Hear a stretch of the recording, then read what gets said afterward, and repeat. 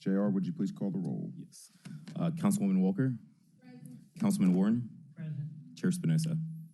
I'm here, and we've got one item on the agenda today. It's a review of the MLGW fiscal consent for our meeting this afternoon. Doug McGowan, the floor is yours. Thank you, Mr. Chair. Doug McGowan, Memphis Lake Gas and Water, 220 South Main. So first, I'd like just to remind you that tonight we have on the main agenda a resolution approving the 2026 MLGW operating and capital budgets. We had a budget hearing on Friday. I want to thank all the council members for the great questions. I think we did a really good review. As I promised you, Mr. Chair, there's one change that we finalized, and that was based on the negotiations with our IBEW partners. We've passed out to you a sheet of paper. Remember, we told you that that was going to be a 0.2% change in the overall budget, and that's what's reflected here. So the budget you'll be approving tonight, hopefully, is one that has about a $1 million change over what we presented out of that $2.6 billion budget. A slight increase based on the number that we had plugged into the budget versus where we landed in negotiations. The key for us is the partnership with IBEW and our employees, and so we're pleased to be able to move forward with that tonight. I'll move on to the consent agenda items. So far, if we approve what we have today, it'll be about $862 million worth of approvals this year. We have a good number of items on the agenda tonight, and I'll pause on a couple of them to give you some more detail, but I'd like to start with $1 million for gatekeepers. Gatekeepers are pieces of equipment in our system that allow our meters to communicate. They collect all of the information from the meters and then send them to our data control center.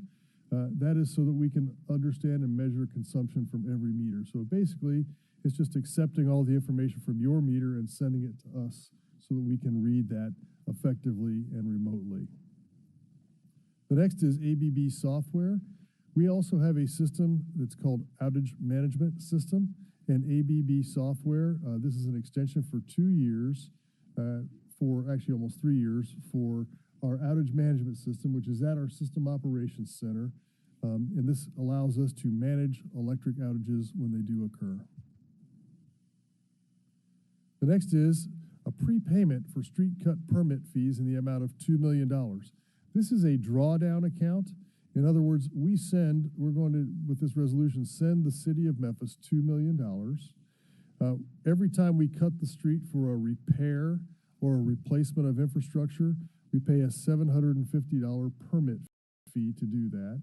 And instead of continuing to send invoices for $750, we send $2 million and we draw that down. So this goes to the city engineer, and there's a true up every so often during the course of the year. This just prevents us from having an administrative nightmare where you're sending invoices back and forth. So we settle on this with the city engineer, and everybody seems to be satisfied with how that's going. Next is the Davis aerator building screen replacement. Davis is one of our 10 water pumping stations. The aerators are the pieces of equipment where the water trickles down over to remove any gases, and they also help remove some of the iron content from the water. On the outside of those are screens to keep animals and other debris from flying into the water aerators. So we need to replace the screens here due to corrosion. It will also reduce the size because we're finding that we're getting some debris into that aerator. Next is McCord Mechanical Maintenance Building in the amount of $3 million. This will be a construction of a modest size building for our water operational mechanical maintenance department. They currently do not have a space where they can work to rebuild pumps for our water pumps that we have or our water wells. We also don't have a place to store critical spare parts. So the McCord Pumping Station will construct this building, and our water operation mechanical maintenance department will be able to do their work inside this facility. The next four, I just want to take a pause here. These are what's called gas capacity pipeline contracts. We have 3 pipelines through which MLGW receives gas from 3 different pipeline operators, and we have 30 vendors that sell us gas on these pipelines. You may have noticed recently there's a significant uptick in the demand for natural gas across the country as we onshore manufacturing and as we also increase electric production. The pipeline capacity is getting constrained. Our nation can produce a lot of natural gas, but just like other things, unless you can transmit it across state lines to get to where you need to go, it becomes increasingly difficult.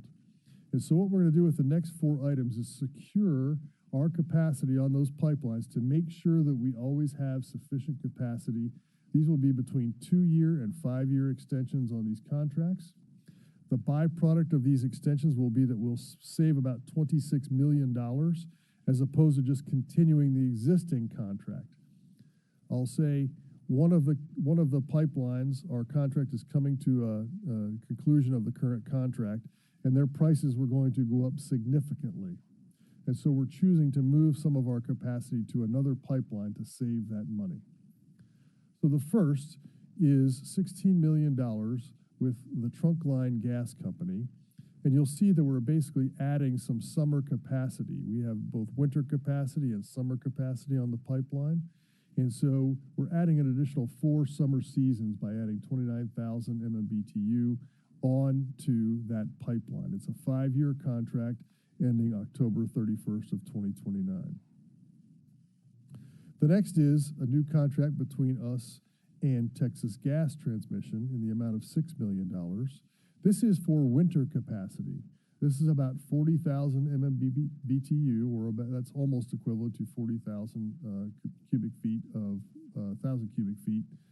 And we have another pipeline where our capacity is expiring, and we're moving this on to the Texas Gas Pipeline. So we're shifting it over, and that will be about $6 million for us to secure that through March 31st of 2031. The next is a contract with A&R Pipeline in the amount of $9,500,000. So A&R is the pipeline where we are removing that summer capacity and moving it over to another pipeline. And so our capacity is dropping from 90,000 to 61,000.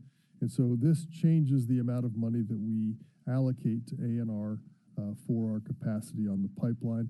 This contract goes through March of 2028. And the final is an amendment to the contract with Texas Gas Transmission in the amount of $70 million. Now, this is through 2031, so this is a 5-year contract. This gives us 201,000 MMBTU during the winter and 52,000 MMBTU during the summer. Those numbers may not mean much to you, the MMBTU, but typically we're about 400,000 to 500,000 MMBTU at our peak in the wintertime. That's how much gas energy we use. And in the summertime, it's under 100,000 MMBTU. So we need more in the winter, less in the summer. And that's how we contract that, because other people may use that capacity during the summertime. So I'll be able to answer any questions you have. We have experts here if you want to know more about this. But these are the pipeline contracts that our team manages each and every day. They manage about 2,600 contracts for gas, as well as these pipeline capacity contracts. Okay, the next is cashiering system in the amount of $159,000, $497. This is a 1-year extension with System Innovators, and this is the software that allows us to accept and process customer payments into our customer information system. It's the software that runs that payment technology.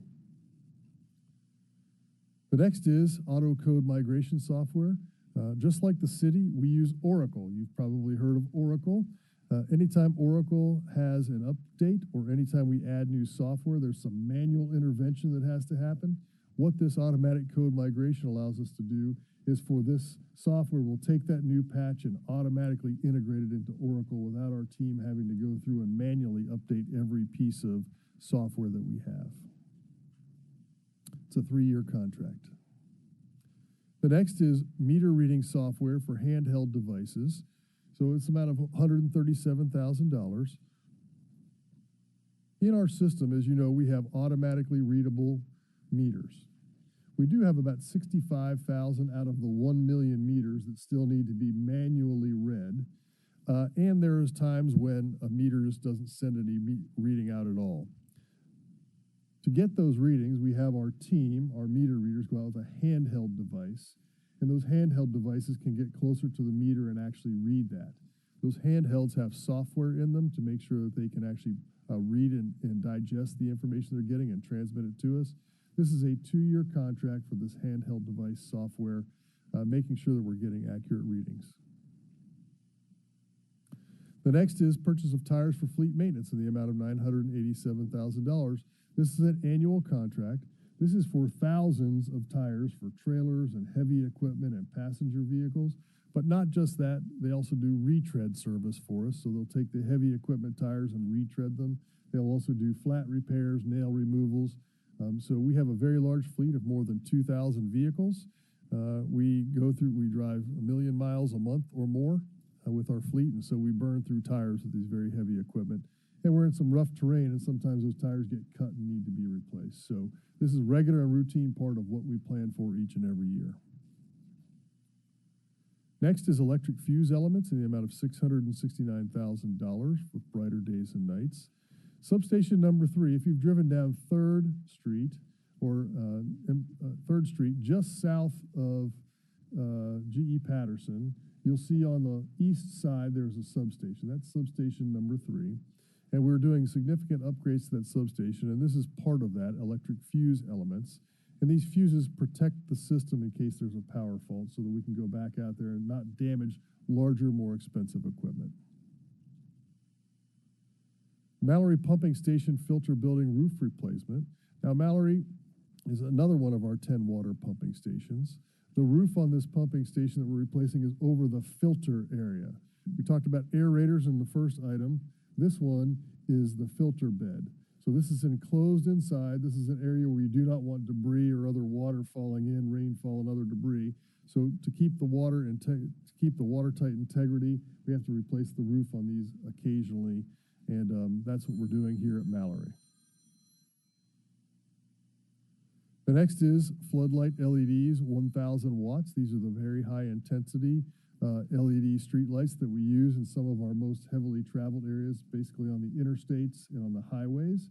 These are the brightest intensity that we have. And this is just to be able to keep up with our service replacement of those as they get knocked down or they fail. Next is water meter modules in the amount of $2 million, $2,044,900. This is 15,000 water meter modules. So as I told you before, and you know we have water meters and they send a signal back to us so we can read the meter remotely. The module is what sends that signal. These things fail from time to time. They also have batteries in them that will expire after 10 or 15 years. This is part of our routine replacement of modules that we have. We have more than 250,000 water meters with modules. This is 15,000 of them to make sure that we can always continue replacing those modules as we go forward. Next is water meter registers. Again, a routine replacement of water meter registers. The picture here is the analog version that does send that digital signal back to us. You'll recall some number of years ago we replaced the LCD screens with these modules that can with these registers that can operate in all conditions. So this is with the Badger company, and it's for about 15,000 again registers, so our team can go out there and replace these when they fail. Next is gas meters and equipment in the amount of $1,980,000, and this purchases several thousand gas meters as well. And this is for new residential, commercial, and industrial developments, and to replace anything that is defective. Again, restocking our supply so we can always add new customers into our system. Next is meter data management support maintenance.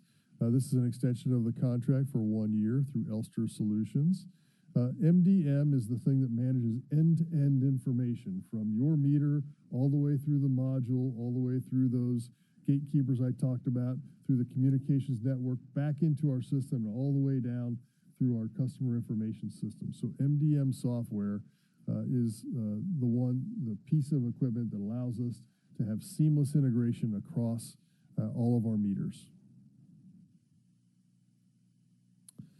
Samsara Fleet Safety and Tracking Solution, the amount of $929,714.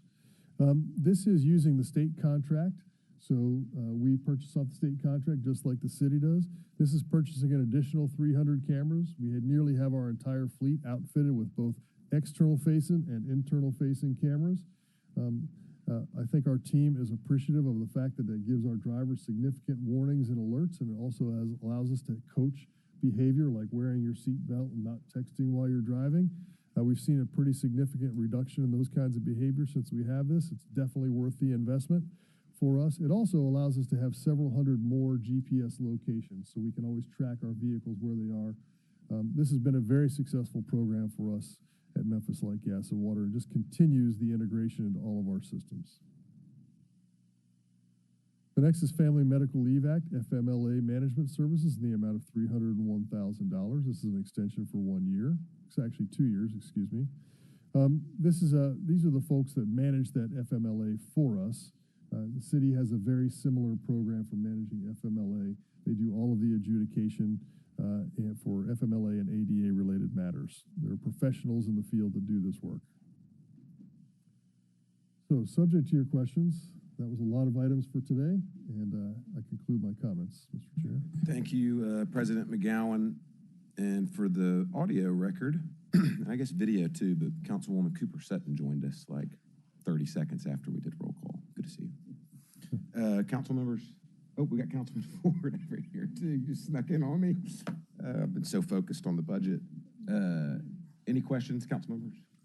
All right, Vice Chair, Councilwoman Pearl Walker. Thank you, Mr. Chair. Good morning, everyone. Good morning. Thank you for this. Can you go back to slide number 9? Number 9. Yes, ma'am.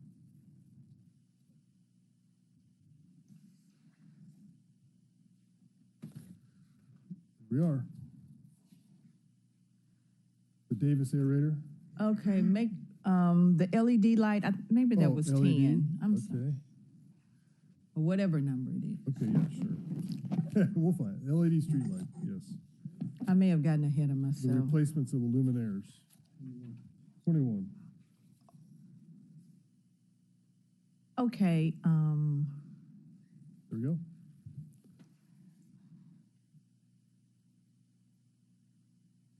So this was, the reason we're bringing this to you is we have to. Originally, the purchase order for this was in the $140,000 range, which means we wouldn't have to bring it to you or the board. The tariffs added an additional $11,000 to the contract, so we have to bring it back to you for approval since we bumped over that $151,000 limit.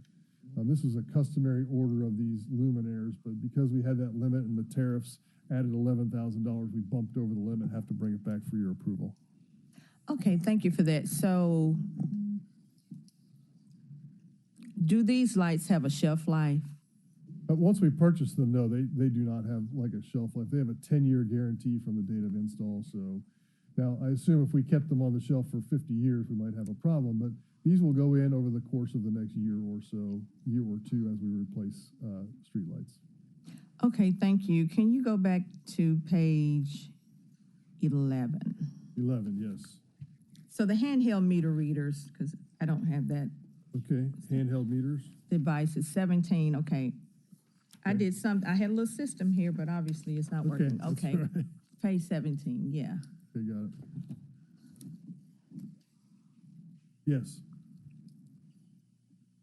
So this question was gonna lead me to asking about the workforce, but then on another page, you mentioned about you still had 75,000 meters that you all have to read manually. We do. So bear with me here. So as time goes on, can we assume that we will need less and less of the handheld one-on-one personal services? So let me get to where I'm going. So, Okay, sure. so my concern is about workforce. Will we lose staff over that? Will people lose their jobs? No. No, the complement that we have funded in the budget, we have more than enough work for our team to do. So we do not anticipate any more transitions. You know, the quote unquote smart meters that everybody put in across the country, and we did too, there's always going to be a need for some manual intervention for our team to get out there and validate and verify. Especially if a customer has a question, our meter readers are the ones that go out there and verify that to make sure they're. So we have a number of them on staff, and we don't anticipate ever losing any more. We will transition more meters to the automated as they phase out. As a customer moves in and moves out, they'll be replaced with a meter that can be read. But there's always going to be some measure. Again, out of 1,014,000 meters, there's just enough work for us to go out there, validate, check, and confirm. So we don't anticipate any additional loss of staff because of that. Okay, thank you for that. And then there was a slide about $2 million. Which one? 750.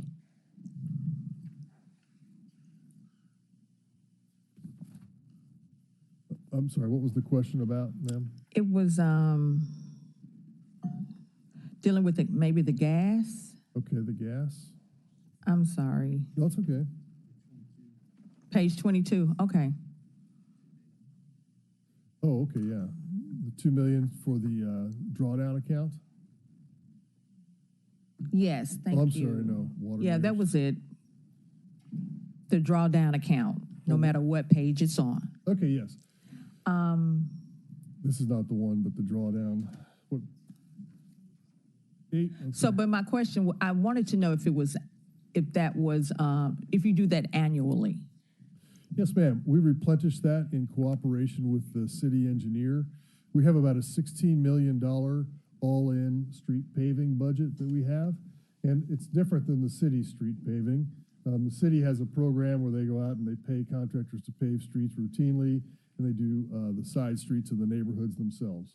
Ours is for if we have to make a street repair. The ones that we often do are, as you know, we're replacing lead service lines, and so we'll cut in front of everybody's home. We'll do steel tap replacement for our gas lines where we're ensuring the integrity. We'll cut in front of everyone's home. If there's a water main break, Councilman Warren pointed out we had a valve in the street that was leaking.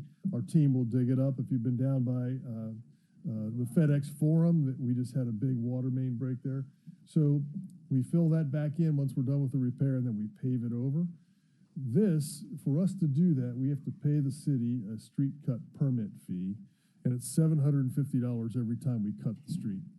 Councilwoman the Green, cost of- that's a fee you can increase for next year. Plus the cost of repair. That's a significant increase Sorry, already from we've where got it used to be. Councilwoman Green that just joined us. But, Excuse me. so, again, we just issue this to the city, and then the city and we monitor this as we draw it down for the number of cuts that we do. And then when it's time to replenish, we replenish, but it's all contained within our annual street paving budget. Okay, thank you. Thank you for all of this. I yield the floor. Thank you, Sorry, Vice Chair. one thing I should say, well, what does it go to? Well, this goes to the city engineer and his team to inspect and make sure we're doing it the right way. It helps the city engineer maintain his staff to be able to inspect for quality. Thank you, President Thank McGowan. you. And thank you again, Vice Chair Walker. Great questions. We've got Councilwoman Cooper Sutton. Thank you. Thank you. Good morning. Good morning. Thank you, President, for your presentation. The LED lights, and I think Council Chairwoman Walker may have asked the question, but my question is, I think I sent you an email. Did you find out or text find out, was that true about the lights on Poplar and all those places? Was there any fact to that?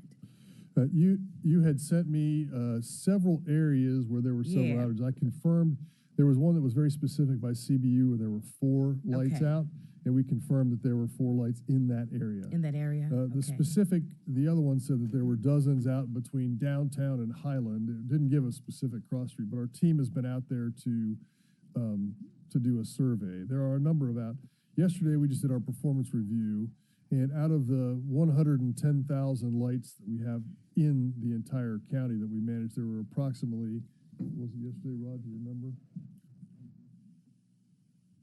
Nobody? We have a limit of 700 work orders. That's our goal, to stay under 700. Stay under 700. Across the entire 110,000, and we were just underneath that. We had been maintaining about 300, and so the work orders went up just a little bit. So this is a recurring just work that we have to do because something's going to get knocked down, an underground cable is going to get cut and fail, or a light's just going to burn out. So we have a goal. I'll be happy to give you another report on that, but our team is doing a good job of staying on top of that compared to where we used to be. We used to have 1,500 or so lights that we were constantly chasing down. Now we've cut that more than in half. Well, So of course, with time, it Yeah. brings about Yeah. change, hopefully. My question is there a system designated when this comes out? Because I just ran across it. Someone sent it to me. sure. And, I just always want to know facts if it's, Yes, ma'am. true, and that's why I sent it to you. But is there a system or is there a reporting system Yep. that will indicate or will alert you that there is such a huge outage in a certain area? Like you indicated, I didn't know. I just sent it to you because I didn't want Right. any misinformation to be out there, because I know that your team is working very hard. We put a lot of money and a lot of time in getting these LED lights in and making sure that they are working appropriately, and most definitely about safety. That was one of the things that we changed the lighting due to safety as well. But is there a system in place that can, let you know there's an alert or there's a lighting? The answer is yes. Okay. We have a remote monitoring system. Okay. On top of the light is a sensor that will tell us the status of that light, Okay. both the intensity, it will tell us how long it's been on, when it's on and off, when the last time it was on. And then our team has a dashboard that they can look at, and they can look at across the entire system. And it, very simply, it gives you a display of a nice, bright, white circle when that light is operating normally, and then it gives them a kind of a red triangle or diamond when there's some problem that's been identified. And so our team can get those alerts. The first thing that they do is go out and verify that that's in fact a valid signal. And then if there's a repair necessary, then they order that. So they are monitoring that. We have just transitioned to a new monitoring system, and our team's getting familiar with that. But it's much better than the system we had before, so we can get those automated alerts. So what we have now is really good information coming back, and that's why the numbers have been coming down. Okay. My second question is, we know we have a lot of underground wiring in this city, and I guess it's old. If there's an AT&T, I'm just giving an example, just throwing an example, a random example out. Are we responsible if we hit it or damage it, or we're underground doing things? Who's responsible for the infrastructure for us fixing that? Or do we have a system or equipment that detects that there's underground wiring before we start digging? Sure. So it's a really good question. I'm glad you mentioned that. There's a call before you dig program. It's called 811. It's in almost every state. In Tennessee, it's Tennessee 811. And anytime anybody is doing underground work, whether you're an individual homeowner or whether you're a contractor, you are required to call 811 and submit a ticket saying, here's why I intend to do work. That triggers what's called locators to go out, and you'll see the paint on the ground, either yellow paint, orange paint, red Yes. paint. Our locators that we have at Memphis Light, Gas, and Water will go out and locate the infrastructure that we have. So if AT&T is going to put an underground cable along the street in front of your house, and they submit that 811 ticket, MLGW teams will go out and mark the gas lines in yellow, and they'll mark the water line in blue. Okay. The other cable companies will have to go out and mark in a specific color the infrastructure that they have underground. And then, yes, if we damage it, then we're responsible for, now the company will come out and fix it. We're not going to fix the cable companies. Okay. If we damage it, we're not going to fix their cable, but we're responsible for that. So, and there is a nationwide kind of initiative to reduce the number of underground impacts that we have when people are digging in the ground. Imagine with our gas lines, that's the thing that's particularly dangerous. If you hit a water line, you have a leak, but if you hit a gas line, that can be dangerous. So that's why it's an important program, and I'm glad you brought that up, because everyone should understand. If you're even putting a little fence in your backyard, call before you dig, because Before you you don't want to dig. hit something underground. As far as MLJ&W and us having locators,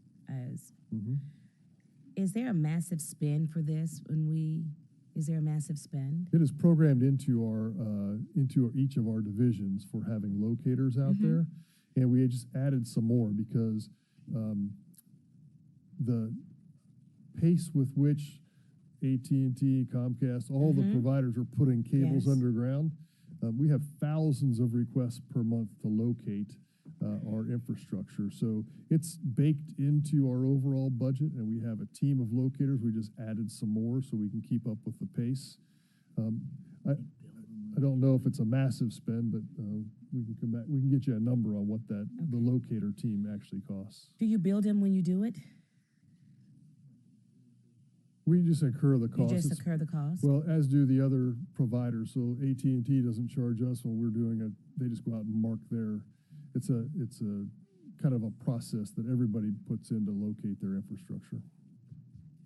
And I think that's it. I did listen to the budget online, and I went back to listen because I wasn't able to attend.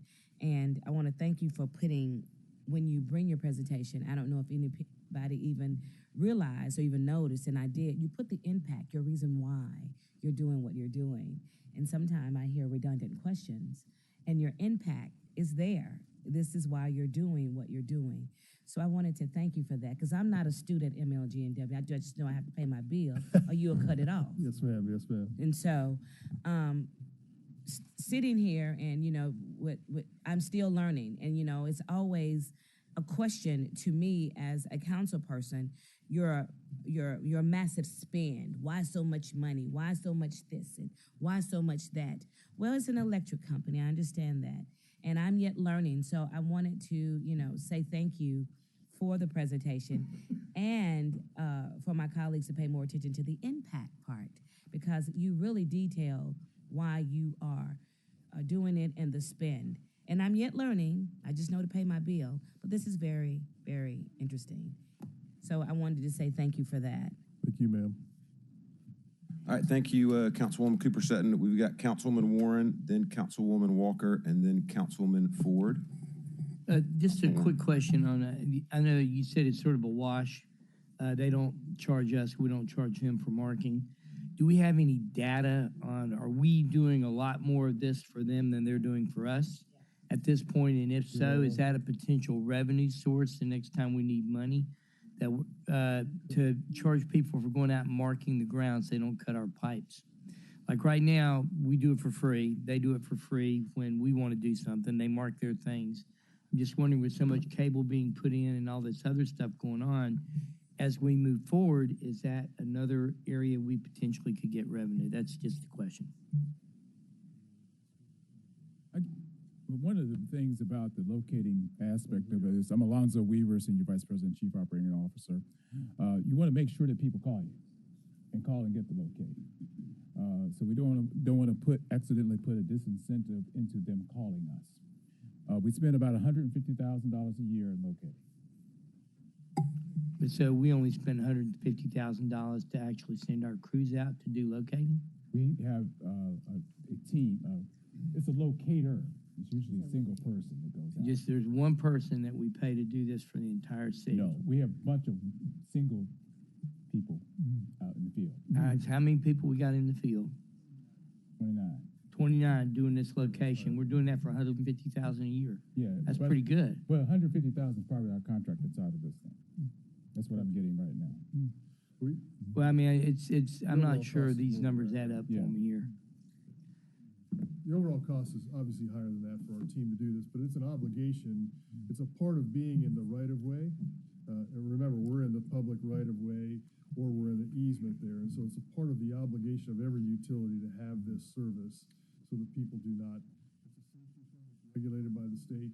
And so we have to have this kind of part of the cost of doing business, of being a public utility and having things in the right-of-way. So my thought is we can't make that work. We do charge them to attach to our infrastructure in the air because we own that.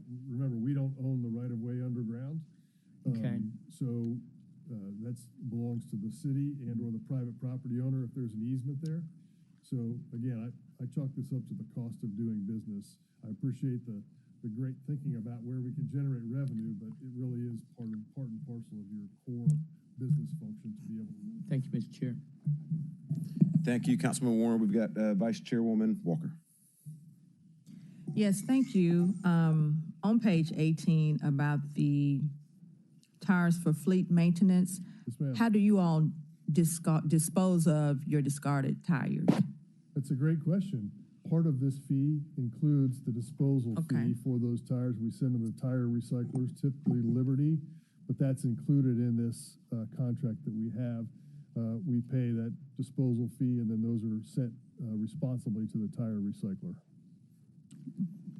Do you all take them, or they come and pick This them is up? this is a contract with Goodyear Commercial Tires, so Mhm. it's part of their responsibility. They come out, they take our tire off, they replace or repair it, they either retread it, give us a new tire, and then they take it away and dispose of it at Liberty Tire Recyclers. Okay, very good. Thank you, Vice Chair Walker. We also had Chairwoman-elect Councilwoman Swearingen Washington join us. We got Councilman Ford, close us out. Yeah, I don't have anything to say about that. Saturday, there was a guild project. If anybody ever driven down Mitchell 3rd all the way to Weaver, I think we went 5.4 miles. Yes, sir. That was a project that was started in April, ended in October.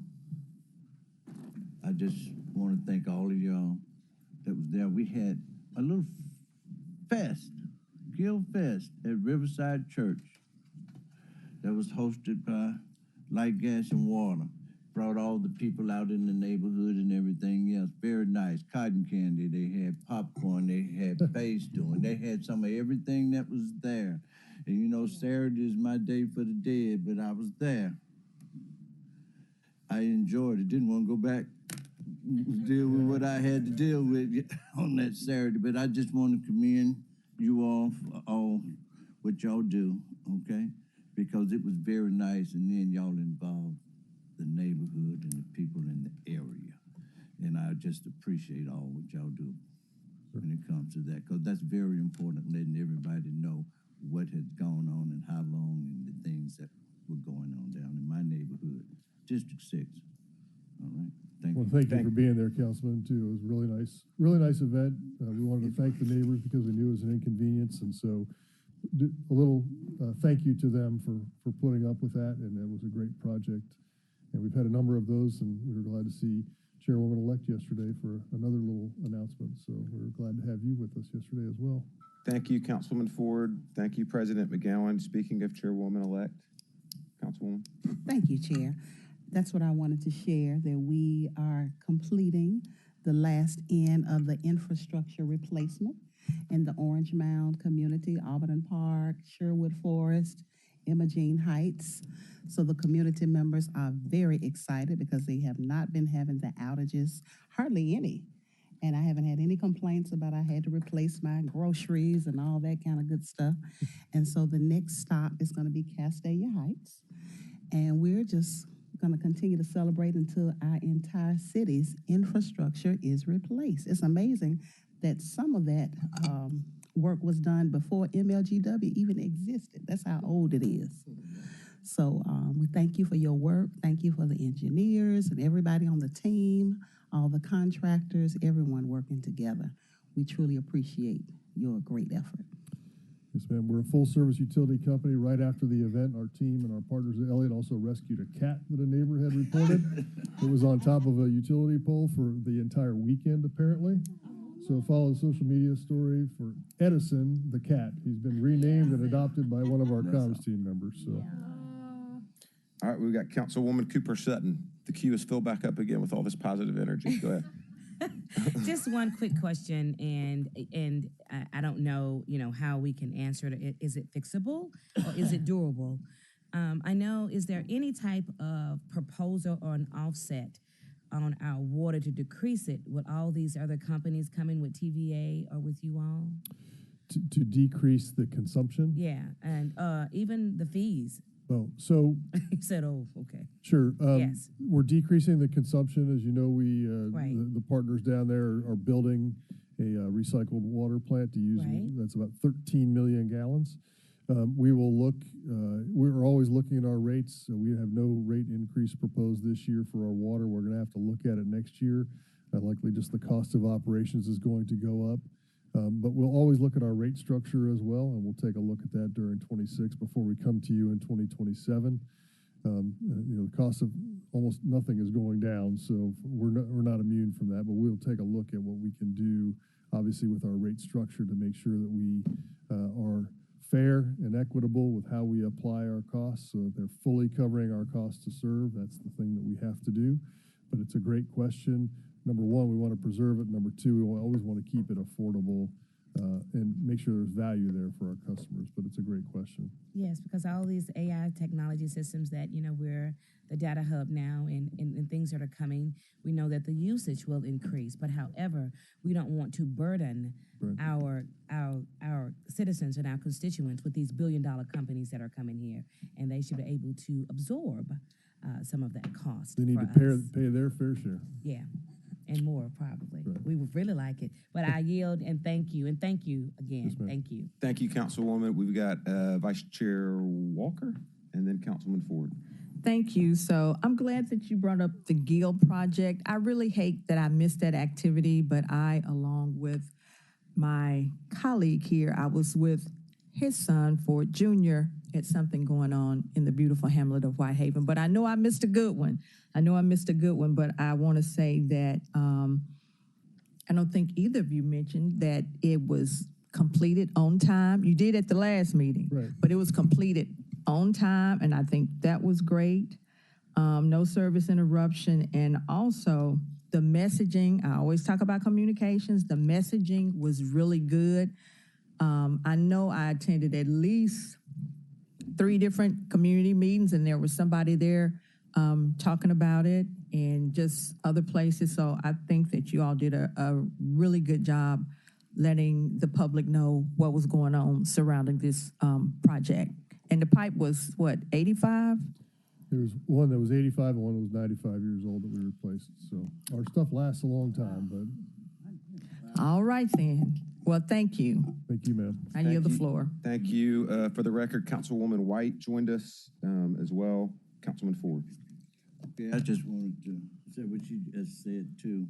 There were no interruptions, no services. It was interrupted at all. And, what our new chair coming in, she said the same thing. Everything's almost complete. That's a good thing. When people can still have their services and y'all can do all this infrastructure, give us something new. Yes, sir. Bring in, and the service is there. And Ms. Rawson, I want to thank you, Weaver, and Ms. Madden, for being out there on Saturday. Yes, because, hey, it was a learning experience. I think the neighborhood and everybody, hey, they really felt good. Everybody that I talked to, they felt real good. So y'all keep it up. So I know y'all gonna have a fest for her, and wherever else y'all end up finishing something, I know y'all gonna have something for them too. So keep it up, hey, because like I said, the neighborhood wants to be involved in everything else, and hey, and that's a great thing, okay? Thank you, sir. Thank you, Councilman Ford. All right, we're going to wrap it up real quick. So this will go downstairs, positive approval. As you said, we are voting on the 2026 budget today. And I had a lot of thank yous. I know a lot of council members did on Friday, but I wrote down, I don't think I've ever thanked your Board of Commissioners. So I just want to do that real quick. I want to make sure I get them all. You got Board Chair Mike Pullman, Vice Chair Carl Person, Mr. Leon Dixon, Ms. Cheryl Pesci, Mr. James Llewellyn, Mr. Butler, John Butler, and then the crowd favorite, Mr. Mitch Graves. So y'all keep up the great work, and thank you. Yes, sir. Thank you, Mr. Chair. All right, meeting.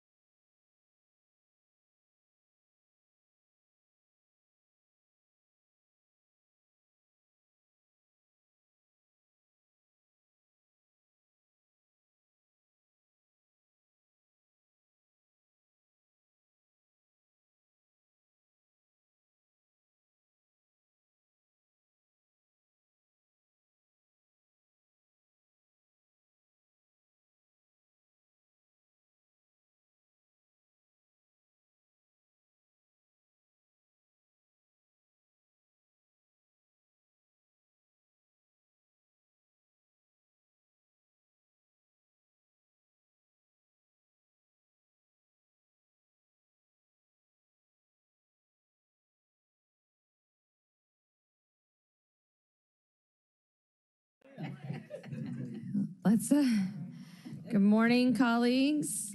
Today is November 18th. It is 9:18 a.m. I hereby call the Economic Development, Tourism, and Technology Committee of the Memphis City Council to order. Ms. Golden, can you please call the roll? Councilman Ford. Present. Councilwoman Swearingen Washington. Present. Councilwoman Cooper Sutton. Councilman Warren. Present.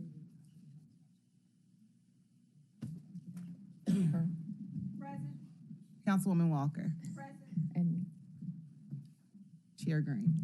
yeah, I'm here too. All right. We only have one item. Yes, we counted you. We know you're busy down there talking to Dr. Warren or somebody. That's what you tell us. He's always got We only have one item on the agenda, and it's an update on the Sheraton Hotel from the administration, District 7, Super District 8, requested by myself and Vice Chair, or Chair, I guess, that's where we're at now, Swearingen Washington, who from the administration will be speaking on this item. All right, well, I don't know, are you on? Wait, hold on. Okay. Is she on? Samara Gibson, Chief Legal Officer, 125 North Main. Okay. Thank you. If you can go ahead and give us your update. Well, I don't think there's anything much in the way of a new update. The Sheraton, we closed on it November 5th. The property was immediately conveyed. That's a new update. That's a new update, I ma'am. guess it's not really new to me. Right, Not but that's anything. new from this committee, so Yes. please So tell we us. Closed November 5th. The property was immediately conveyed to 250 North Main LLC, an entity under the DMC's umbrella to hold it for us pending A&Es, and the goal is to convey the hotel. Seen a lot of news about, us spending a lot of money to renovate it, but as we know, that's not the intent. The intent is to convey the hotel to ultimately be renovated by a third party who will incur the risk associated with that.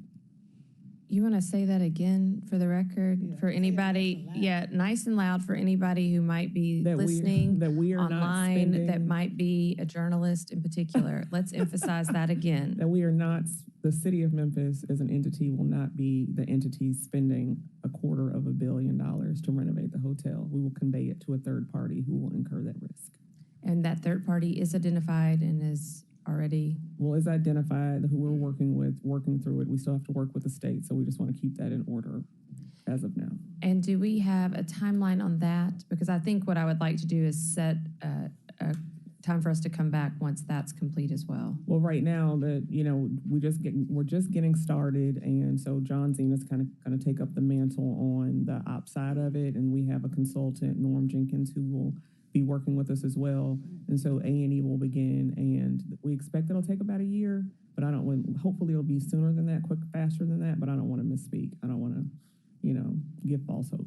Well, then I'll probably just set this every other month unless there is a special request from the council just to check in and see that things are moving along. I have a Councilwoman Cooper Sutton in the queue. Thank you, Chair. Thank you, Chief.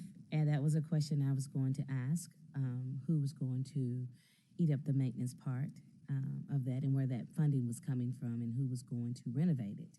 Right. And hopefully it was not the cost of the taxpayers in the city. And there's another question. This is just my research, and since we have incurred this debt, the goal is to get this hotel to flag status. Am I correct? Is it at Yes. flag status yet? Absolutely not. Okay, I didn't think so. No, we just And getting so started. that's my research. I wanted to make sure because I know the Marriott, and many years ago, I think Wyndham was looking at it as well, but I Right. didn't think it was at flag status. And so how long would that take for this to happen, to get it at, because that's very important, getting it at flag status. And this is just my research that I'm doing over the years that hotel has been sitting there and we've incurred this debt. However, we don't want the burden of whatever's left or have to come back. Who's going to, the maintenance part? We don't want the city to be responsible for that. Right. I don't. And I know you don't. So, at the conclusion of pre-development, and once the hotel is conveyed, renovation will likely take, and I don't want to misspeak because I'm not the developer, but, conservative estimates are about 2 years to get it to Marriott flag status once A&E is completed. Okay. And I have another question, and I don't know if you've thought about it, but one of my colleagues, and he's not here, he's the budget chair, and he said something that was very profound to me, and I went and did my own research, and he said that was not his expertise, but that was something that he would suggest the council members to do, was to find out about bonds and how they operate. And we know that our bond grading is not really good right now. Am I right? I don't think it's that bad. I believe it dropped a little, but I We have have to dropped a defer to little. chief And so he person. did suggest that too, that's not my expertise.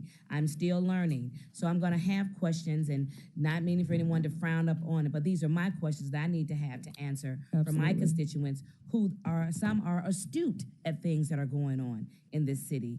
And we want to see progress, and we want to move forward because we want to be convention ready. We want the huge conventions to come here, and we want to make sure that we do it. However, have the administration, and maybe I need to talk to, I hear the Holy Spirit, I'm going to talk to you offline about that one. Okay. I yield. Thank you. That question. Thank you. Thank you, Councilwoman. Councilwoman White has joined us. Please note for the record. And Chair-elect Swearingen Washington, please, you're in the queue. Thank you, Chair.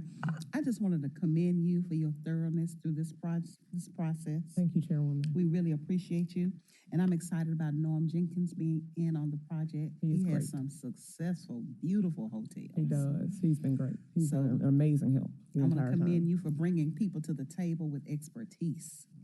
And I just can't wait for that hotel to be finalized. None of us can. Ooh, that's going to be a beautiful so thing. excited about it. Well, So be excited. encouraged, and we're here to support in any way that we can. Thank you so much, Chairwoman. Thank you, Chair. So like I said, we'll probably just continue to check in and make sure things are moving along, that we're not hitting any bumps in the road that we need to be aware of and assist with. I think the sentiment of this council is, we want this to be successful for many, many reasons. And we want to be aware if there are problems so that we can do what we can. I hope everybody heard today that we are not the ones who are going to be on the hook for the renovations. And I also hope everyone heard today that this is not a quick process. Right. There's a year in A&E and then a couple years in renovations before we get to flag status. So everybody take deep breaths. We're working through the process. Lawyers like you and me often slow things down, but we are working through it, and we have the best interest of the city of Memphis at heart. So with that, seeing nobody else in the queue, this committee is adjourned.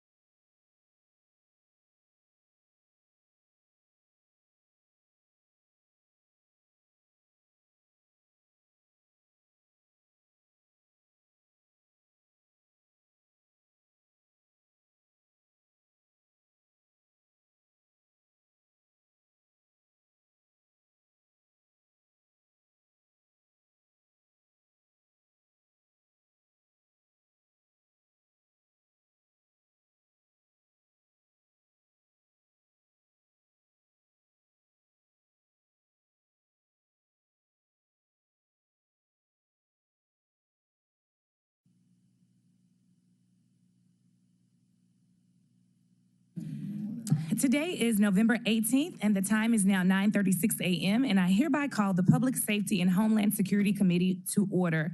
Ms. Brown, will you please call the roll? Councilwoman Green.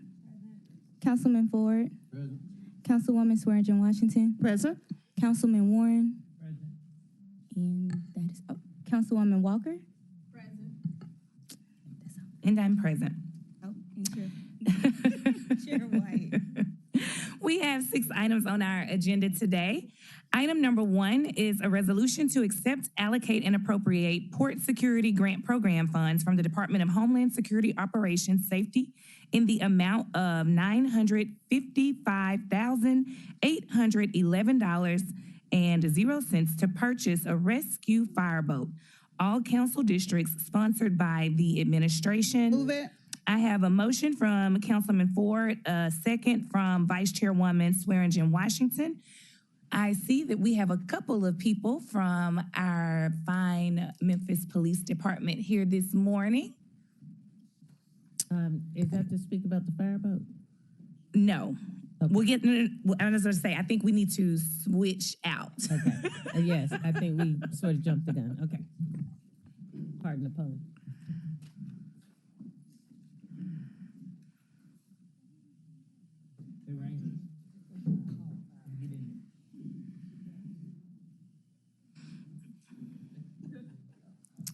Come on up and tell us about this fireboat. Good morning. I'm John Good O'Neill, morning. Battalion Chief of Memphis Fire Department, 4341 Academy Drive. The And fire who do you have with you?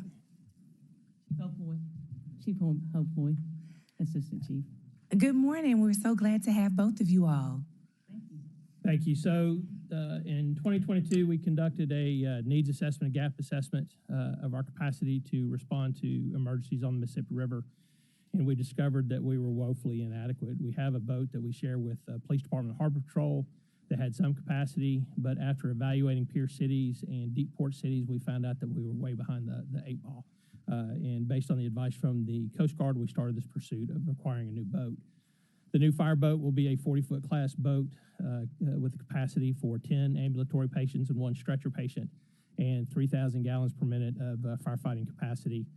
With other vessels that we have in our fleet and the boat we share with the police department, that will give us roughly 6,000 gallons a minute, which is the recommendation that we've received from working with other cities, peer cities, and deep water ports based on the amount of cargo that we have going through the Memphis area annually.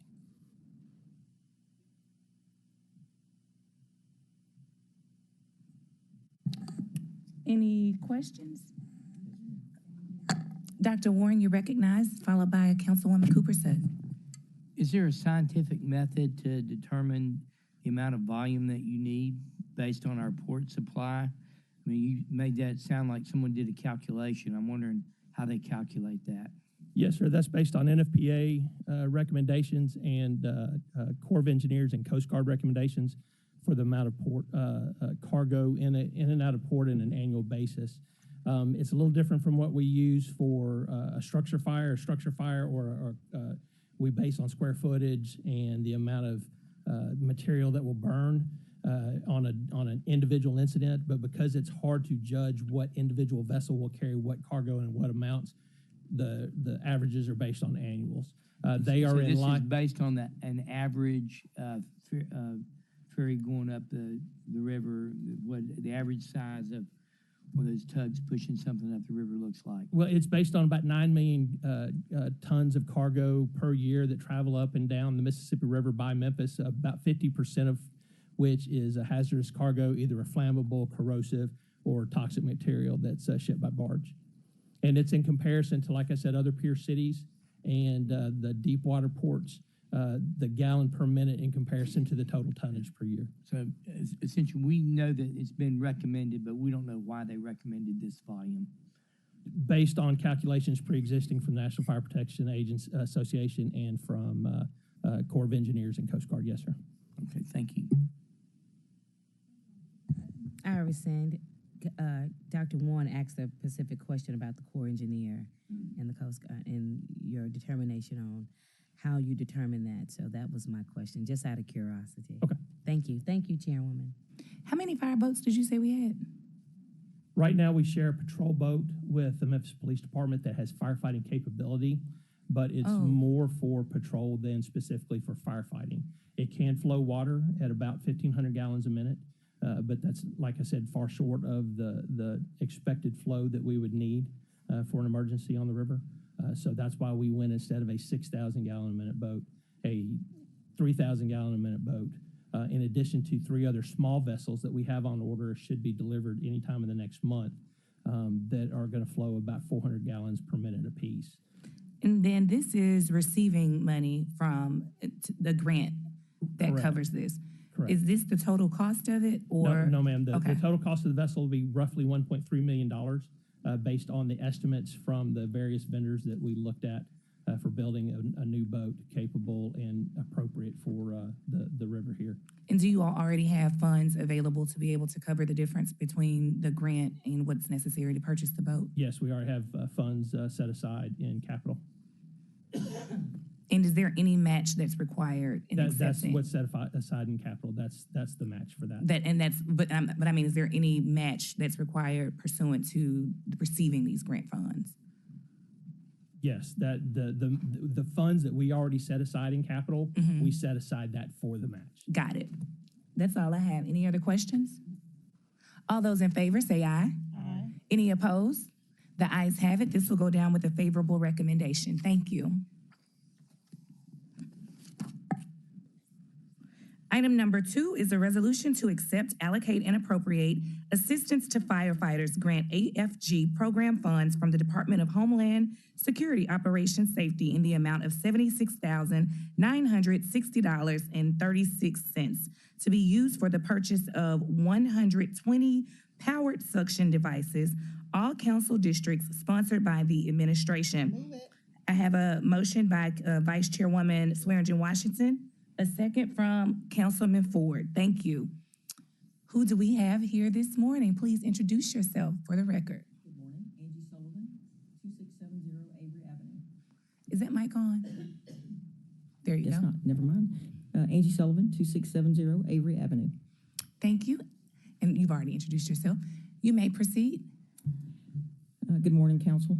This is a AFG, Assistance to Firefighters grant that was received. It is actually almost like a step process for us. A couple of years ago, we received a grant for staffing to put paramedics on all the fire equipment. This allows the highest level of EMS licensure to be on the scene the quickest. And so last year, we actually staffed with the additional, the new updated monitors and CPR devices. And now this is just another thing that will help increase our patient care coverage. It's right now, currently, the fire equipment has manual suction devices, and these will be battery-operated power suction devices, so just to improve patient care. Thank you. Councilwoman Cooper Sutton, you're recognized. Thank you, Chair. Will each truck have one of these new devices? Yes, ma'am. Actually, we have enough for each fire truck and for additional for in case anything breaks. Wonderful. That's what I needed to know. Thank you. Thank you, Chairwoman. Thank you. Any other council members in the queue? All those in favor say aye. Aye. Any opposed, nay. This item goes down with a favorable recommendation. Thank you. I don't think we have any more of those receiving funds.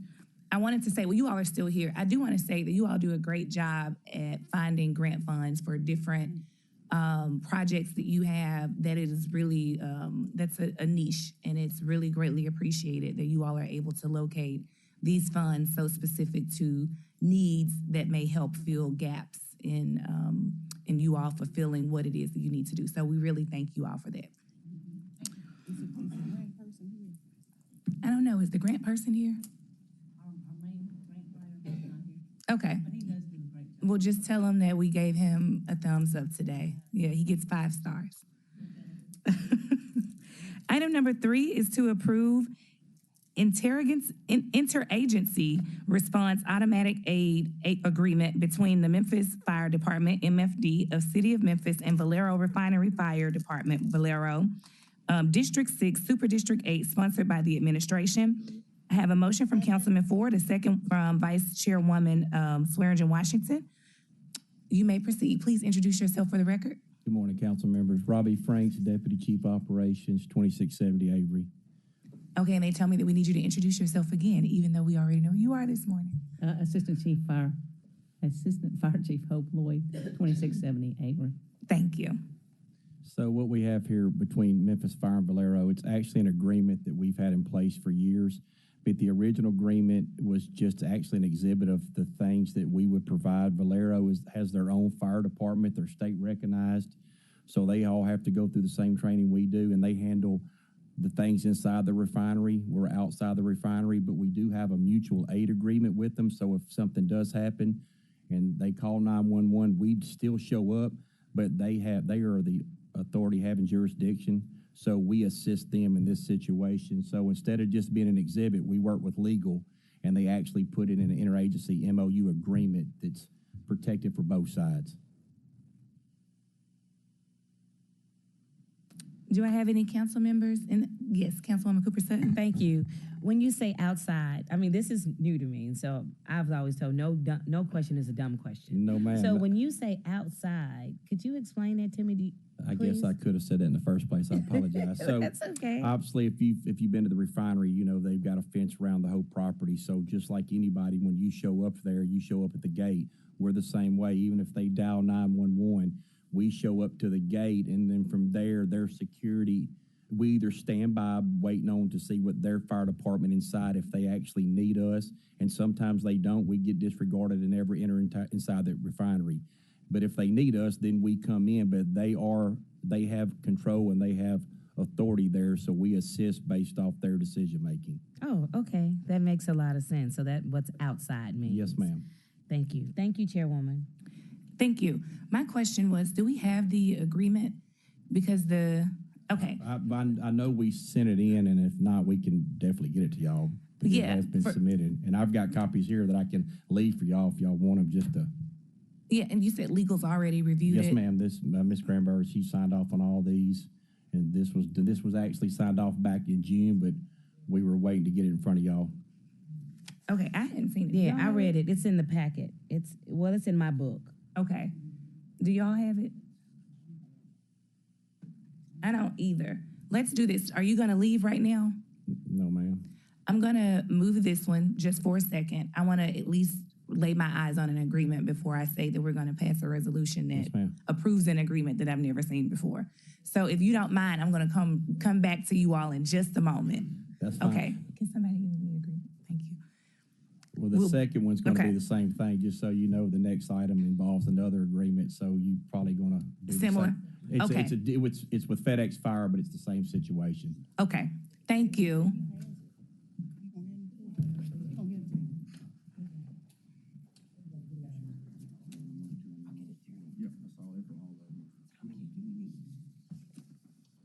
Are those all the same or different? No, there's two different agreements. So there's an exhibit and agreement for FedEx, and there's an exhibit and agreement for Valero. Right now, we're discussing Valero, but FedEx is next. Similar situation. Yes, sir.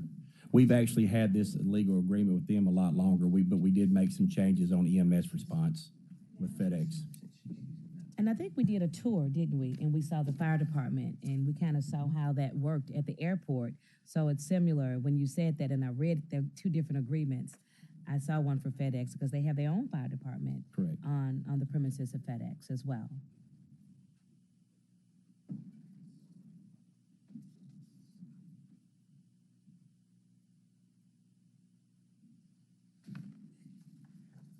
Okay.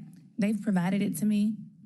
It looks simple enough, and it looks like something that I can look at pretty quickly. So we're going to go ahead and handle these other items, if you don't mind. Yes, ma'am. And so that way I don't hold up everybody, just you.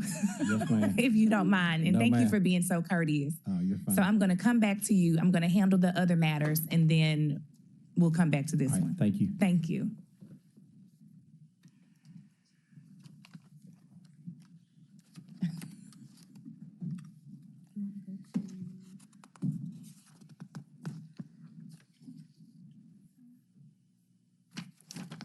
Number 5. Oh, this is about to be an update. Yours is going to be a little minute, isn't it, Chief?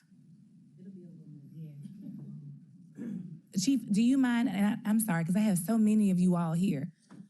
Do you mind if I get like 5 minutes just to look at this? Of this other one. Okay. You all, we're just gonna take a brief recess. Yes, Chief Adams? Chair, they're not requiring or asking for same 9 minutes, so if you want to take the time between this council meeting and going down to the floor, you'll have that time to review. Thank you. See, teamwork definitely makes the dream work. I appreciate that recommendation. I accept that recommendation. So if you would come back, we're gonna go ahead and vote on this, and then I'll make sure that I review this in the meantime. Is that satisfactory? All right, thank you so much, Chief Adams. Perfect Sounds resolution. good to me. Okay, so all those in favor say aye. Any opposed, nay. All right. We're gonna go to item number 4, which is very similar to item number 3, which is a resolution to approve interagency response automatic aid agreement between the Memphis Fire Department of City of Memphis and Federal Express Rural Metro Fire Department, FedEx, District 3, Super District 8, sponsored by the administration. A motion from Councilman Ford, a second from Councilwoman Cooper Sutton. Please introduce yourself again for the record. Robbie Franks, Deputy Chief Operations, Memphis Fire, 2670 Avery. Thank you. You may proceed with your presentation. So much like the last one, this agreement with FedEx, we've actually had in place for a lot longer. We actually took this agreement and worked with legal to help build the one with Valero. The change one here is more of just an update, but we did change. They, like Valero, also are a state-recognized fire department that they control as the authority having jurisdiction within FedEx property. We did make one change to the agreement from the EMS standpoint. In the previous agreement, if it was a 911 call involving EMS, we automatically responded. Now, because FedEx Fire is, like us, ALS and have the ALS EMS capabilities through the state of Tennessee, we have given them the authority to disregard us on an EMS call because they offer the same patient care and they are the authority having jurisdiction on that property. So instead of having us to have equipment to respond and wear and tear on equipment, we're allowing them to make the judgment because of their authority there and their EMS capabilities on whether we need to be there or not. So this is technically saying that they have the ability to fight any fire or incident that occurs on their property and that you all don't have to respond. Is Correct. that the essence of it? Yeah, it's basically it's another interagent mutual aid agreement. If they call and request us, we're there to assist, but because they're recognized by the state as a fire department and they have control of that property, they have the ability to disregard us. So this agreement just outlines what we'll provide them, what type of support. In case something does happen, we have the agreement till we can show up to assist them if they need us. Got it. Okay, thank you. All those in favor say aye. Any opposed? Nay. The ayes have it. This will go down with a favorable recommendation. Thank you so much for your presentation.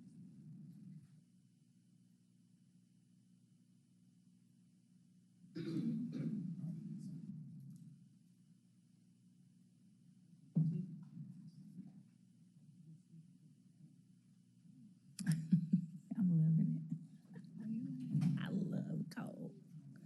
No, but I want you sick though. Just as long as y'all don't turn the heat on, I'll compromise. Oh yes, Chief, I was waiting for you all to set up. I apologize. Come on down. Come on up.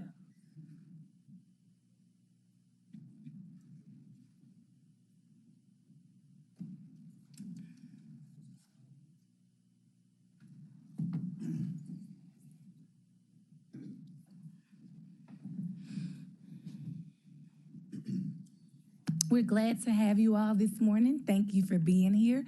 And I think I told the fire department this too, but thank you all for your service and all that you all do. Thank you. Yes. So good morning, everyone, and thank you all for giving us an opportunity to give you a public safety update from the Memphis Police Department.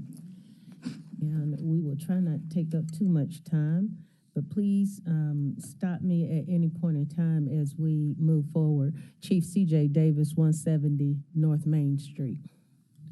Assistant Chief Martin Kula, 170 North Main. Deputy Chief Sam Hines, 170 North Main.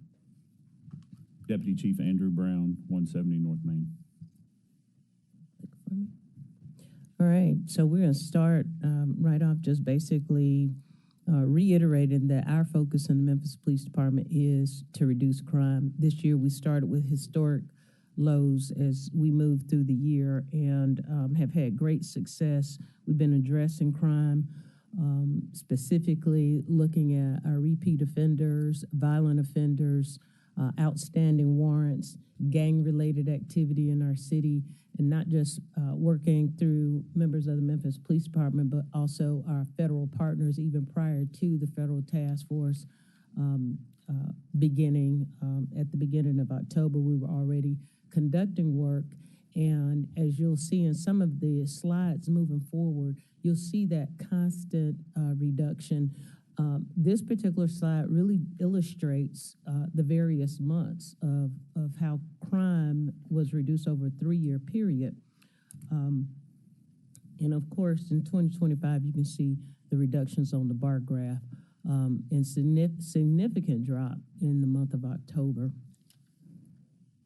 Please stop me if anybody has any questions as I speak. Yes, sir. Thank you, Madam Chair. I was reading that somehow the crime statistics are variable based on how people use or do it. And the thing was, if someone is arrested and say they've committed an assault, but they also robbed somebody and they did something else, what I read was we're reporting that as one crime as opposed to 3. Is there anything about how we're bundling things that could be affecting our statistics compared to other cities? The other question I have, which I think is really important for Memphis, is that we're a metropolitan area, and we're being compared to a bunch of, as the city only, we're being compared to metropolitan governments that have an inner core city and surrounding suburbia. And they're comparing our crime statistics to, say, Dallas, which, is maybe it's a big county, and it's not the same numbers. Because if we put all of the crime statistics from Germantown and Lakeland and Arlington and all of that in with our crime statistics and then compared it to another large city, we would look much different. So we get a bad rap. So 2 questions. One, how can we get a comparison that is real for us compared to actual sister city county area? And 2, are we bundling crime statistics to make it look differently? And if so, why? And what's your thought process? So you said a lot, council member, but yeah, very relevant questions as it relates to how we track crime. And I'm going to allow our deputy chief over our ComStat and statistical processes.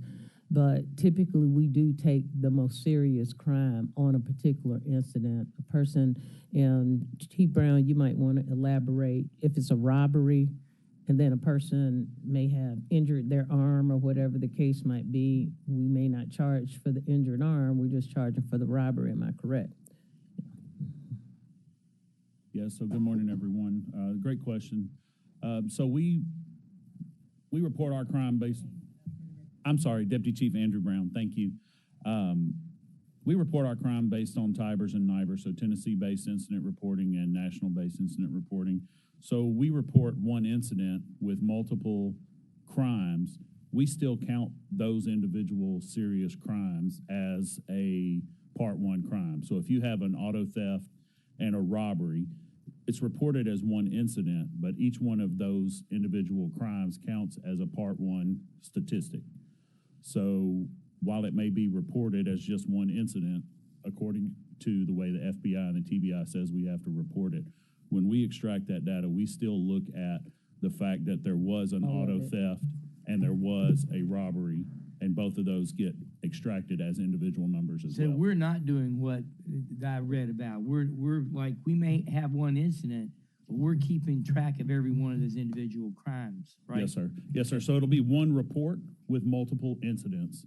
And when you look at our Part 1 stats, our most serious crime stats, if you see a report that, like I said, has an auto theft and a robbery, each one of those will count in each of those categories. So the robbery will still count in the robbery category. The auto theft will still count in the auto theft category. I think that's important because there's other there's stuff out in the media that's saying we're doing something differently, and that's why our stats are going down. And I think people need to be reporting that is not the case.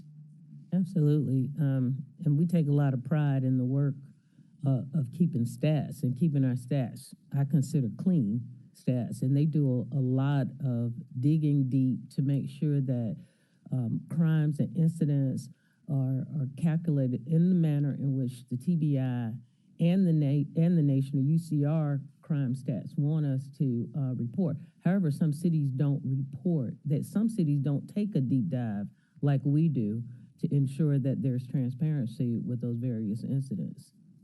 I guess I don't expect an answer to that question about how do we really compare to sister cities, because we're isolated and, you know, we get sort of a bad rap, but that may be something for you guys to bring back to us at some point statistically, because I think that's, you know, we're a lot of people are saying, well, I can't go downtown, I can't do this, crime's so bad.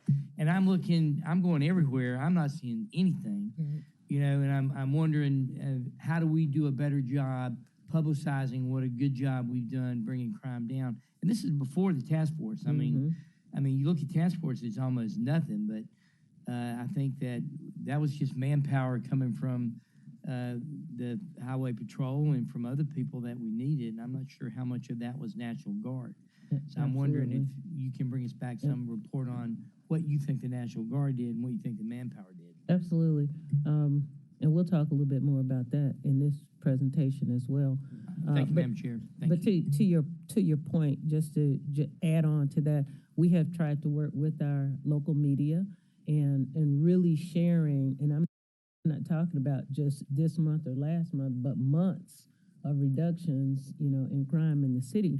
And so we will continue to be proactive to try to share that message. This information is shared on our social media sites, is shared on the city's website as well. And these are factual numbers. And we believe that despite what we see in the media, people are feeling the difference. They're feeling the difference in our traffic in the city and in a number of different, you know, communities where we're not responding to shots fired every 5 minutes, calls for service, and we'll talk about that a little bit too. Calls for service have gone down. When your calls for service have gone down significantly, that means community members are not dialing 911 because there is an incident. There are fewer incidents, and so it aligns with the current stats. Next slide. And so crime trends, the 7 deadly sins here: murder, aggravated assault, sexual assaults, robbery, burglary, larcenies, and motor vehicle thefts. We've had significant reductions in all of these areas. And of course, we put the numbers there too, not just the percentages, so that you can see what the numbers are as well. Yeah, and overall, it's been a 25% decrease in with the smart people. Shopliftings, larcenies are like lower misdemeanor kind of crime. Sometimes a larceny can be a serious crime depending on the amount, but our burglaries tend to deal with a dwelling, whether it's a business dwelling or a residential dwelling. Okay, next slide.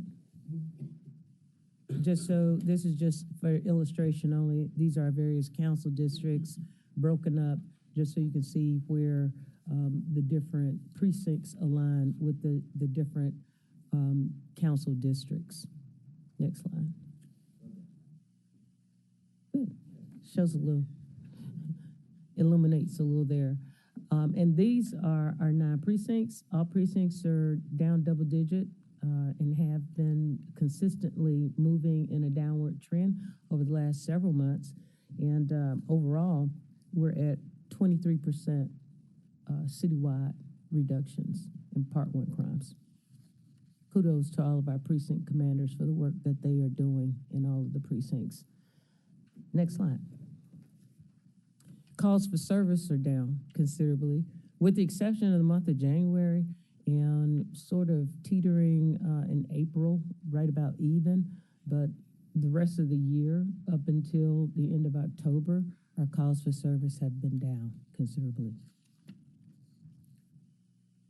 And so this is just a little information about overtime expenditures. We've done a lot to really work on how do we manage the dollars that council provides for us for overtime. We put a lot of responsibility on our commanders to really monitor overtime and ensure that we are spending money where we need to spend it. We are also requesting for reimbursement dollars through the feds as it relates to the Memphis Safe Task Force. As far as what we're asking for the feds, somewhere around 600,000 is what we're asking for from them because of the period of overtime that is spent on specific task force work. And so instead of us taking on the brunt of, paying our office the overtime, we have requested that we be reimbursed for the overtime during this task force period.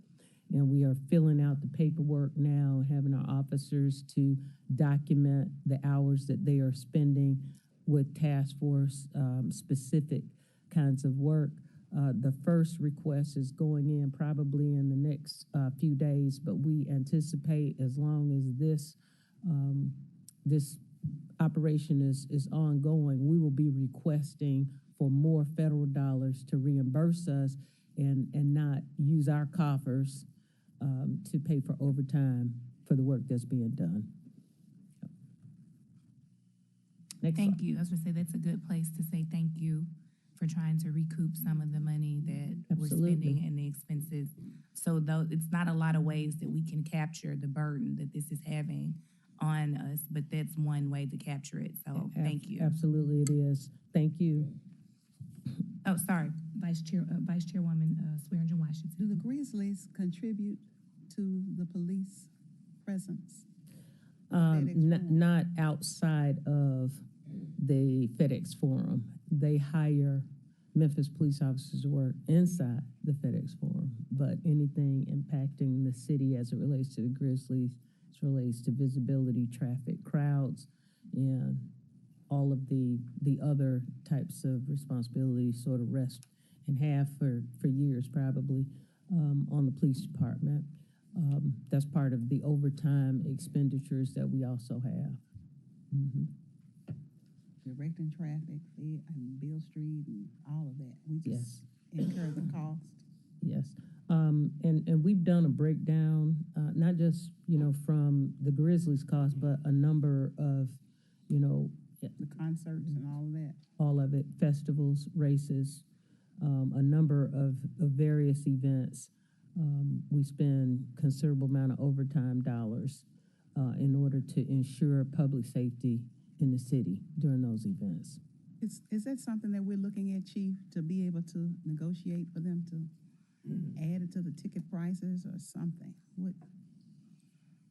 What can we do about that? Because we want people to feel safe, and we know the traffic flow and go to Bill Street. Yeah.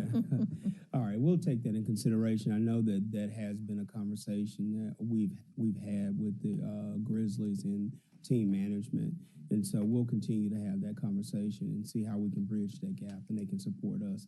One thing that we have to consider is all events, not just necessarily the Grizzlies. All events. Yes, ma'am. And so we've talked about that during budget, and we'll continue to work that out and bring back a plan of actions to you all, and as well one that's amenable within the administration as well.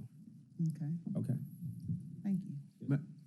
And Councilmember Spinoza. And that's what to say, let the record reflect that Councilman Spinoza has joined us, as well as Councilman J.B. Smiley. Good morning. And I was Yes, just gonna you're say, I'd recognized. love to work with you on that if we could. Yeah. So I'll take it upon myself to get back with you, Chairwoman-elect. What's with that? I'm gonna work with the chief on that. So, thank you, Antonio. And good to see y'all today, by the way. Thank you. Good to see you too. Chief, what do you attribute the, this is almost is that $1 million? Almost $1 million reduction, and I think you said 446,000 of it is potentially going to be reimbursed. Mm-hmm. What do you attribute that decline in overtime to? I think we all just had a come to Jesus moment and really talked about how do we manage what we have in a different way and ensure that our resources are being spent in those areas that need it the most, and to ensure accountability. The automated timekeeping system is set up in a way where we can audit time. You know, we compare the overtime with the places that we're having the most issues, whether it's traffic, whether it's, in a particular precinct. And that's where we're trying to make sure that our commanders are managing overtime and utilizing the dollars in the places that we need them. Of course, sometimes we need it for complement. Just if we're missing a few officers on a shift, we need to hire a couple of officers. But by and large, the overtime dollars are not just complement. Overtime dollars are managing various events.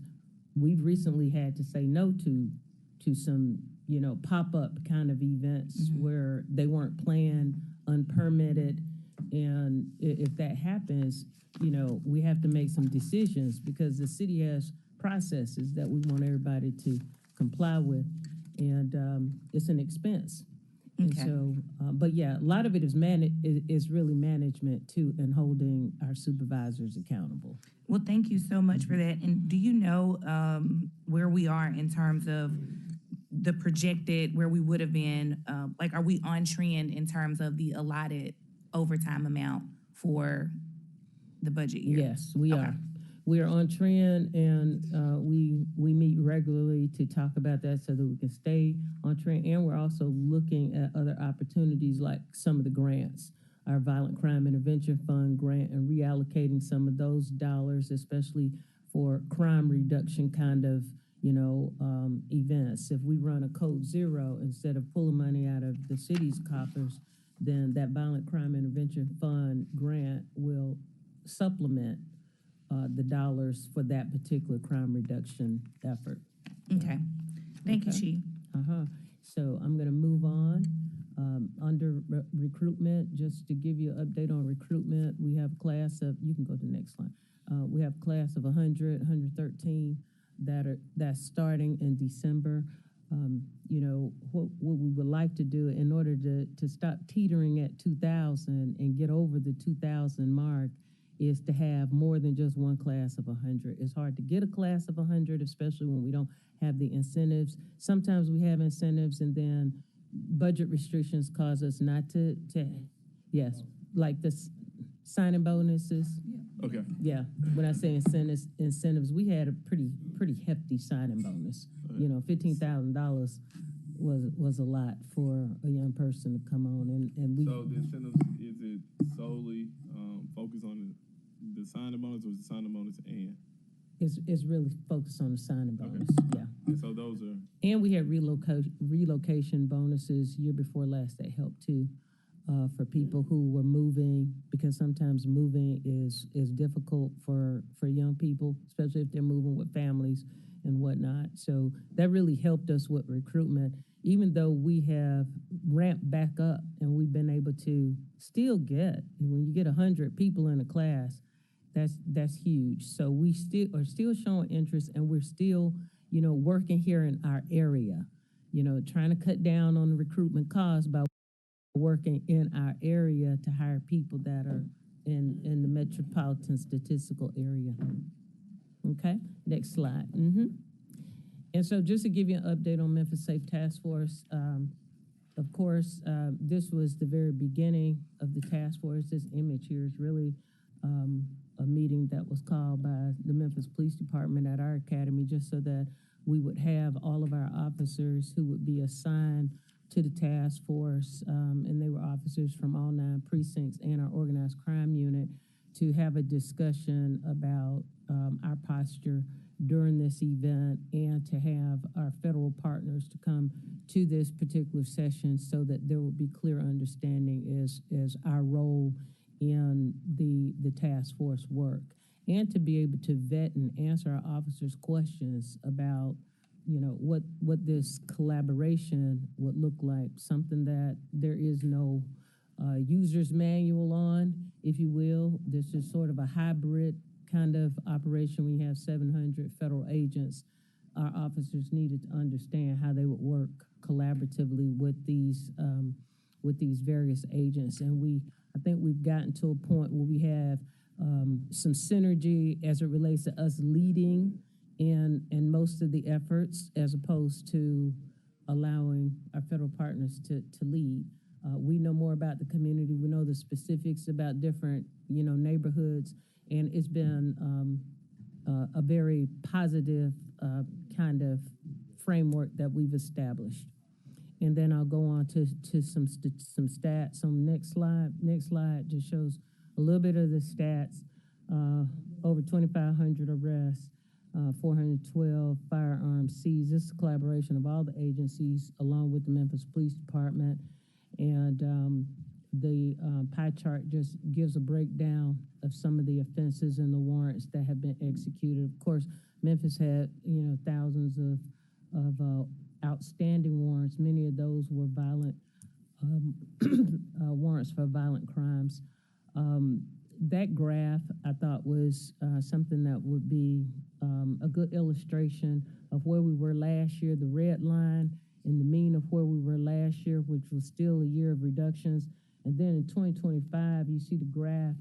And I asked for that line of demarcation for when the task force work began in October. You can see that there was a considerable drop below the mean on that blue line as well.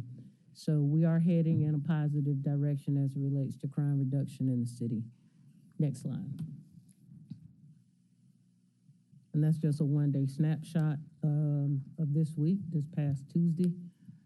Just some of the work that was done collaboratively around the city, impacting all Part 1 crimes, and that's just a daily average there. Next slide.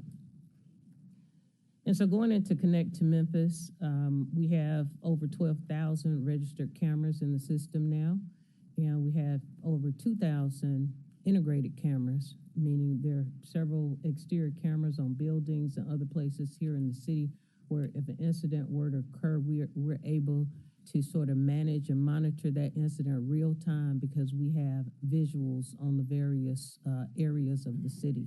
And we're continuing to push the Connect to Memphis platform to get even more cameras integrated in the system. Next slide.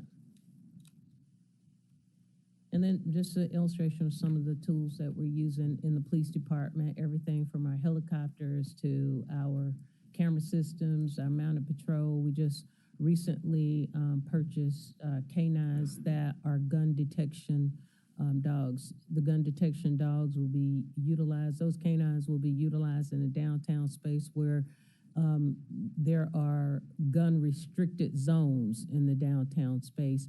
And those dogs will just walk the area and really be utilized as a deterrent for people to bring weapons, in certain areas that are restricted for weapons. More of a visual deterrent, and they will be marked gun detection canine, so that it would discourage individuals from bringing weapons in certain areas. And I think that is my last slide. Go to the next slide. I think that's the last slide. And I am open for any questions that you might have. Any questions? Yes, Councilwoman Cooper Sutton, you recognize. Thank you. Chief, thank you for this presentation. So when I look at the Memphis Safe Task Force presentation, so this is a combination of you all working with all the agencies. This is not a separate of what actual work that MP is doing or was doing before they came, because our numbers were declining. So we don't have any report of that. We don't have a report. We are keeping separate numbers too, but I wanted to make sure that I gave a holistic picture too as well, but we are keeping separate numbers as well. Chief Brown, you want to speak to that at all about how we're communicating daily on what MPD is doing? Yes, ma'am. Deputy Chief Andrew Brown. So we do keep the numbers from the Memphis Safe Task Force.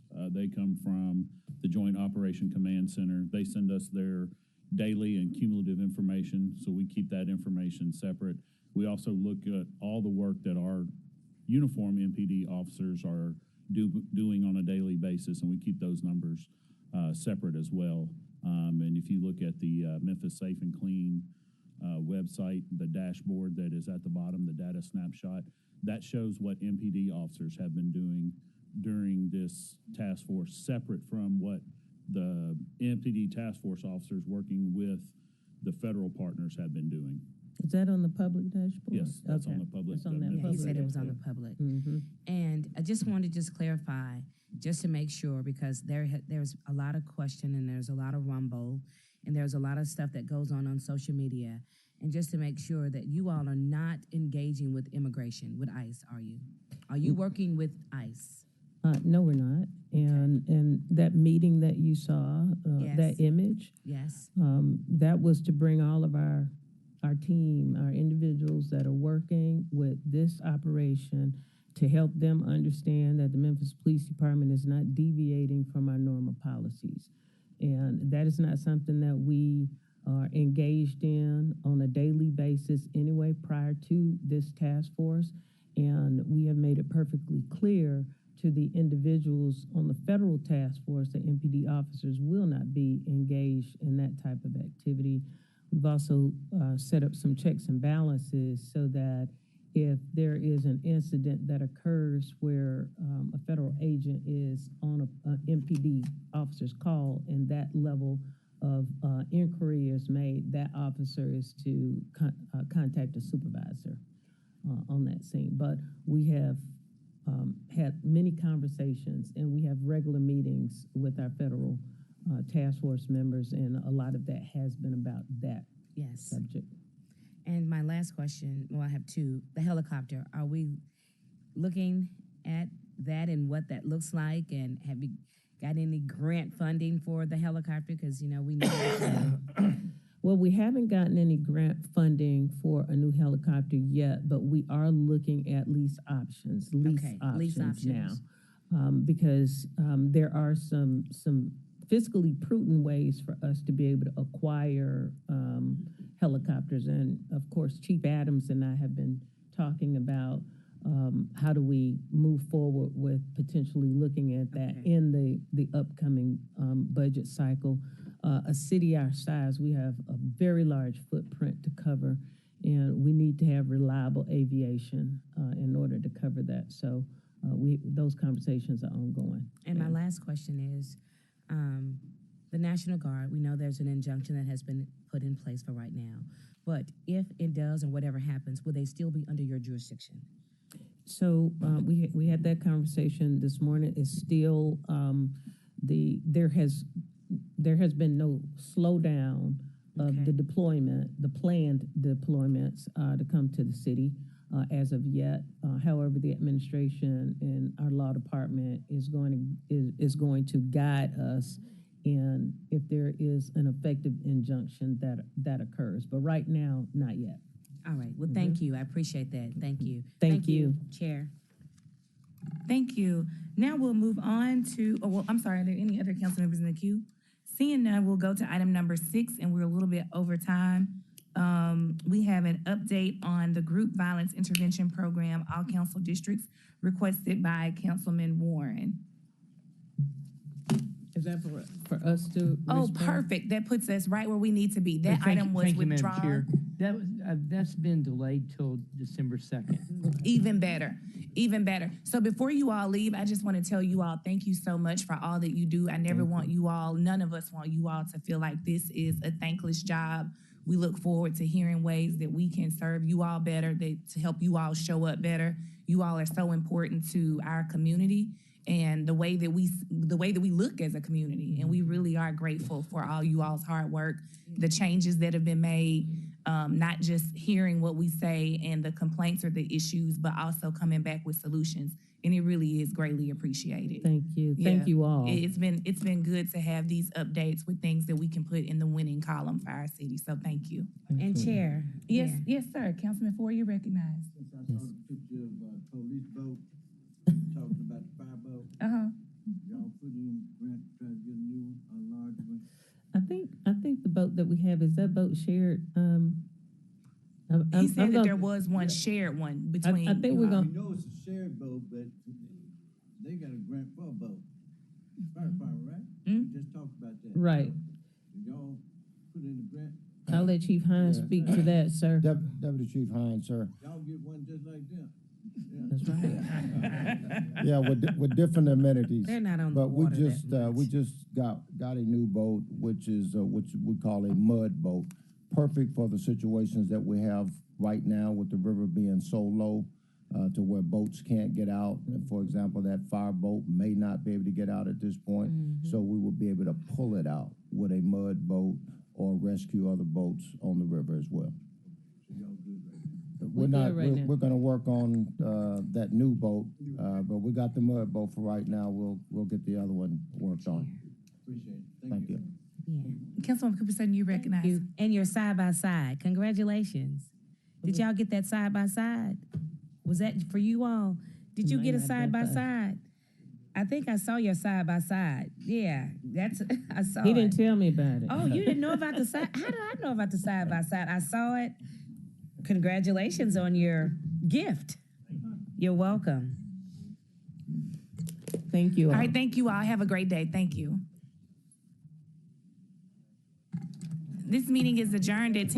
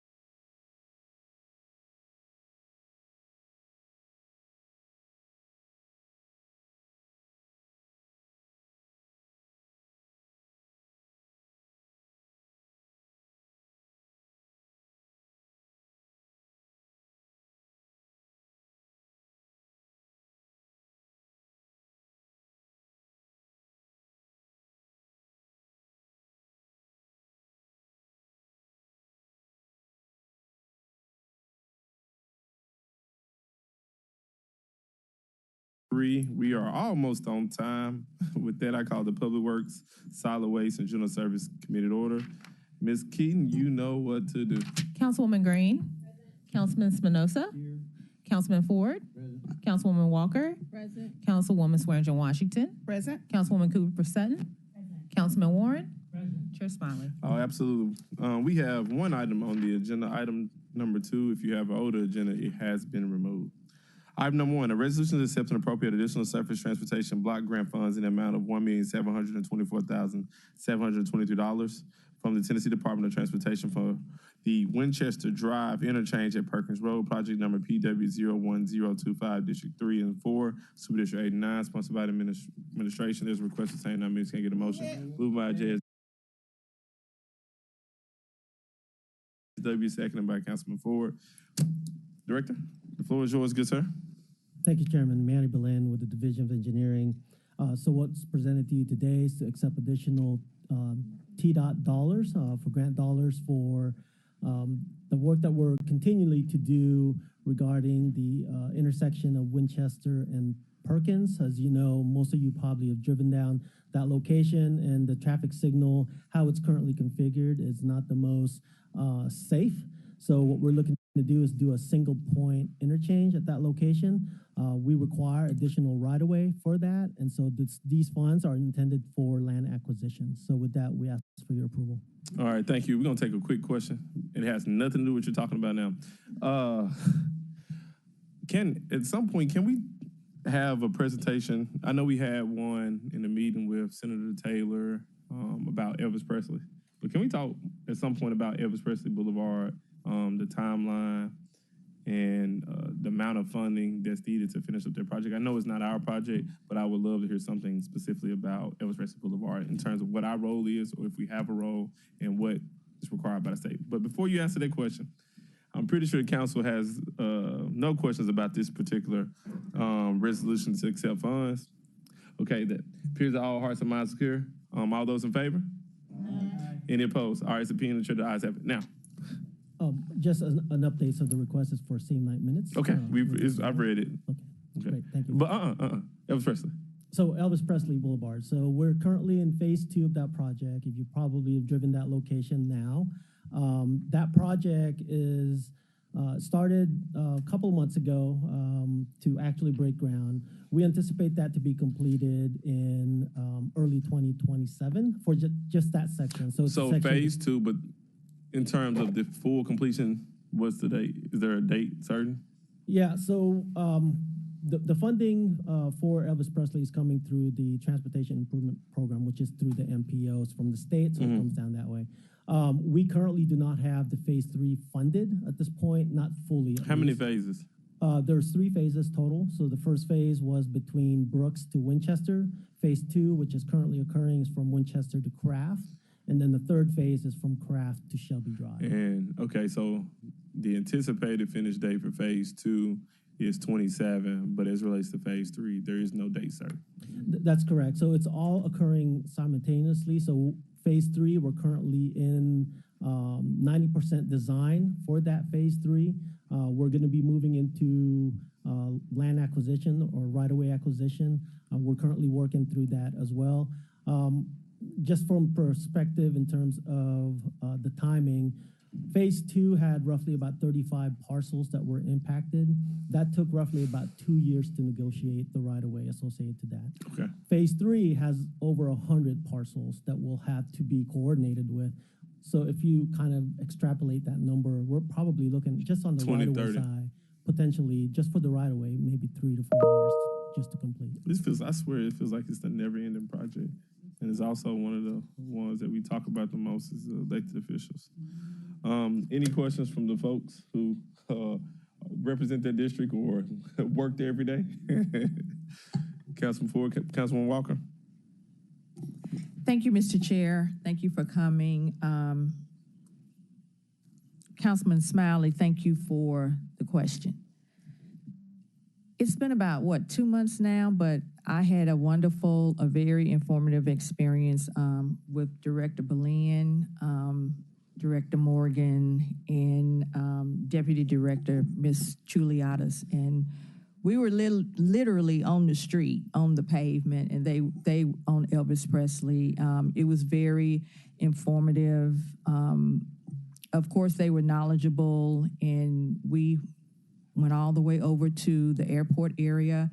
And there are some other great things coming to that area. We want to take pride in all of our city, but just know, and you already know, informing some, reminding of others, but this is one of the most visited areas, thoroughfares in the United States from the standpoint of tourism. And so I and many others, we are very intentional and want the best, along with my distinguished colleague here that I share Whitehaven with.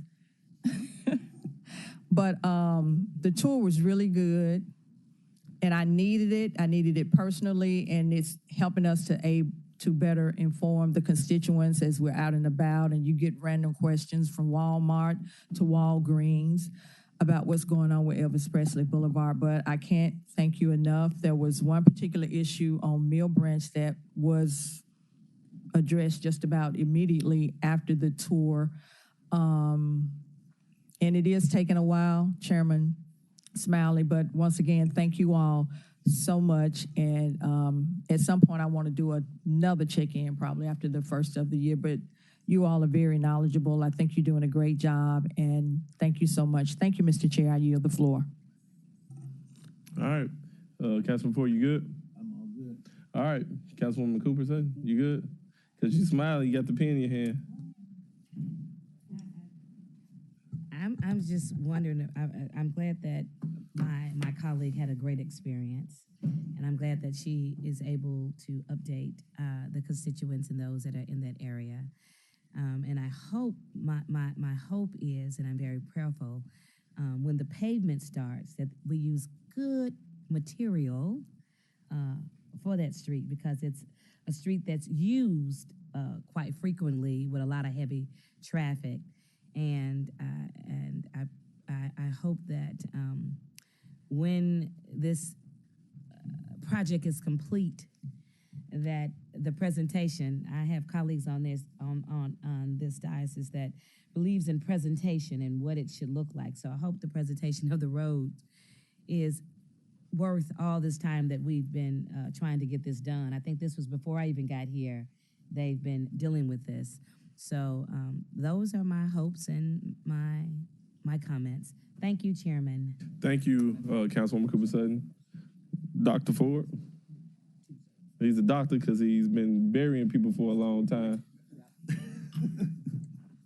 Hate to say it, but hey, y'all know how that is. When y'all did our phase, Mr. Belen, from Brooks Road, y'all took out on the road. It was marble. It said, "Welcome to Whitehaven." Y'all did not put that back at Brooks Road and Elvis Presley. If you were coming south, it said welcome, and it said welcome if you were going north. I've had people ask me about that. Why did they take it away? Do you know what I'm talking about? Just for clarity, you're speaking of the welcome to Whitehaven at the southeast corner of Brooks and Elvis Presley? Is that the sign? Yeah, it was on the pavement. I'm not talking about the sign. The sign needs to be fixed too. So will you help us try to put at least Elvis' name back up there? Yes, but sir. No, We do have that on our the radar. Pavement. Yes, in which, hey, it was marble. It was put down, and it said, "Welcome to Whitehaven." It had in a bill, yeah, which was in the pavement on.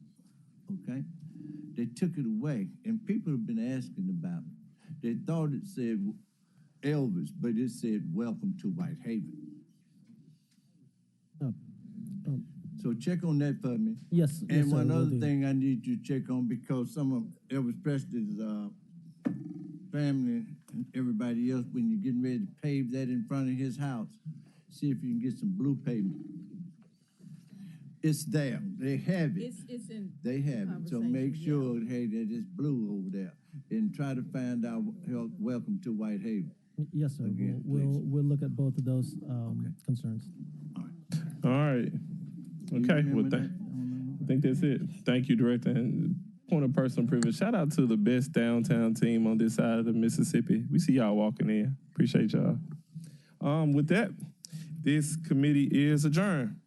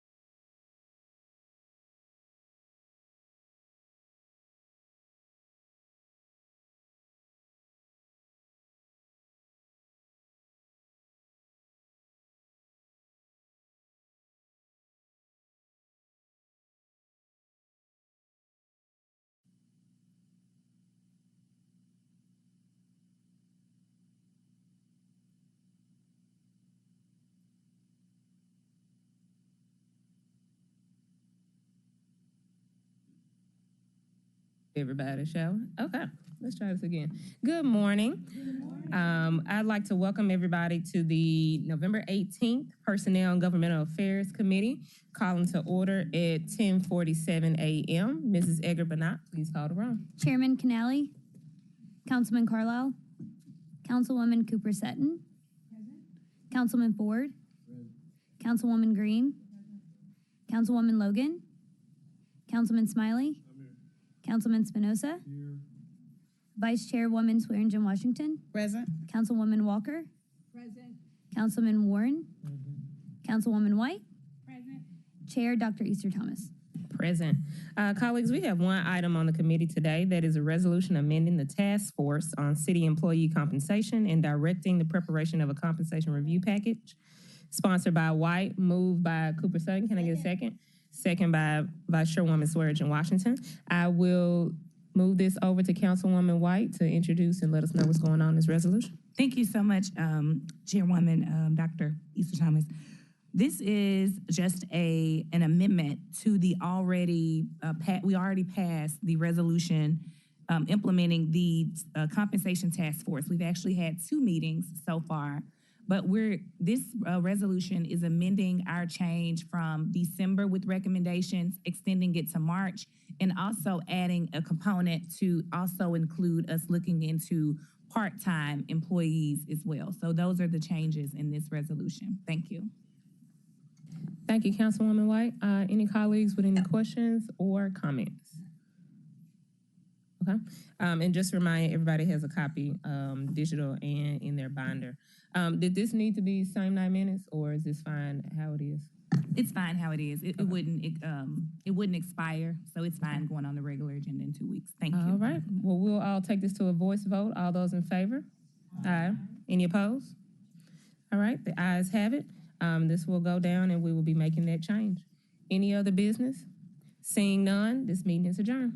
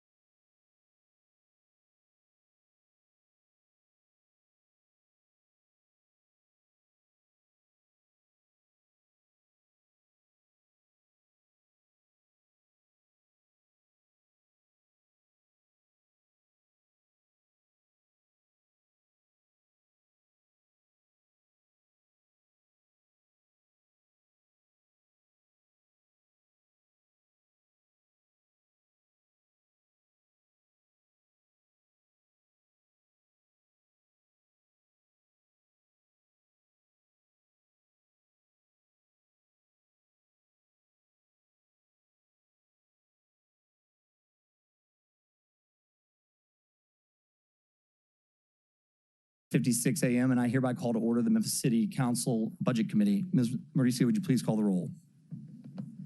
Councilwoman Green, Councilman Spinoza, Councilman Ford Sr., Councilwoman Walker, Present. Councilwoman Swearingen Washington, Present. Councilwoman White, Present. Councilman Dr. Warren, Present. Councilwoman Cooper Sutton, Present. Councilwoman Dr. Easter Thomas, Councilman Smiley, Chair Carlisle. President, the chair observes a quorum. Colleagues, we have a unique budget and audit committee agenda today in what I'll call session 1, session 2. In session 1, before the lunch hour, we have one item, which is a fiscal year 2026 first quarter budget report from finance, all divisions, agency partners within the city of Memphis, general and CIP funds, all council district requested by the budget committee.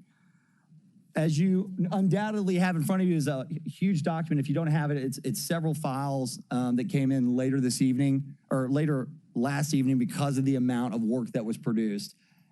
It is, as I said earlier, the hope that we will get this document production up so you all have time. We are not going to go through everything today specifically so that you have time to digest and process and feel like you've got the questions that you want to ask. That's how I always felt like to do it. I want to say thanks to the administration, to Chief Person, his team, to Ms. Mauricio and our team. A lot of behind the scenes work went on to put this together and to produce the documents and to get the information in there. There's some things, members, that you'll see that we haven't done, like Q1 actuals, and we're gonna build off of that because those are some of the things that we got to drag. We got to mirror some of the things that any entity wants to do so that we know where we are. And we'll get into that. I don't want to belabor the point, but just again, sincere gratitude, and let's get after it. Let's get into it. Chief Person, if you will take the floor. Thank you, Budget Chairman. Walter Person, 125 North Main, CFO, City of Memphis. Good morning, everyone. On behalf of Mayor Young, I want to address you as the City Council, department leaders, and fellow Memphians. Thank you for this opportunity to present the City of Memphis Q1 2025 Budget and Financial Overview.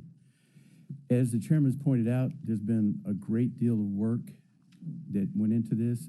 I think each of you out there in the audience, as well as those on the dais, will recognize that there have been many tireless evenings and a lot of effort. The hope is that this will illuminate way more than has been illuminated in the past and spur additional questions and provide some answers. So I know that we've decided to, I think, focus on about 5 divisions, but I think we have representatives from almost every division here, and I want to thank you all for coming. I will say, as I present this information, there is a lot of data. I'm going to present the overview, and then we'll dive into specific departments and divisions to cover more of the specifics. I'd ask that you be patient and not ask really probing questions during the course of the overview. Of course, it is your latitude to do so, but this will help to expedite time. Yeah, and I'll hop in and reinforce that. And we actually didn't have a chance to chat. I agree with that. Please take today, all of us, to listen and absorb kind of the high-level financial picture of where we are as we sit in the year today, and make notes on some of those maybe more minutia questions for the division directors themselves. We're gonna have an opportunity to come back in the next meeting, and and we will always have time. And here's the deal: if there is a division. So let's see, who's got it? Councilman Green, you've got info tech, right? So if there's a specific question today that may come about and it's more operational related, kind of budget tangential, but it's something that you want to dive into, I would go to Councilman Green and be like, I'd really like to have Chief King come and I want to talk about these 6 things operationally that he's doing. Can I have it in your committee? So it doesn't have to be that way, but we can have as many robust dialogues as we can. And then when we come back and you've had time with the documents, we can also get into the weeds and get certain divisions back. We are going to have all the divisions go, but today we're going to take a few just because of the clock. But I'm glad the Chief Person made that note. It is our prerogative, but let's get through the high level and get oriented first before we start going off left, right, and center. Chief, keep going. Thank you, sir. With that, I just want to thank you all for the collaboration, council, for all the continued support as we move through FY26. and the support as we move into FY27. This has been my pleasure to work in this capacity. I hope to continue to work in this capacity, and I just want to let you know that this is a good time to acknowledge that. With that, I'll move into the budget. If you look at page 3 of your document, you have the total expenditures by division. And looking at the columns, what is included there is, to the budget chairman's point, we have Q1 FY26 actuals. We have the funding budget as it exists. We have the variance that shows the Q1 actuals to the funding budget, the variance by percentage, as well as the forecast. And I think that forecast total is very telling. And as we walk through this, you'll start to pick up why I feel that way. So go ahead, sir. Will you run over just again? Run over the definition of the funding budget. That it's the adopted plus the role, Sure. the basically encumbrances. So, Actually, let's do this. Break this down. I want you to break down adopted, funding, actual, and funding. Okay. Okay. All right. So actual is the actual receipts and information that we have recorded in our general ledger. So this is what exists in real time in Oracle through the end of the first quarter. All of our transactions, both revenue and expenditure base, that we received as of that date are recorded there. The adopted budget is the budget that you all passed when you all created the budget ordinance. Essentially, it is what is documented at the state level as law, as state law, is the adopted budget. Unfortunately, the minute after the adopted budget is passed is wrong, because then we start rolling in encumbrances and any modifications to the adopted budget, any changes or anything that has to happen to that adopted budget results in the funding budget. You move money from division to division. You discover that there was an oops moment related to a certain project that was left out. There may be an organizational or hierarchical change, but it's going to change, and that's what results in the funding budget, which is our kind of carry forward budget, for lack of a better term, in how we govern the year. Perfect. Thank you. Yep, I think that's just important because, again, when we're looking at FY26 budget total and you go to your budget book and you keep referencing maybe adopted, you're going to see those numbers not match up. And I forget what our roll forward is. It's really not much in the it's 19 million. Yeah, which in the grand scheme of our budgets, I mean, it's not nothing, but it's really not a lot. Okay, let's keep moving. Thank you. I think that's important though. All right, no problem. So going by division, we'll see that city attorneys at 34% variance. And I'll take a step back to say that total expenditures right now are showing at 25%, which is exactly where we want to be, because the first quarter is 25% of the year. So we realize that certain divisions, certain areas have seasonality, but in an organization this size, we want to be in and around 25%, which if you look at the total expenditures line, you'll see that we are at 25%.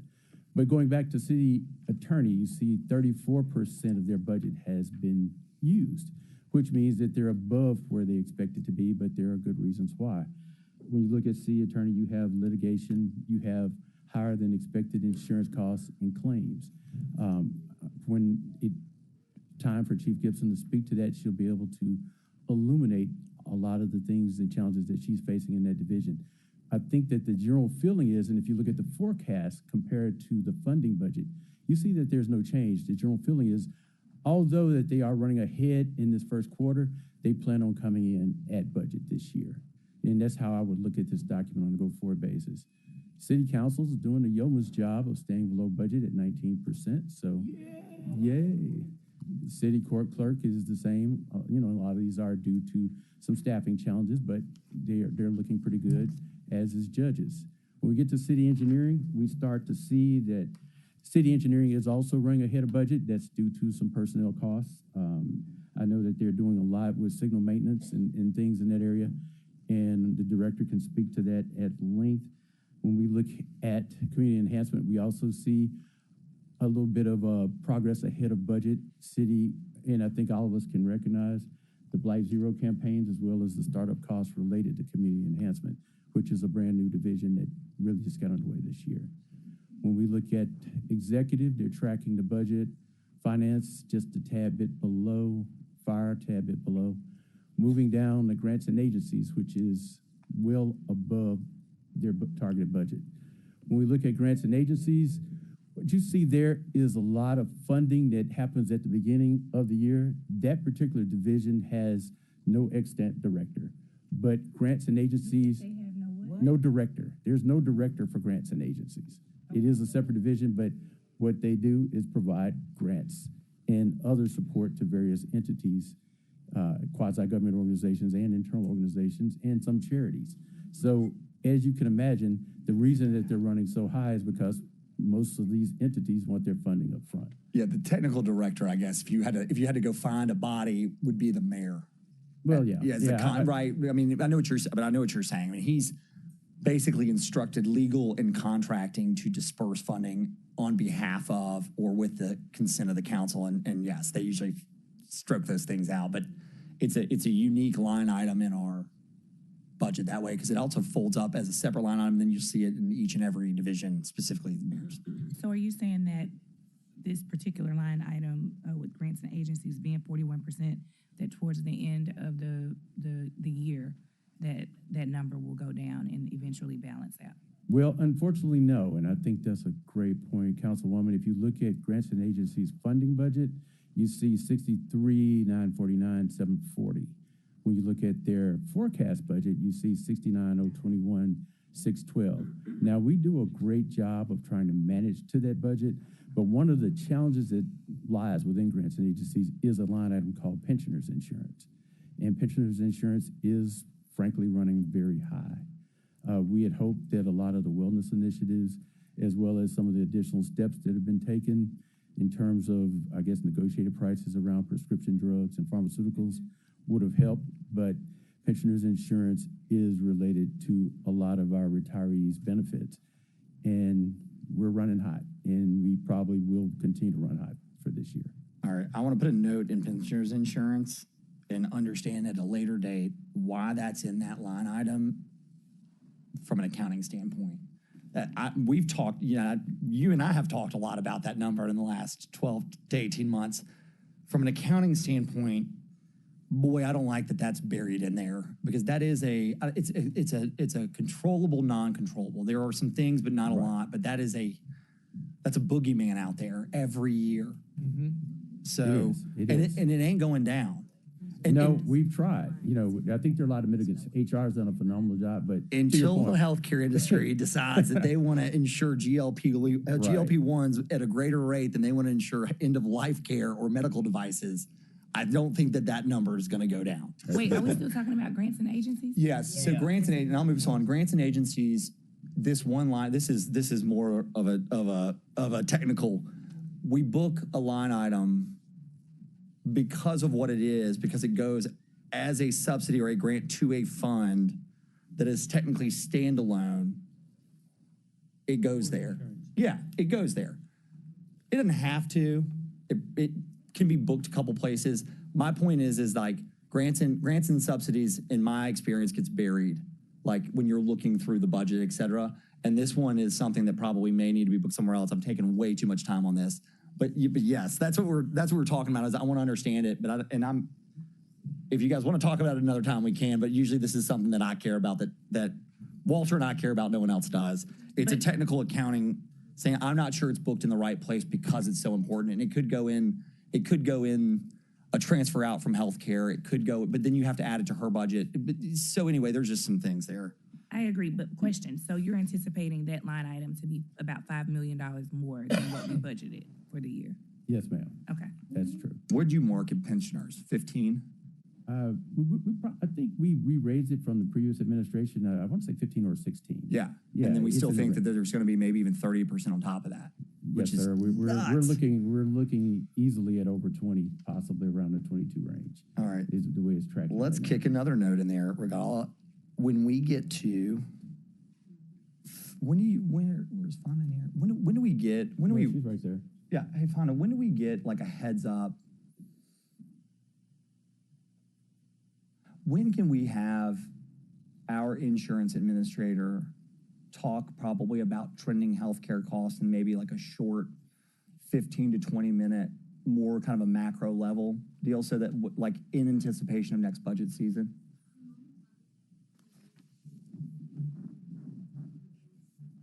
Yeah, this would be, I think, for our benefit. Y'all are, we're self-insured too, right? Yeah, I mean, like our clip is a lot every year. I just think I think it would be helpful to keep it short, maybe in January, maybe in February when we have a lighter agenda. But that is it's a significant piece of our cost of doing business that we don't talk about enough. Yes, I don't know about you, but we're up about 12 to 15% year over year on an annual basis if I look back the last 36 months. So my point is that for my colleagues, our insurance costs, our premiums that we put in are part of the total package. And so like, it's just something we don't talk about enough. So we get down to budget season, we start talking about salaries, et cetera. We have to be aware of the pension. We need to be aware of the health insurance side of things. All right, sorry. Yes, that would be perfect. I'll get, and we'll probably put it in personnel is what I'm thinking. So I'll get with Councilwoman Easter Thomas. But I just think that's important. I think again, what I'd like to do is go over how we structure our insurance, what's happening in the macro environment, and where it's trending and why. And I think that will be helpful setting a base as we head into the budget year, because again, it's just one of those boogeymen out there. It is. Okay. It is every year. Every year. And it is, I want to say it's a controllable, non-controllable. There are some things that we can do, but there's not a lot. Okay. All right, let's keep moving through. All right. Housing and community development, again, we see that they're coming in at 31%. A lot of that has to do with seasonal expenses. A lot of activity earlier in the first, second quarter related to those activities, related to that particular division, but they do believe that they will come in on mark, and I believe they will too. HR has been running a little bit low. Information technology, I think that's another one that we want to look at and monitor closely. Again, it's early in the year, but one of the challenges that we have with information technology is essentially SaaS, or software as a service. All of those licensing, relicensing fees, and the growth rate in our existing software as we become a smarter and smarter city from a digital and technology standpoint. One of the things that we have to face is that technology has an ever-increasing cost, and that cost will likely exceed our budgeted amount for this year. I think we're looking at about a $2.1 million gap with that particular entity. Library services is tracking more or less in line. Memphis Parks, we're looking at another highly seasonal entity. The first quarter involves the end of summer into early fall. Lots of outdoor activities, lots of maintenance activities that goes on in parks. As we get into this season, parks starts to move their activities indoors, but a lot of their heavy duty costs related to operations, and of course they also participated in Blight Zero as well, happened in that first quarter, so you see a heavy load. The other challenge that parks had was they looked at moving, I think, MRPP back into the parks budget, so that also affected them by a little bit. But that's a great example. I wish I'd used that one. I think I'm gonna answer it, but I wish I'd used that one. That's a great example. So we gave a grant. Oddly, it's honestly one of the weirder ones. They're a contractual partner, so they should have really been treated like a contractual partner, like we treat Botanic Gardens, the zoo, and Mosh. Yeah. But they are a contractual partner that was treated like the Boys and Girls Club and given a grant to manage city assets. But it was in the grants and subsidies line, even though they reported really their point of contact was the parks director. And so anyway, we amended the budget, I believe, to move them back into the parks line because it's easier to track and follow. If I want to see parks, I'm going to look at parks. So I'm making the same note about the pensioners insurance again, but I'll defer to Walter there. But there has to be a better way to track it. Was that your question, Councilwoman? That was my question because of the contract and everything else that's under. It's housed in parks, right. And so why would it not be? And so yeah, that was kind of leading to what my ask would have been. Yes, ma'am. Yes. So we made that change this year, which is some increase, but not necessarily to budget, mainly the year over year. Police services, this is a real prideful moment as a finance person to say that police services really believes that they're going to come in on budget this year. It's and I think you all heard from Chief Davis earlier today, and she had a very overall positive discussion about the finances. Of course, overtime is a little bit hot, but nothing like last year. So we're looking at a much more manageable process. Absolutely. We've been supported by several grants and grant opportunities, which we're now fully utilizing. We have some of the members in the audience include finance individuals that are working much more closely with grants now. So we revamped the grants team. And so we're excited about where police is going, as well as Public Works. Public Works is tracking to be more or less in line with their budget as well this year. Any questions for the first page real quickly? No, let's keep moving. All right. Oh, yeah, go ahead. No, because I'll ask you after the second. Yeah, I think exactly. Yeah, so let's move through the second one, then we'll have kind of a high-level wrap-up, because then we hit by division. Yeah. All right. So when we look at expenditures and revenues on page 4, we start to see, again, personnel expenses are tracking more or less under the 25% threshold. We see that as a result of, I think, a fairly good job by administration of really monitoring our personnel costs this year. We've been really focused heavily on that. We talked about the hiring controls that we put in place. We've talked about efforts to really right-size and restructure how we manage our processes. I know at length the executive division talked a lot about getting more out of less at many of our COOs meetings. So I think some of that's starting to pay off. Materials and supplies is a little bit over, but within the range of tolerance. Capital outlay is at 2%, and that's primarily a timing issue. It's not that capital outlay is really falling off the wagon. It's just that we're purchasing a lot of those capital items a little bit later this year. Grants and subsidies or grants and agencies, again, that's tracking 33%. For obvious reasons, we talked a lot about how a lot of those expenses are front-loaded. Inventory is tracking more or less in line. We understand that that is more or less where that's going to be. Try to see here going down to something that's hot. Service charges at 86%. Service charges, make sure that's the right line. Yeah. Okay, I just want to make sure I don't have great glasses anymore. So service charges at 86%.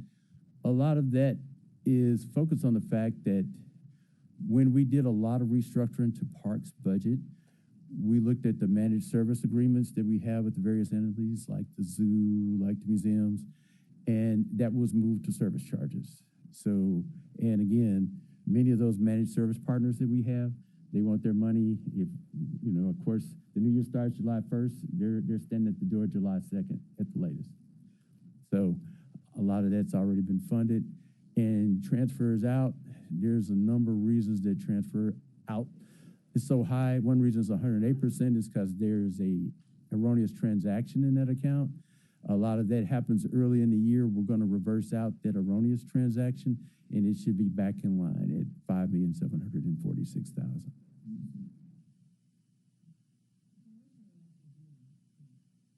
Transfers out, $5,746,000. But there was basically what happened with transfers out is there was a double entry in our accounting system. And we have to, it's kind of like they keyed it in twice, and it was counted as a second expense. We're going to reverse it out. Yes, sir. And of course, our original plan was to contribute 4.6, nearly $4.7 million to fund balance, and that's what you see on the bottom line there. For total expenditures being at 25%.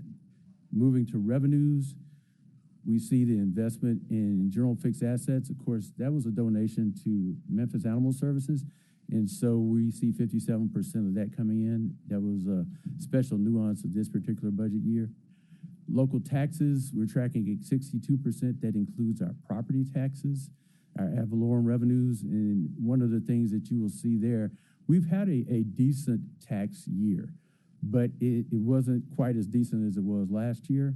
Our percentages are a tad bit lower than they were last year.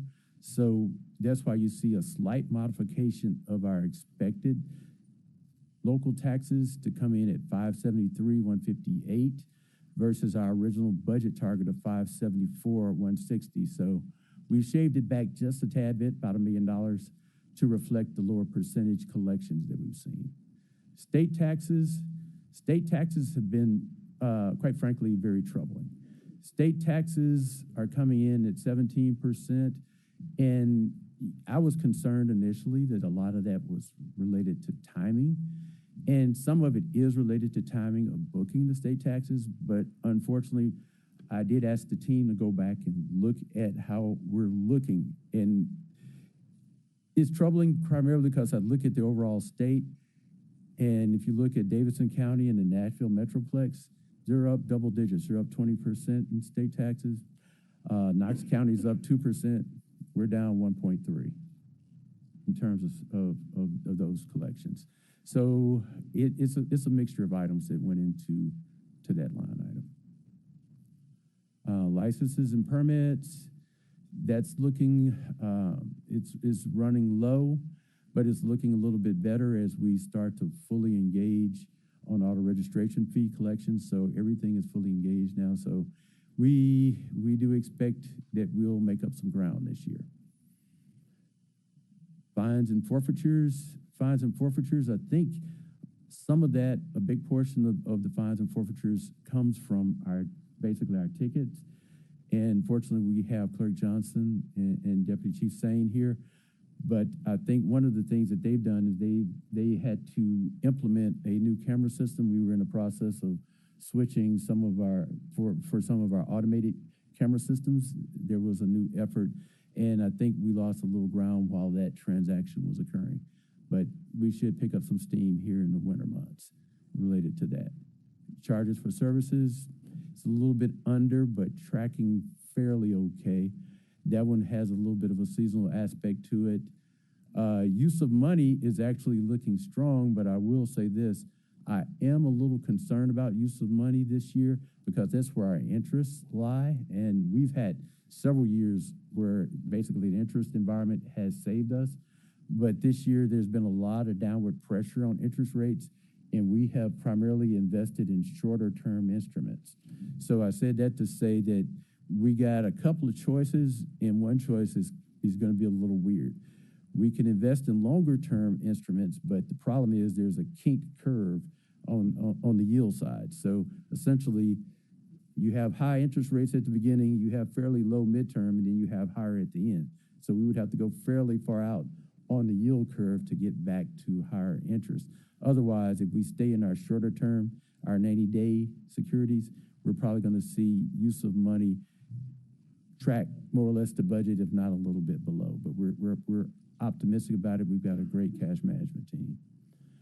Federal grants, the federal grants that we received prior to the shutdown, they came in ahead of schedule, so we're looking okay there, but we typically like to see a few more federal grants this time of year. State grants, not really that much to talk about. Intergovernmental revenues, we'll go down to other revenues. Other revenues, it's running hot. We got 126%, and I'll have to look up to make sure I understand exactly what was going on with other revenues, but there was a little bit of a stronger driver behind that. And so what I'll probably do is just get back to y'all in the interest of time on that. And finally, I think that's transfers in. Transfers in are typically transfers coming from other funds and or pilots within the governmental system. All right, we'll have to dive into that one. I have a point of information from Councilwoman Easter Thomas, and then I've got Councilwoman White in the queue. Okay. Thank you, Chair. Thank you, Chief. Just a question is, now, granted, we got this, and I did not go through the other pages yet, so if it's in the other pages, politely tell me so. But the first few pages where it gives the, that you just went over, 3 and 4, where it gives the actual, the year, and the variance, and the percentage, the variance percentage, is there a, let's see how to word this. Is there a way, or is there already that gives like a timeline that says by Q2 it should be this percent, by Q3 it should be this variance percent? Is that something we do, or is it not something that we do? Because the way I'm reading it, I'm trying not to give judgment to certain things.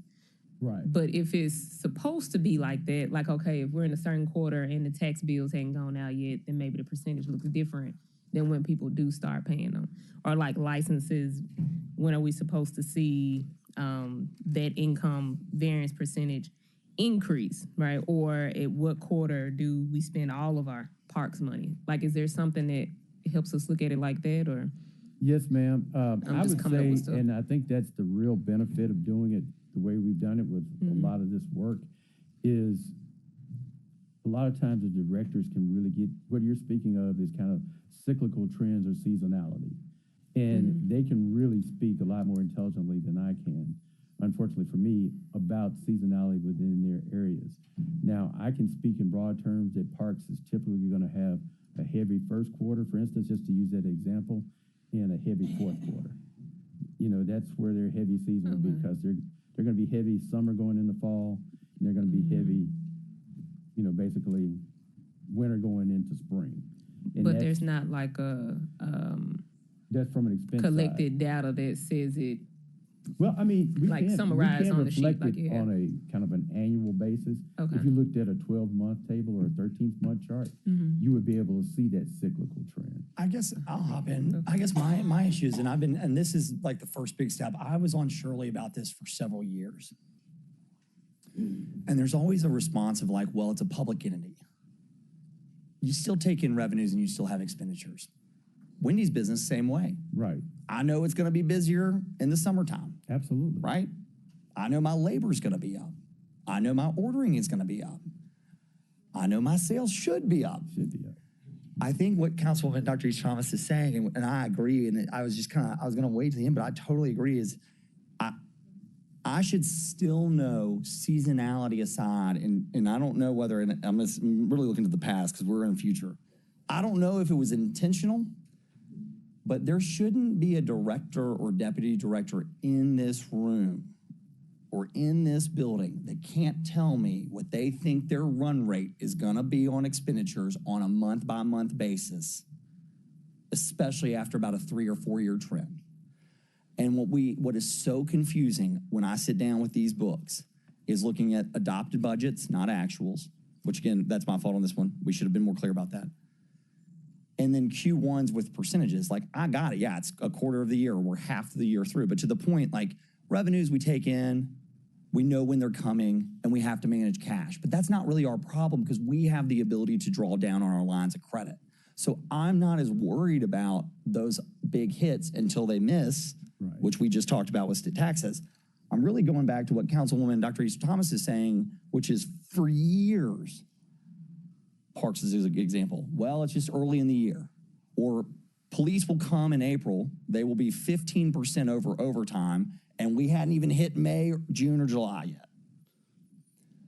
Somebody, and I'm happy to get arm in arm with you and go floor by floor, should be able to knock on the door and say, this is my Q1 25, this is my Q1 26, compared to my Q1 26 budget. That tells me where we were last year, how we're doing this year as an entity, and as a body, and as the CFO, and I know I'm preaching to the choir here, we said you told me that you needed $5 to spend this year. You're at $450. We're halfway through the year. I'm getting nervous. What I heard the best thing in the world for those former educators from an educator talking to parents. They said, please come see me early in the year. I cannot fix a November problem in February. So I stole the floor. I'll give it back to Dr. Easter Thomas. But the biggest thing is we've got to get quarter by quarter. And really, if I were internal, I'd want to know month by month where I'm at. If I'm running library or parks and I have to hit my number, the first thing that I'm gonna go and do is look at my labor number. Now, they gotta come explain that to the council and to you, which is tough. But at the end of the day, if I'm that division director, I'm looking at my controllables on a month-by-month basis. I have shift leaders looking at hour-by-hour labor. We've got to start playing ball that way here. Dr. Easter Thomas, I am so sorry that I took the floor, but I've been wanting to talk about that for so long. But it is a very good question. We have got to get quarter-by-quarter analysis. I'm just glad you gave me terms to put to what was in my head to make me know I'm not crazy. So You're not. It's really hard. Again, I'll say this, and I've got to be quiet.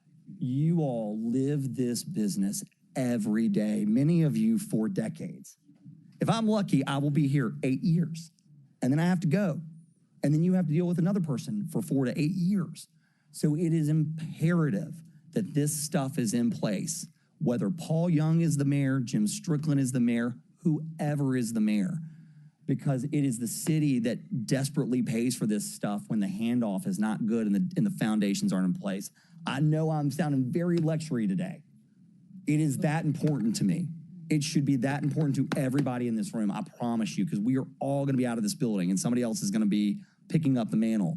And I'm going to tell you, when I got here and the mantle that was picked up was pretty rough, if we're going to leave something that we can control in a better place, it might as well be inside this house.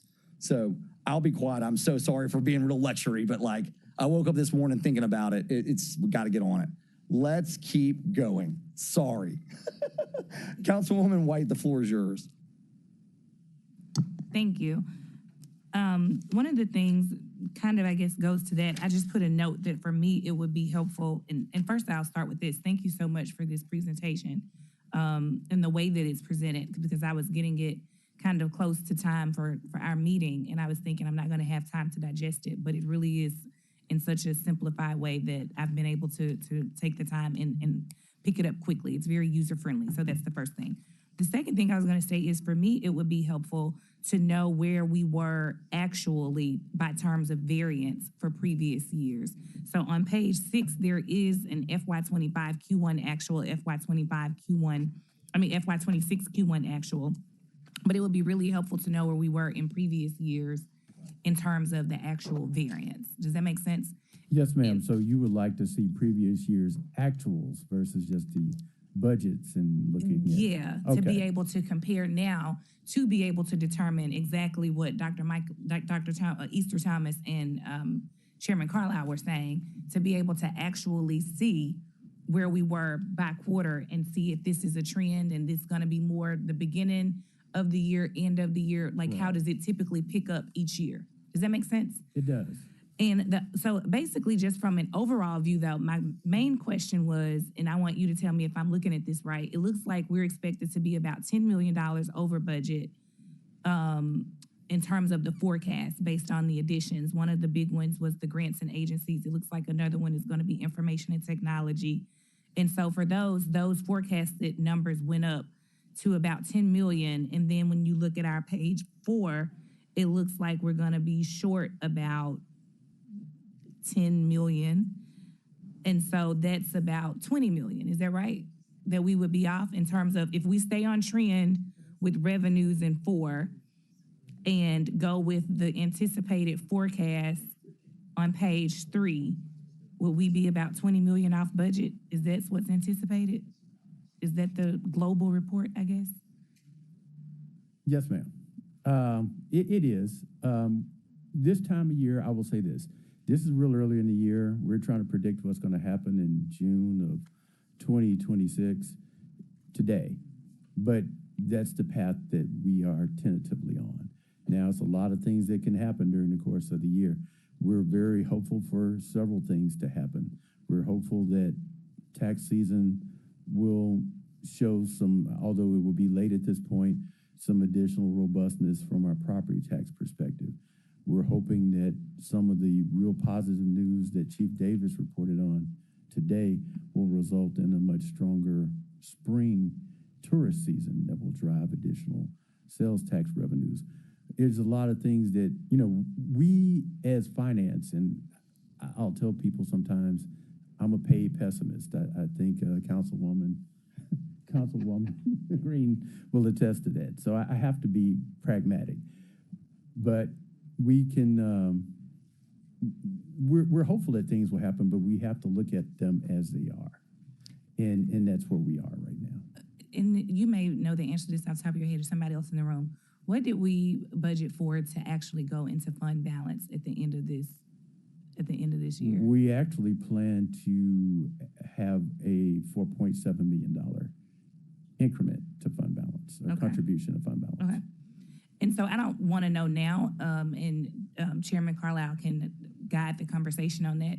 At some point, I would kind of like to know what the kind of where we are in terms of fund balance and what the plan is if we stay on this trend of looking at maybe a $20 million deficit on our budget. Go ahead, and again, I don't have to have it. No, well, At I some think- point, actually, I we have- need to start having that conversation. Fund balance right now, as we sit today, is at $93,480,000. Yeah, I mean, that's just a number. That number has relativity to me. I don't know that it does in the ether sphere. I think the kicker is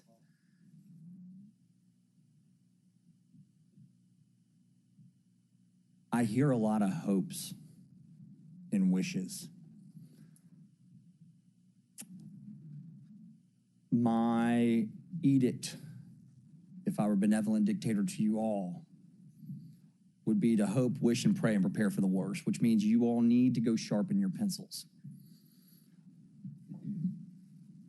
Yep, like it's gonna be tough. Let me be clear. We are not immune to the macro environment here. I assume you all saw that Amazon laid off 30,000 employees and that we have facilities that are logistics supply chain tied to the global economy that are starting to contract. Yes. We are not immune to that. So the idea that we can save every single person or save every single shift and hope that something happens and that it will all just be okay. Yes, it will be for you, for me. Like I will leave this building before the wheels come off. That's not what we're here to do. So again, I know I'm sounding lecturing. I'm telling you, I may be a young guy. I've been around finance a long time. I don't have full command over this budget, but I have a very good understanding of where it's trending. And doing business in and around the same way we have always done it is not going to work out well. It doesn't mean that we won't get through it, that we aren't a resilient city, and that we can't survive it. But boy, there is certainly a much more enjoyable way to get there. And it is within our control to do so. So I keep putting this out there mainly because I'm trying to wish it into March, April, and May for our group. I'm just going to will it out there and pray for it. So thank you, Councilman. So anyway, I just keep pounding that because, guys, I'm telling you, I've been here enough. I know the conversation that is coming before this body in February and March. Don't do it to us. And here's the thing. I know everybody up here is willing to come meet with you and get down in the weeds and figure it out. I guess the biggest thing that I want to say is like our relationship has to change from 1966. Like it's got to be collaborative. We want to help. I understand you work at the pleasure of the mayor. Super nice guy. Really enjoy him. He's here on term limits too. We don't have 33-year tenured mayors anymore with like iron fist control. So like we've just got to get it done. Have to. And I'm telling you, this year alone, you're going to have to make some of the toughest decisions you've made. You're going to have to disappoint some people. Like it's going to happen. The disappointment won't be on this side of the table. I assure you. I promise. So, I'm sorry, Councilman White. All right, Dr. Warren and I've got Cooper Sutton. Yeah. Thank you, Mr. Chair. You know, I really appreciate this quarterly update, and I think it is important for everything Councilman Carlisle just said. We're here. Let's look at all the ways that we potentially can save money, but the damage that's being done to our economy by the tariffs and what that's doing to our major business function of transportation and supply and demand economics here with FedEx and everything else is going to be bad. We don't know how bad. So we've got to be ready, and we'll be here to help you. Thank you, Mr. Chair. Thank you, Councilwoman Cooper Sutton. Thank you, Chair. Well, you just took my whole speech that I was going to say. You're welcome. Being here a year, 11 months, and 18 days, and to see how we, and I'm going to put myself in it because I'm part of this team, function as far as handling money and not understanding, really, really looking at what's coming down the road. And I'm going to say what Councilman Ford said. It's going to take prayer, but you all ought to know where your numbers are before you ought to know where everything. It's not even a guesstimate thing. It's like running your household. This is the taxpayers' money. And I've been here and, you know, just over the years, just watching how we just have not been good stewards. We have not been good stewards. I've been here for almost 30 years living here. And I'm like Carlisle, I can leave out of here today or tomorrow by the grace of God and I'll be okay. But I represent a people that are not. We know the numbers. We know what our numbers look like. Poverty exists. Poverty has been existing in this city for decades, and nothing has changed. I had a friend that has a friend from Sacramento or somewhere, I can't remember exactly where she's from. But she said, it saddens me. She said, I love Memphis, but it saddens me to see everywhere I go, poor people are all over this city. And so we're going to come up into some critical days, some critical time by this time next year. And you all are going to say that this council and our chairman budget, who has clearly, and he sounds like a parent. And I mean, this is very serious for us. When I'm looking at these numbers, and I looked at it last night at some stuff that was sent over, I got a chance to kind of review it and look at it. It's disappointing, very disappointing, because I know we can do better. And we talk about the grit and grind of Memphis. And when I look in here, and I'm gonna say it, and it's no insult to anyone, a predominantly black city, and most of you all in these departments are predominantly black and brown. And like he said, if you're having a problem, why can't you just call and just meet with us? I think we said this at the beginning of the year. And we're still beating the same drum over and over and over and over and over and over again. And so I want to work with you all. I want to see this city get to where it needs to be. But however, what our federal looks like and where we are now is going to determine where we land. And it's up to you all to change your behavior. I don't know if it's complacentness or laziness or both. So you choose. And you got to go back and look at it and reevaluate it. We got new appointments in different places. Do what you know that you've been dreaming to do, that you know that you've been wishing, and now you're in the seat to do it. Do it. Take charge. Be good leaders. It's okay. That's why we put you there. That's why the administration appointed you.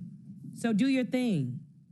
I don't know who you're afraid of, but we got to do better with the finances in this city and to the people that we serve.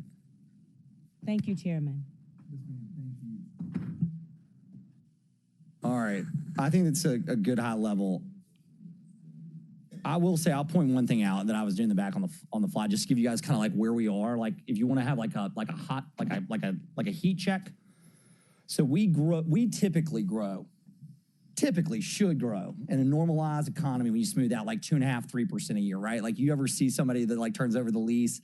I wish Shondell was still in here. Like somebody's like, oh, what are your expenses for the next 30 years? It's just 3% across the board, like we know.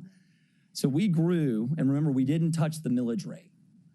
So we grew from 21 to 22, and I'm just using local taxes as kind of like our litmus test. We grew 9.3%. Pretty good, right? COVID was going on, interest rates were real low. We didn't have raised taxes, and you had strain on the market supply because we weren't building. So Went up. We're booming, by the way. By the way, that wasn't just COVID. That was 20 plus years of intentionality here in Memphis. Downtown was rocking, Grizzlies were going. We had a 5.5% growth in population in downtown alone over that period. Fast forward 21 to 22, not the end of the world. It looks like we grew about 5.2%, started to trend down, starting to get scary. 22 to 23, 3.9%. So you start to see the tick in our tax rate, which is really our housing market and our commercial market. That is, along with state taxes, a very nerve-wracking indicator. Here's the other problem. From 21 to 26, just in personnel expenses alone, we went up almost 20%. And that doesn't include ADC. Do we book that there in that line in personnel wrap-up?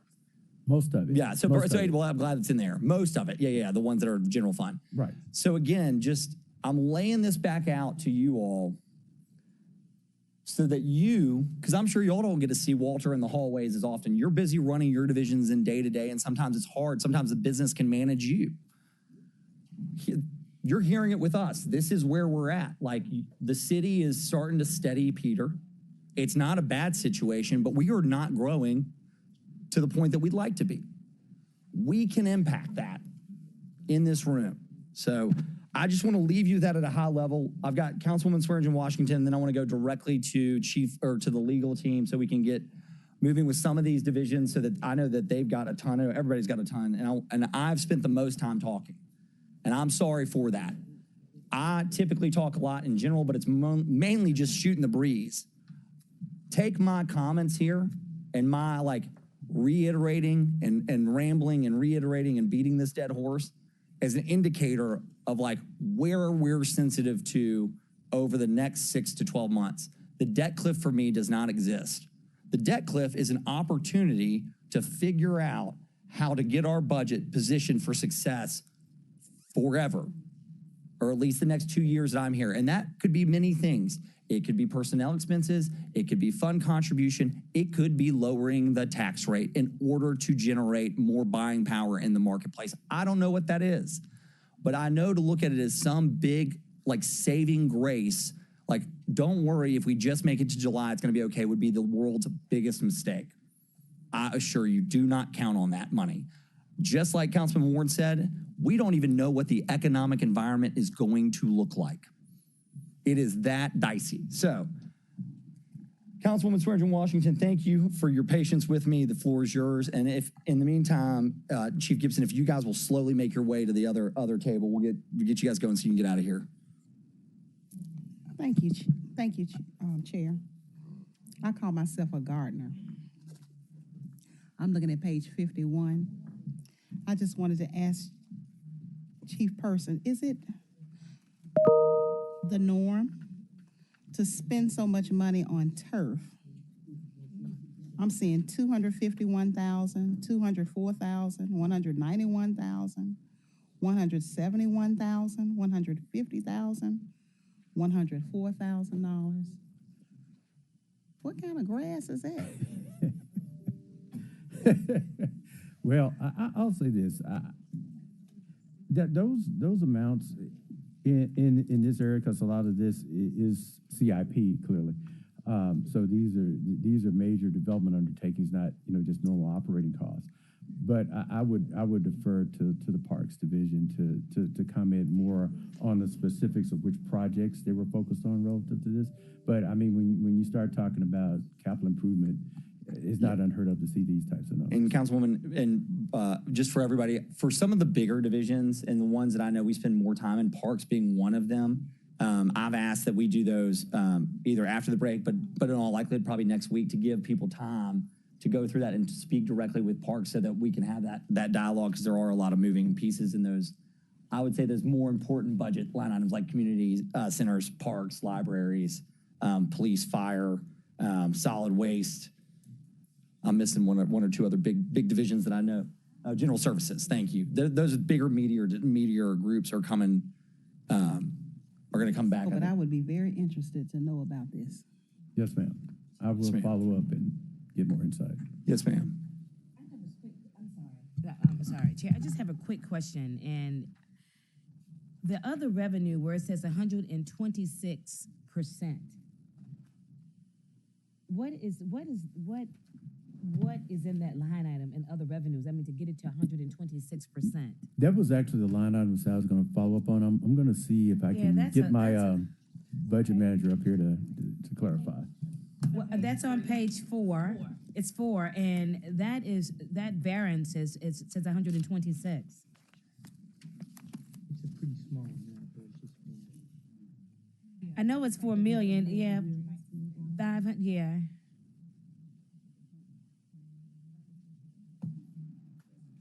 Yeah. It's just revenue, so. But it says others. Yeah. I mean, what kind of other revenues?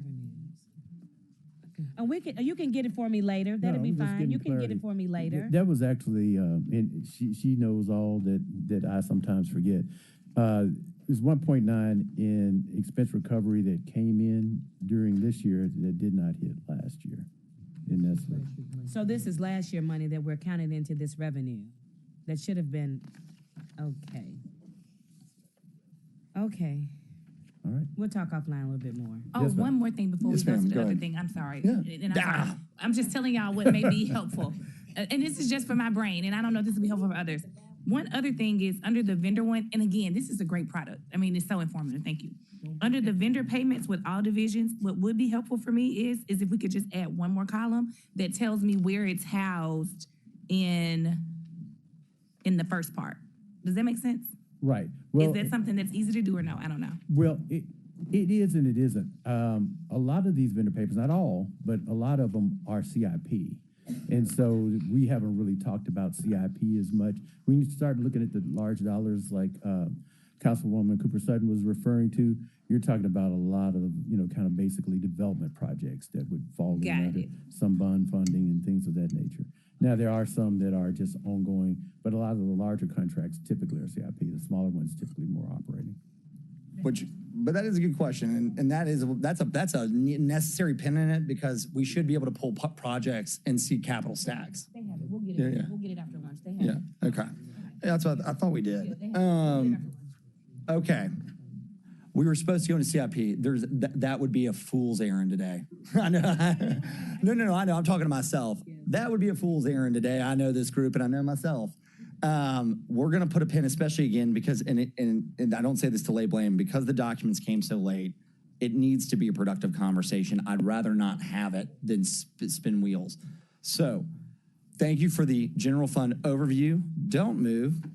If we could, we're going to pull up, do you have the 4 or 5? Yes. So for my team, y'all, if it's cool and nobody has an objection, in order to kind of work through some of this with some divisions that I think Bs are kind of worked through, we've got the city attorney's office, then Public Works, Community Enhancement, City Council, and IT are going to walk through their quarterly updates. And then we're going to kind of feel our way through it just like we just did, and then we'll, I'll make some notes and we'll see how it goes for the next group. But this will continue to improve and get better. So with that being said, if you all will make your way to the division for legal, and if I had a page on we may need to put a table of contents on the next one. 81. Yeah. Page 81. Yeah, let's make sure we get a table of contents next time around. Okay. So if you all direct yourself to page 81, thank you. We're going to hear from Chief Gibson and just walking through, again, this is one of the smaller divisions by complement, resources, et cetera, just trying to get us into the flow of doing this, and hopefully it'll take in a better version. So Chief Gibson, the floor is yours. Thank you, Chair. Tanera Gibson, Chief Legal Officer, 125 North Main. Ours is relatively simple. We are tracking higher than 25% we're at 37% on materials and supplies, in large part because we experienced increased premiums a little bit higher than we anticipated, not only on property insurance, but on some life insurance products we provide and that we purchase, and a significant uptick actually that I can discuss more in a closed setting. But I will say that that's a large part of why our variance is so high. There are also a couple of unexpected matters that have been expensive to litigate, investigate, et cetera, that the council's aware of. And that would account for why we're trending so high. But we're looking at it particularly with Deputy Chief Horton is looking at our, outside counsel spend and trying to shave things where we can, but some of these matters, as you all are aware of, and I've briefed you on, have been unexpected and a bit out of our control. Yeah, so I'll put words in your mouth. So if you were to say, you were basically to say your high drivers for your variances are, one is are two non-controllables really. Yes. One is your insurance premiums across sectors, Yes. across rather lines of service. So you've got your prop line is going up. Okay.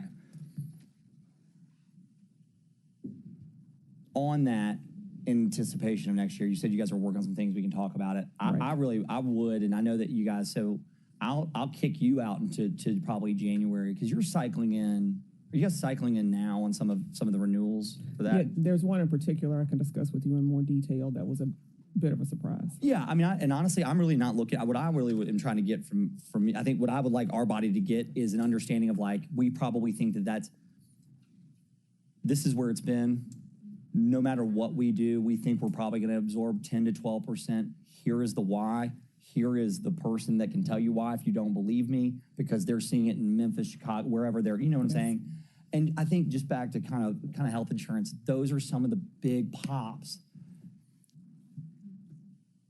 I'm not trying to cut anybody a break, but I will. It's one thing to come in and say, we didn't know that we were going to have overtime and we had an event come in. I got it. It's another when the public says, well, why'd you have to draw out a fund balance? And then we have to say, well, we had 11% here, 13% here. We lose the ability to articulate. And the minute we start explaining all of that, you guys know this, we kind of lost it. Right. So I just want to, as best I can, start to try and have that information out there. And honestly, for my colleagues and for me, when they are going into community meetings, when they feel empowered and I feel empowered to have that information to say, I met with McGriff, or I met with Region, or whoever the underwriter was, and this is what's going on, and it helps. So anyway, I'd like to get that on as well. When you think that it would be a good time to maybe talk about like the overarching what you think the year-over-year trend may look like for us barreling into budget. Absolutely, I would say on the insurance piece, there's sort of a deliberative process issue going on right now, so I can speak to you about it and hopefully speak about it publicly closer to the end of the year, January. Just had a point of clarity. Yes, ma'am. Is that housed in materials and supplies? Yes. Okay. And that's something I can't do it this year, but I'd love to get with Walter. We probably need to figure out materials and supplies as an accounting mechanism. It's just so big. I mean, if I were a CEO or I had a pot full of money, I'd love to wrap that thing up in there. But yeah, but that's a good point. We need to. Do you have another question? I'm sorry. No, I was trying to make sure I understood it right. It wouldn't matching. No, I got it. It's a huge. The fact that professional services is in there is like it shouldn't be. So, go ahead, Councilwoman. Thank you, Chairman. And I just want to and I guess we can talk about it offline. You can just kind of tell me your vendor payment, it's over. On page 85, when I look at that page. Oh, the ones that are over $100,000? Yeah. Those are all related to the Nichols matter. Okay, that's what I Litigation wanted costs. all those are related? Each one, yes. Thank you. That's a very good question. Thank you. Okay, thank you. Thanks. Colleagues, any other questions for legal? We'll follow up and then, we'll see you later today. Yeah, I'm happy to. Yeah, we'll see how that goes. That might work. Absolutely. Okay, cool. I'm ready. Thank you for your time. Thank you for the effort. Thank you. People gonna stop soon. All right. Let's get Director Morgan up here with the Public Works team. They've got a lot of moving pieces. While he's making his way up, I'll just, again, for the Public Works General Fund is what we are talking about today. He has storm and sewer enterprise funds, which are basically utilities. They are collected by MLGW on the bill. That money has to stay in that account, but for a small formulaic proportion that's under state law. I'm going to screw this up, I think it's only a few $1,000,000 and literally it's not much though, right? Somewhere in that wheelhouse. So for the purposes of today, we are staying right in the general fund, even though they do touch other funds. So it's why it kind of simplifies some of it. Director Morgan, the floor is yours. If we just get your title, and what page is Public Works on? I'm sorry. We are getting table of contents. One thing we've learned this time. 53. All right, page 53. Page 53. Director Morgan, whenever you're prepared.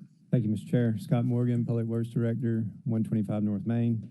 So as Chief stated, this is Public Works Q1 for FY26. And if you look at page 53, we're right on track for personnel, 24%. If you'll look at the materials and supplies, Public Works is one of the divisions that has a lot of front load and seasonality to it. So our seasonal operations related to materials and supplies would be paving and right-of-way grass mitigation. So as we get into winter, of course, we're not paving and grass isn't growing. So we'll start to catch up on our trends November through March. And then as we get into spring and early or towards the end of FY26, we'll pick back up grass mowing and paving.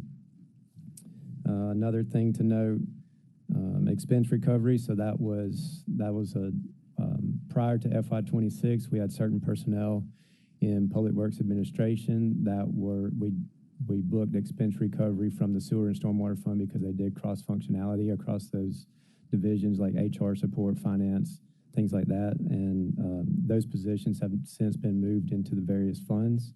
So we will not have expense recovery into the general fund this year.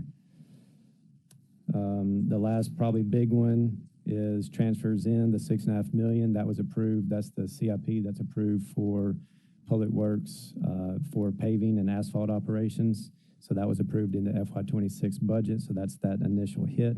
And then the remainder is the State Street aid that comes over for paving operations for Public Works. And that's booked later actually it's booked third quarter, I believe, in FY26.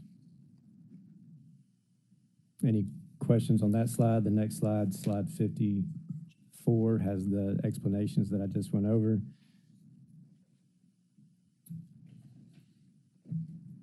Slide 56 is the 5-year trend.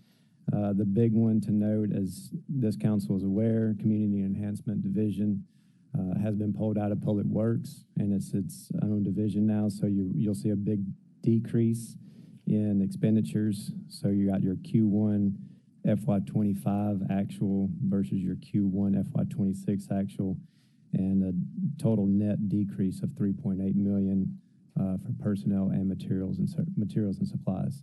And that's large impact from those operations that were in Public Works in FY25 that are now in their own division in FY26.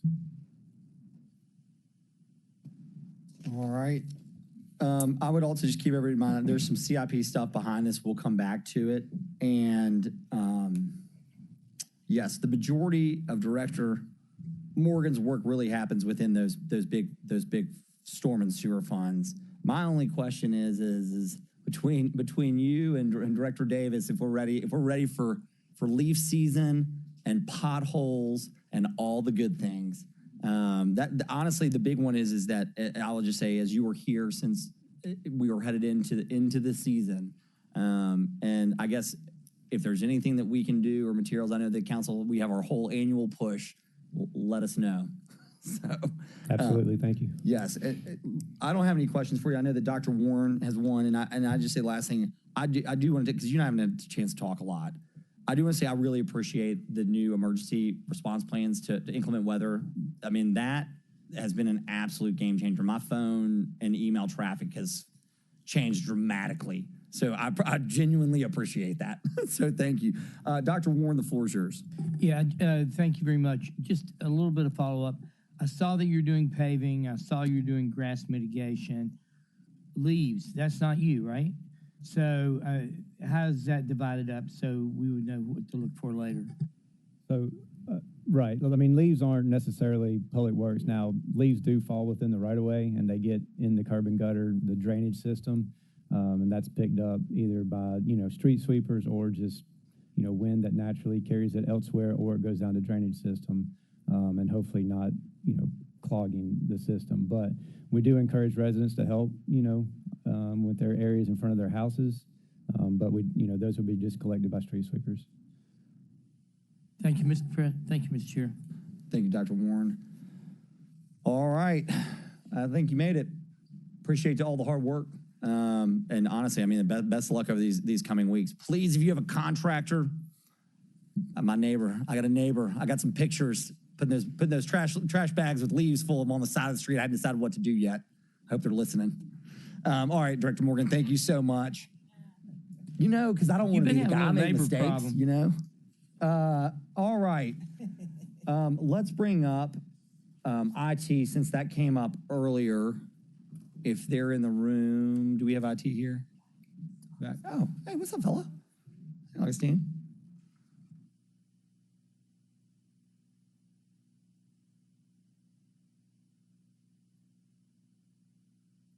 Page 99. Thank you, Dr. Warren. This came in hot. My Ms. Mauricio started, and then it became an all hands effort in the back. All right. The most important division that money flows through that nobody has a clue whether we're actually doing anything because it's over our heads. I mean, you probably could have asked me for $85 million last year. Told me it was some catalytic converter, which is on a car. I'd have said yes. I don't know. I don't know what NVIDIA does. All right. In all sincerity, we've got the Division of Information Technology, name and title for the record, and take us through your Q1 budget update. Thank you. Yes, sir. Good morning. My name is Augustine Boateng, Deputy Chief IT, and I'm here with Alfreda Owens. Good morning. Alfreda Owens, IT Finance Manager. So, this is pretty straightforward. Currently, overall, we are trending about 28% of our spend. The biggest area that I'm sure is bringing a lot of questions is the software cost, which we are projecting that is going to be about $2 million above our budget. And why is that? I guess, so we know it's software. We know you're $2 million. What is the driver? Most of our SaaS applications, right? So it's not that we didn't know coming into the budget season, but at a time when we're doing budget, we, as a collective, the entire administration had to make some concessions on our budget cost. So that was why the cost of, which was supposed to be about $15.4 million, but we had to cut it to $13.9 million, $0.3 million, sorry. Yeah. But Okay. it is impossible, right? And as I've explained every time, software cost is what it is. Right. So I'm going to cut you off, and it's not you. This is, again, a broad level statement. Budgets for known numbers are not budgets. They are actuals. It's one thing to say, I think we're going to have X number of dollars in overtime, so I'm going to budget 80% of that and manage to it. It is another to say, I have $5 million of known expenses, but I'm going to put $4 million in because I've got a budget $4 million. I had somebody in my first year, my second term in the administration, look at me, know they had a labor number that was $1 million too higher and basically say something of, I was told to keep the budget flat. That person was not doing anything nefarious. They just did not understand exactly what we were talking about. But that is one of the key issues that happens. Guys, don't do it. We can't, there's no way to make up for it. And then we do this big shift at the end, and it's not your fault. And I'm not pointing a finger per se, because it's not beneficial. But it can't happen anymore. It cannot happen anymore. I think there is this idea somehow politically about how it's supposed to be done. It's very simple. Do your job, do the right thing, show up every day, do it again. We will get there. It's that simple. And somewhere along the way, we stopped doing that. And I say we, I'm just as guilty. I'm just going to keep beating this home until somebody takes this microphone away from me. Because at the end of the day, we come back in June and July or in December, and it's all hell breaks loose, and we're reacting, you're reacting, and we can't proactively govern that way. Chair. Yes, ma'am. I feel like, yeah, I mean, to your point, I feel like there were so many times during budget last year where I said, the cost of everything is going up, and yet you're telling me you're going to spend less. That is not real, that is not sustainable, that is not an actual budget. And I work in an administration on the other side of the street, so I understand what it means to be an appointee and to toe the line. But as an elected official, I cannot actually give you what you need if you don't tell me what you need. And so when you say, I have to keep the budget flat, which is what we heard over and over and over again last year, and I kept saying, that's not possible in this current economic environment. I guess what the chair and I are saying to you back, to all of you, not just you, is if there is a number that is something we could work towards, like overtime, maybe there's materials and supplies, there's things, we could buy one less fire truck, I'm seeing fire back there. Like whatever it is, that's fine. But if it is something that is required, that we are not going to be able to move, I need to know that on the front end. And that way we can work things out with other departments too. Hey, I can go to the CFO and say, Walter, look, we've got this over here that's unmovable, this over here that is. We need to, take some from here, put it over here. But like he said, you could have been talking about anything and I wouldn't know what was a fixed cost in IT. I'm a Luddite. It's odd that I got put in charge of this committee, but I don't understand how anything works either. But if it is a fixed cost, I do understand how budgets work. And I also understand budgets are wrong as the day we write them. But if there are fixed costs, you have got to tell us on the front end. And so I would ask, as we prepare the budgets, and this is more to the CFO and the administration, if you can tell us what is a fixed cost and what is a movable cost, that would be super helpful. Because just like we've had to come back in, I know for fire, we've had to come back in and make sure people got payroll. For police, we've had to do that. If you know a labor cost, we need to know what it is. If you know a software cost, we need to know what it is, because we can't keep just at the end of the year having these gotcha moments where, we feel like we have a gun to our head, right? Either pay, write a check for $15 million that you weren't expecting, or all the firefighters are not going to get their checks. That's not a way for government to operate. So I think we're just asking for some honesty on the front end. But when you hear questions from me and from others this year that say things like, we're in an environment right now where, let's say your public works still has a crazy tariff on it right now. I'll give you an example from the other side of the street.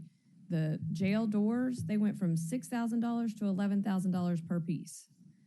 That's because of the current environment we're in. We have to have jail doors that work.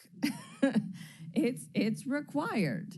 I can't change that. I need to know what the real number is. And it can't be like, well, we're going to keep it flat at the $6,000 level. But that's not real. You can't go buy doors for that. So just transparency and honesty. I'm not trying to point fingers at you or anyone else, but there's a way to budget around this, and it cannot be simple as we're keeping everything flat. Well said. Yeah, I think that hammer that home. Honestly, not implying that anybody's been dishonest. It's just a new day. And I know you've been working your tail off to get to where we are. So that's not lost on me, but yep. All right, I can beat this thing home. Pop out of here. Pop out of here. We were going to do community enhancement and city council. We're at 12:15. Here's what we're going to do. I'm going to let us grab lunch, let y'all out of here. Don't come back today. I'm going to take, except for I want community enhancement. We'll take the council. I'm going to get with my staff, and I'm going to kind of speak to some members and see how we want to go forward on CIP. And I'll just leave you with this. I want these conversations to be productive and beneficial for all of you. You may be looking at me in the face with blank stare or intent. I don't know. I care, but I don't care, meaning I genuinely am telling you that we are here to help you help us. I want the tone and tenor between this body and the administration as entities to change from the way that it has been done since 1966. Our entire structure has changed. We must change with it. All right. We are in recess until 1. You sure? Then we're coming. Oh, no. 1:15. So the budget committee is going to be in recess until 1:15. The body is going to be in recess and come back in session for an executive attorney-client at 12:45. So I will see senior members of the administration or whoever Chief Adams dictates and community enhancement and the city council CAO at 1:15. For all of you that busted your tails getting this information in, it was not for nothing. I've spent all morning looking at it, and I will take this home with me. And the whole point is that in order to have this be productive, we need time to look at it and process it. You live it every day. I don't want to sit here and just ask questions on the fly. It's not helpful. You guys are all very busy doing God's work. Please go and be and do for the citizens. Thank you for your efforts. We are in recess.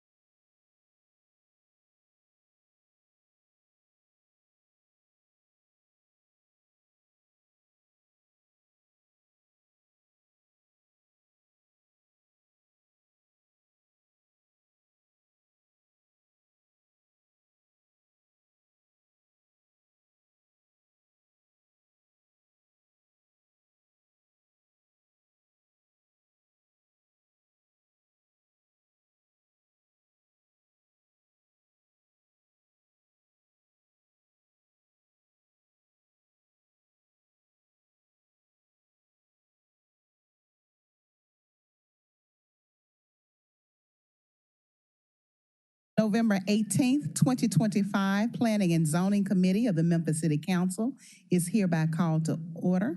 Ms. Dearborn, if you will please call the roll. Thank you. Councilwoman Walker. Present. Councilwoman Cooper Sutton. Councilman Warren. Present. Councilman Smiley. I'm here. And Chair Swearingen Washington. Thank you, Ms. Dearborn. We have two items on the agenda today. Item number 1 is SUP 25-28 that is located at 3605 Lamar Avenue, District 3, Super District 8. Can I get a motion and a second? Second. Thank you. It has been moved by Councilwoman Cooper Sutton, seconded by Councilwoman Walker, who from the Department of Planning and Development is here to speak for this item. If you'll be so kind to give us your name and address for the record, and then you may proceed. Hi, my name is Travian Smith. I'm representing DPD. I'm a planner and located here at City Hall, 4th floor. Today we'll be speaking on SUP 2025-028. The applicant for this application is Benji Pollen Trust / Bob Pitts. And the location of the site is located at 3605 Lamar Avenue. It's located within District 3 and also Super District 8. The purpose of this application is a special use permit in order to allow a contractor storage.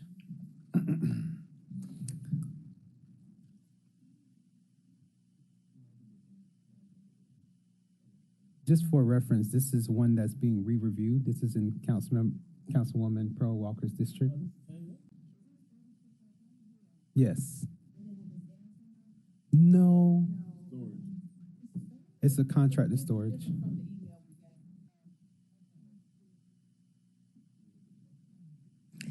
Okay. Just to finish out, this is the location. As I said before, it's located off of Lamar Avenue. The vicinity maps shows where the site is located at and in proximity with other businesses. And then here you can see the zoning map. It is located within a commercial mixed use, that's 3 zoning district. So it's surrounded by other businesses, as you can see on the right-hand side, demonstrated within the land use map.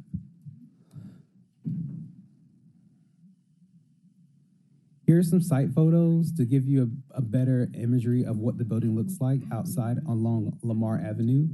And also just for reference, just to point out, the contractor storage is going to be located within the lot. So it will not be viewed from Lamar Avenue. Here's some other photos from the rear of the lot. So in the rear of the lot, there is like a turnaround thing. And so I was able to capture these photos from that site.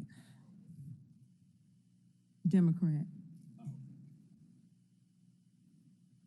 Here's a site plan provided by the applicant.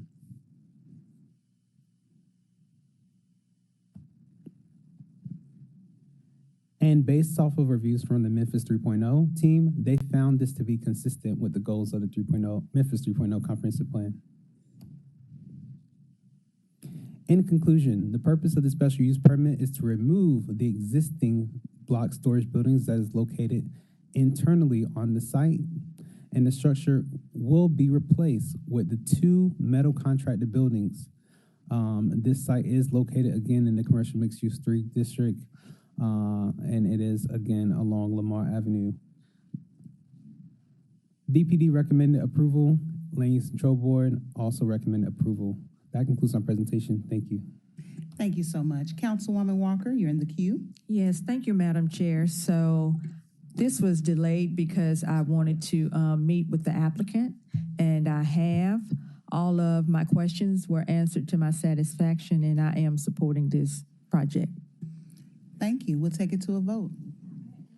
Yes, Councilwoman Cooper Sutton. Thank you, Chair. I know that Councilwoman is in her district and we're the Super District, and we are approving this. But what are they bringing to the city? What is the contribution to the city and to the community that's over there in that area in Lamar? Because we know there's a lot of prostitution, a lot of crime, a lot of stuff that happens over there. But however, we're allowing these developers to come here. We talk to them, but what are they contributing to our city? What are they doing for our communities that's surrounded in these cities, especially these Black and brown communities? What are they bringing to the table? We can't continue to do business, allow these developers to come, allow these businesses to come, and we want them to come, but how are you going to make a difference in our city? Is the applicant here? Is he here? Are they here? Yes.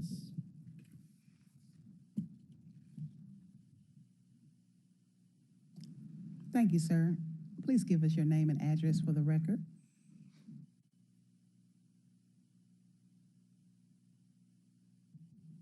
Yes, my name is Marvin Brown. I'm with Pickering Firm, representing the applicant. My address is 6363 Poplar Avenue on the 3rd floor. Do I need to repeat the question? No. Okay, thank you. Yes. For this particular business, this is an existing business at this location. It's a paving contractor. They're trying to clean up their site by replacing buildings that are in the back and continue their business. So this is the same business? Yes. They're just cleaning it up and doing a different. They're just replacing buildings on their site.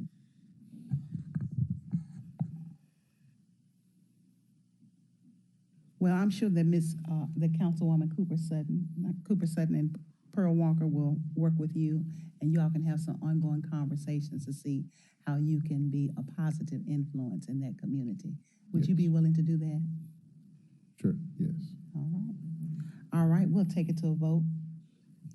Those in favor? Aye. Any opposed? It is the opinion of the chair that the ayes have it. Please note for the record that we have been joined by Councilman Ford, Councilwoman Green, and also Chairman Ford Canale. We will move to the second item. The second item is SAC 25-04, portion of Louisiana Street, extending approximately 760 southward from West McLemore Avenue, District 6, Super District 8. Can I get a motion and a second? It's been moved by Councilman Smiley, seconded by Councilman Edmund Ford Sr., who from the Department of Planning and Zoning is here to speak. If you could please give us your name and address for the record, and then you may proceed. Good afternoon, Nicholas Warder, Division of Planning and Development, 125 North Main. This is a request, and we have Ms. Reeves here with us on behalf of the applicant. This is a request to close and vacate a portion of Louisiana Street at its intersection with McLemore. This is in District 6 and Super District 8. So here you can see the pink circle on your screen shows where in the city we are. The applicant's proposing or requesting the city close and vacate a portion of Louisiana Street extending southward from McLemore, 670 feet in length. I'll note that there's a typo on the agenda. It's 670 instead of 760, and then 30 feet in width. And approximately this area here in pink is what they're requesting to close. Here is their the conceptual site plan the applicants provided. So you can see what is currently that portion of Louisiana Street. They're proposing to incorporate into the existing warehouse site.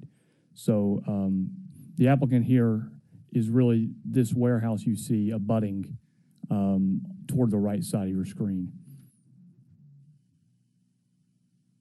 So again, this is the conceptual site plan. They're asking you to incorporate what is currently public right-of-way into that site. I'll note two things in regard to their site plan. So where you see the pink star, the intersection with McLemore, the applicant will, of course, have to close that with curb, gutter, and sidewalk at their expense. And then where you see the blue star here to the south, they're proposing to terminate Louisiana Street in a cul-de-sac or some other turnaround in order to satisfy the fire code. So again, that work will, of course, be at the applicant's expense. Here you can see the actual dimensions of the proposed closure. On page 12 of your staff report, we went into a somewhat lengthy justification for why we are supporting this application, but the big takeaway is that we're noting the current industrial area of the site and the current planned future industrial area of the site in recommending approval with conditions. So here you see the existing zoning. Site's zoned EMP, which is our light industrial zoning district. And you can see here that the surrounding land uses are predominantly industrial. That's the purple you see on the map. And again, we wanted to note the Memphis 3.0 future land use of the site. Anywhere you see gray, the planned future land use is industrial in nature, and of course, that's what's predominantly in the vicinity. So again, we're recommending approval with conditions, and I'll note that the Land Use Control Board also recommended approval with conditions. Our recommended conditions are here on your screen. They're fairly boilerplate. I will note number 3 and number 5, which would allow the applicant basically some leeway to modify the site design in order to meet the fire code. And with that, I'm available for questions.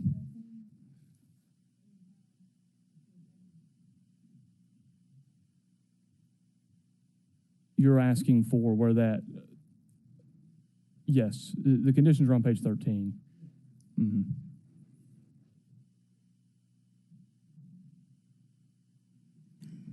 Ms. Reeves, can you give us some additional insight? Anything you'd like to share about this property?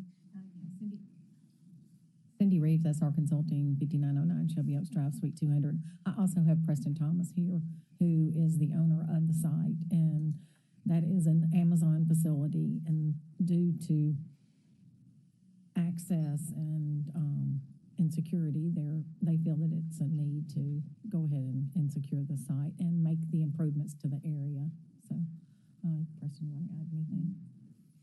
Address, name and address. Preston Thomas, address 6363 Poplar Avenue, Suite 220. Yes, the western portion of the dock of that warehouse it's really close to the street. They've had issues with security, so they've had to fence it, so it's not usable.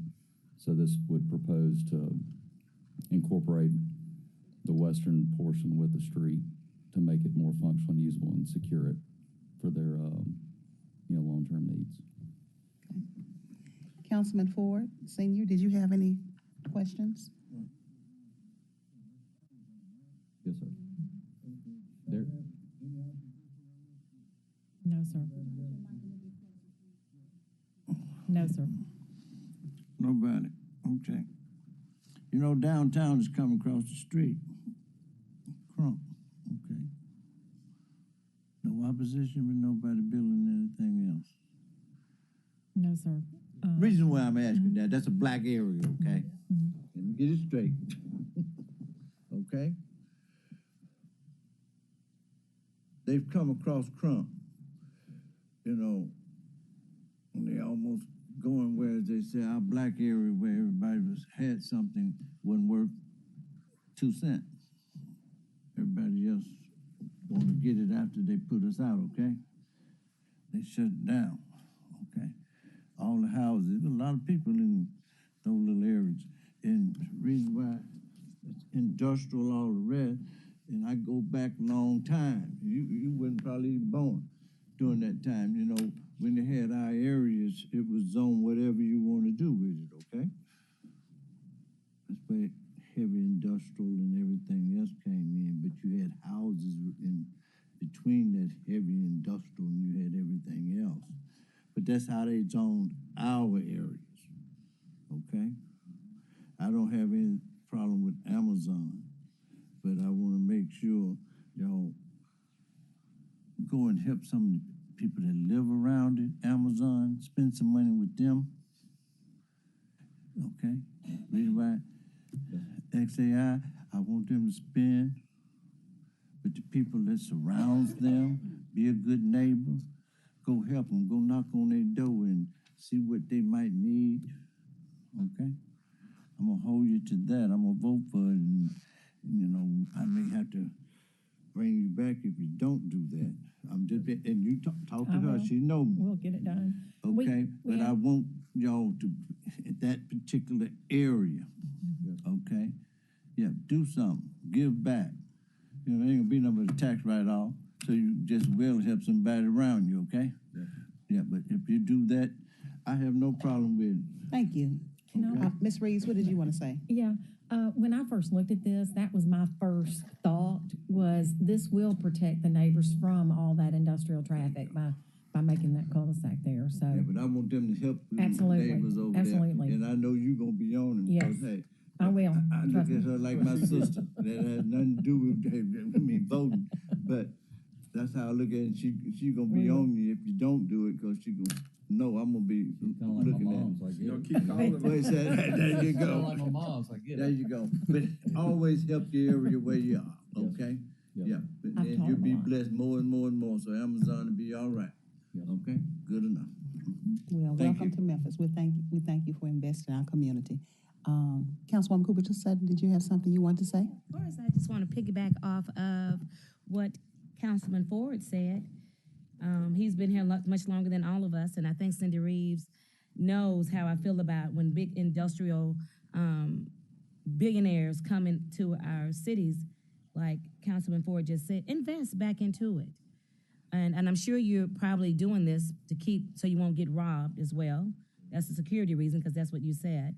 It's for security reason as well. But however, I'm like Councilman Ford, and I'm just gonna say it. You know, we have big industries in this city, and you build them around our communities because that's how things were done back then.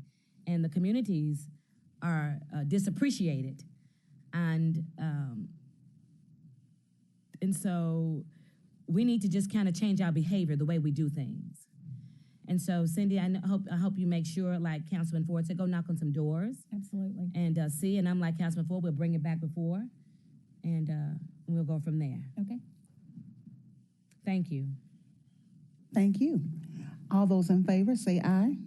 Aye. Any opposed? It is the opinion of the chair that the ayes have it.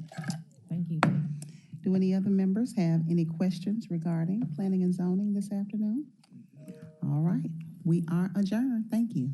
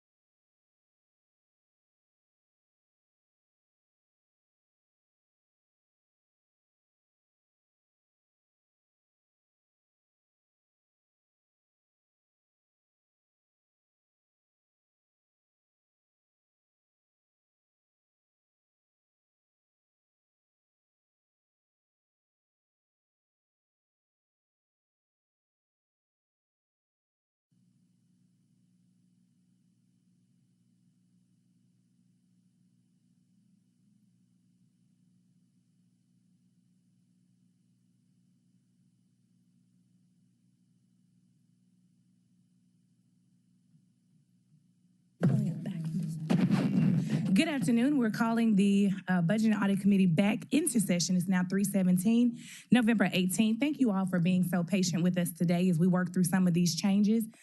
Director Neal, I know you have been here waiting to present. We are actually going to move community enhancement and council presentations to another day. I do apologize because you were here a long time ago. Please go back to the back. I believe we do have some cookies and a few little refreshments. We want to make sure that we accommodate you, and we want to thank you for all the hard work that you do. We really do see the improvement around the city, and we're looking forward to hearing from you with your quarterly update.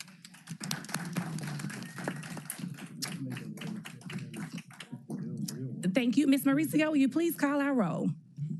Councilwoman Green. Councilman Spinoza. Councilwoman Dr. Easter Thomas.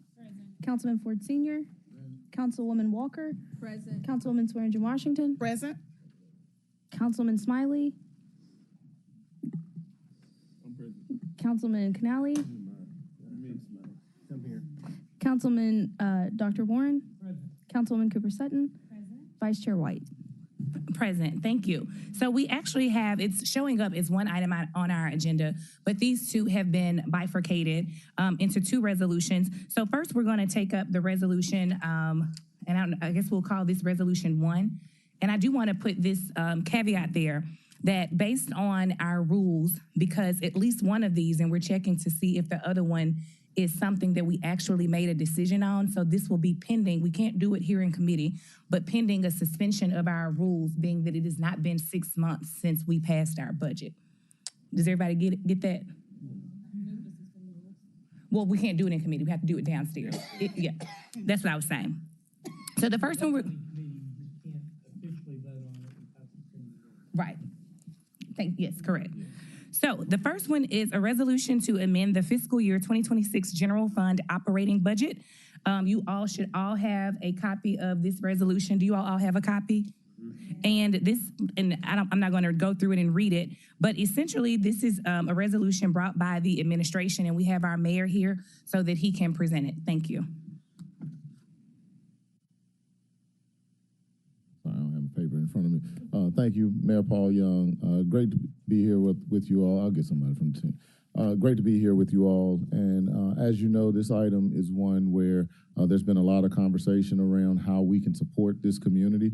And I think this couldn't come at a better time when we have individuals that have been working hard for the city, yet they still don't make $40,000. And this resolution is allowing each of the divisions in city government that have individuals that are full-time employees that have salaries that are below that 40,000 mark to get those salaries up. It has roughly a $700,000 or $800,000 impact. We believe that can be absorbed within the budgets of the divisions that are impacted, and would ask for your support for this. And hold on one second. I did this wrong. I need to get a motion in a second. Move it. A motion from Councilman Smiley, second from Vice Chair Swearingen Washington. Is this full-time employees? Yes. Take a look, attorney, and then tell us. Yeah, this is filled out. Yeah, we probably need to. Who want people to get the wrong impression? Who's gonna make the motion? Is that me? Yes. Second. All right. Okay. So, if it's a friendly amendment, I don't know who sponsored this. I think the administration did, but I think this is one that everyone. Well, I won't say that. But somebody got to accept a friendly amendment, unless I just want me to move it in the end. No, that's not how that works. All right. So I move to amend the third whereas where it says $798,325.66 will fund the expense required to bring all city full-time employee salaries. So we're adding full-time employee salaries under 40,000 up to 40,000. So that way it's very clear in terms of the intent. So full-time city. Right? Yeah. Yeah, that's right. Okay, so we got a motion for that. A second. Second. And all those in favor of that friendly amendment say aye. Aye. Any opposed? All right, that friendly amendment is accepted. This is I'm sorry. I was going to say, I would like to be added as sponsor, and I guess I would, to your point, see if there's others who want to be added. That's what I say. Is there anyone who does not want to be a sponsor to this item? thought we had already agreed we always sponsor the new one. Yes. I did That's too, good. for- So we will, so all those in favor, aye? Any opposed, nay? I think we've just done a great job on this council members. Thumbs up. We do, but this is an exceptional day. I think we're the best legislative body. I'm done being shady. Second resolution that we have is regarding a 2% increase for Fire Services Association. Can I get a motion and a second? I second it. Motion from Chair, a second from Councilman Smiley. Mayor, you may proceed. So this is an item where, as you all know, there was a lot of discussion last year during budget season around fire, given that the previous year there had been discussions around them getting 5%. As you know, there was a court case and all these other things have transpired. We've been working within the administration to try and find a path to bring some resolution. We think this is a good middle ground, being that at the halfway mark of the fiscal year, increasing their salaries by 2%. I think it brings the legal part to an end and allows us to really get to a good place with the discussions with fire. So I would humbly ask for your support for this. It is 1.6 and a half. I don't have the resolution in front of me, but a 1,700,000, yep, 1 million, yep. $1.7 million impact. All right, we have some members in the queue. Is that all, Mayor? That's all. Okay, thank you. Dr. Warren, you're in the queue. Thank you, Madam Chair. I think we mentioned that we were going to look at this based on what our budget was like later on in the year. But I think it's really important for people to understand that the processes that we have in place are such that it's the council that determines what the budget is. And we can have agreements and we can have whatever else we want, but at the end of the day, we got to look at the whole thing and balance the budget. So, to be in lawsuits and all this other stuff, is not good for us and it's not good for the city. We do our best to what we can do, and the administration has to make what deals they have. But at the end of the day, it's on us. And we'd go to impasse, and impasse is a horrible thing. We don't like that at all because we have to say yes or no, and we can't say, guys, get together and compromise. So we can't do anything in impasse. So I would really hope that as we move forward, we can come up with a better process than that because it doesn't leave us with anything other than saying, well, we said we thought you guys needed more money, but we don't have it, so we can't give it to you. So, that makes it where there's no compromise and no discussion. So as we move forward with stuff, I would hope that as a community and as bargaining organizations that you're working with the administration, come and bring us a better process than that. And I hope that we don't have to be in this position again. I'm going to back this, but thank you very much, Madam Chair. Councilman Smiley. All right, so a couple things. One, I'd like to be added as a co-sponsor to this particular item. I think I said it at least since 2020. The best investment we can make is in the people. I think we do a good job of investing in things, but not a good job of investing in the people who serve our community, whether you're a library worker or whether you're a member of public safety. I think the previous resolution of this resolution gets us on par with, backing up our commitment to support people. So I'll be supporting this, and I hope that each of our colleagues support this. We heard from the chief financial officer saying we can do this without detriment to our city. So why not? Why not invest in people? Thank you.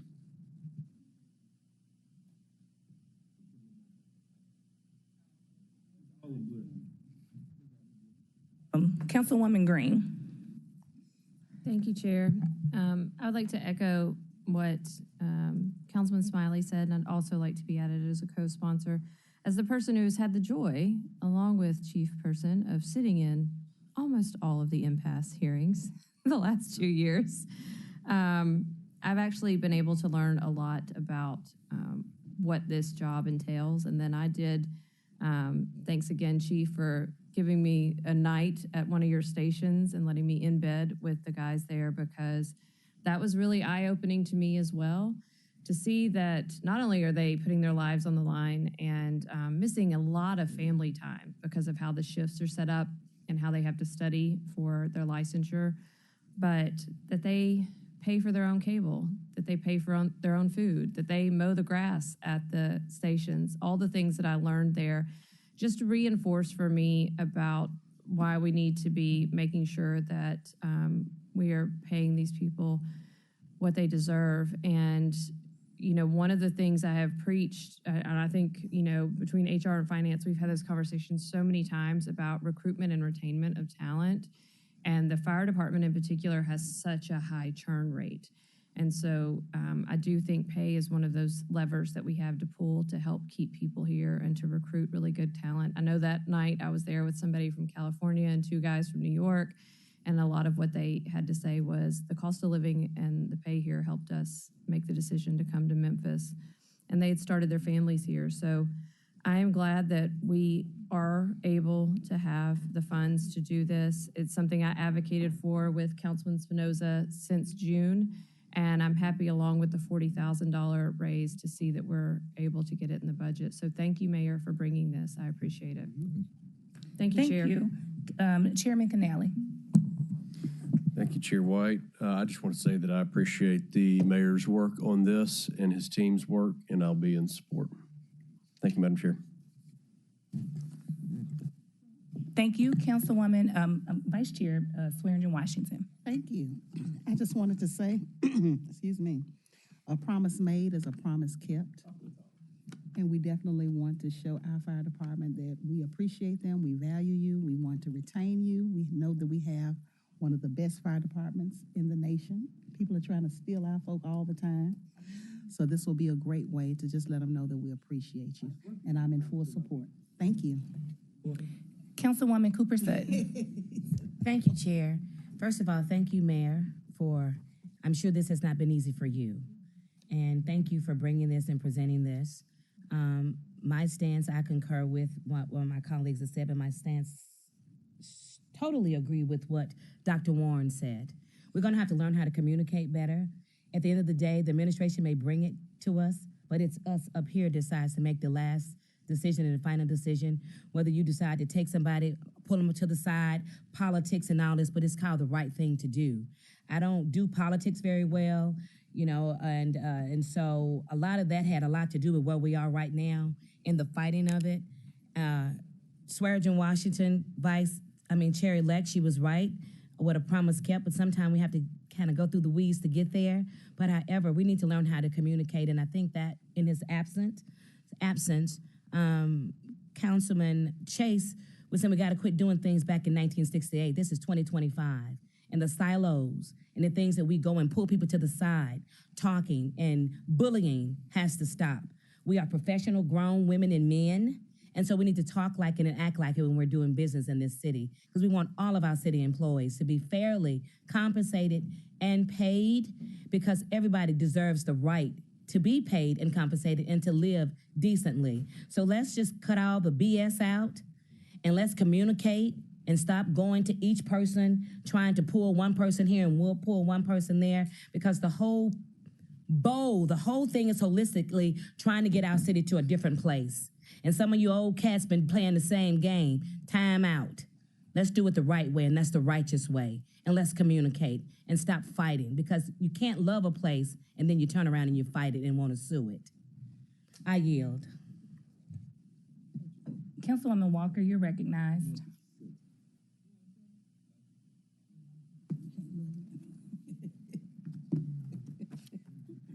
So, I'm sorry. Thank you. Good afternoon. So when the budget was passed,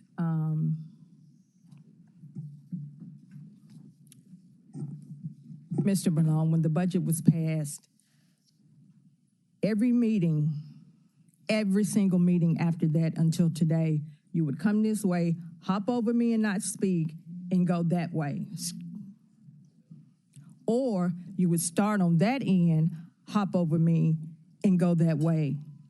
And now that your blank think you finna get something, here you, wait a minute, you be.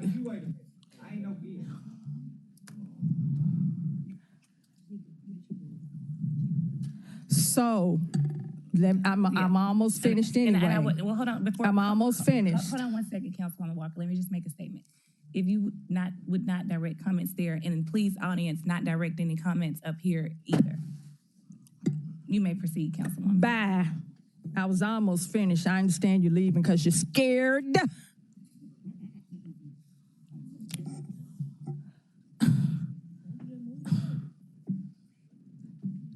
I just need to finish. I need about 90 seconds. But I have something I want to say.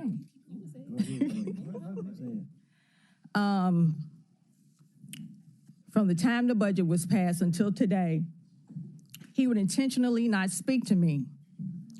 And here he comes speaking today because he think he finna get something.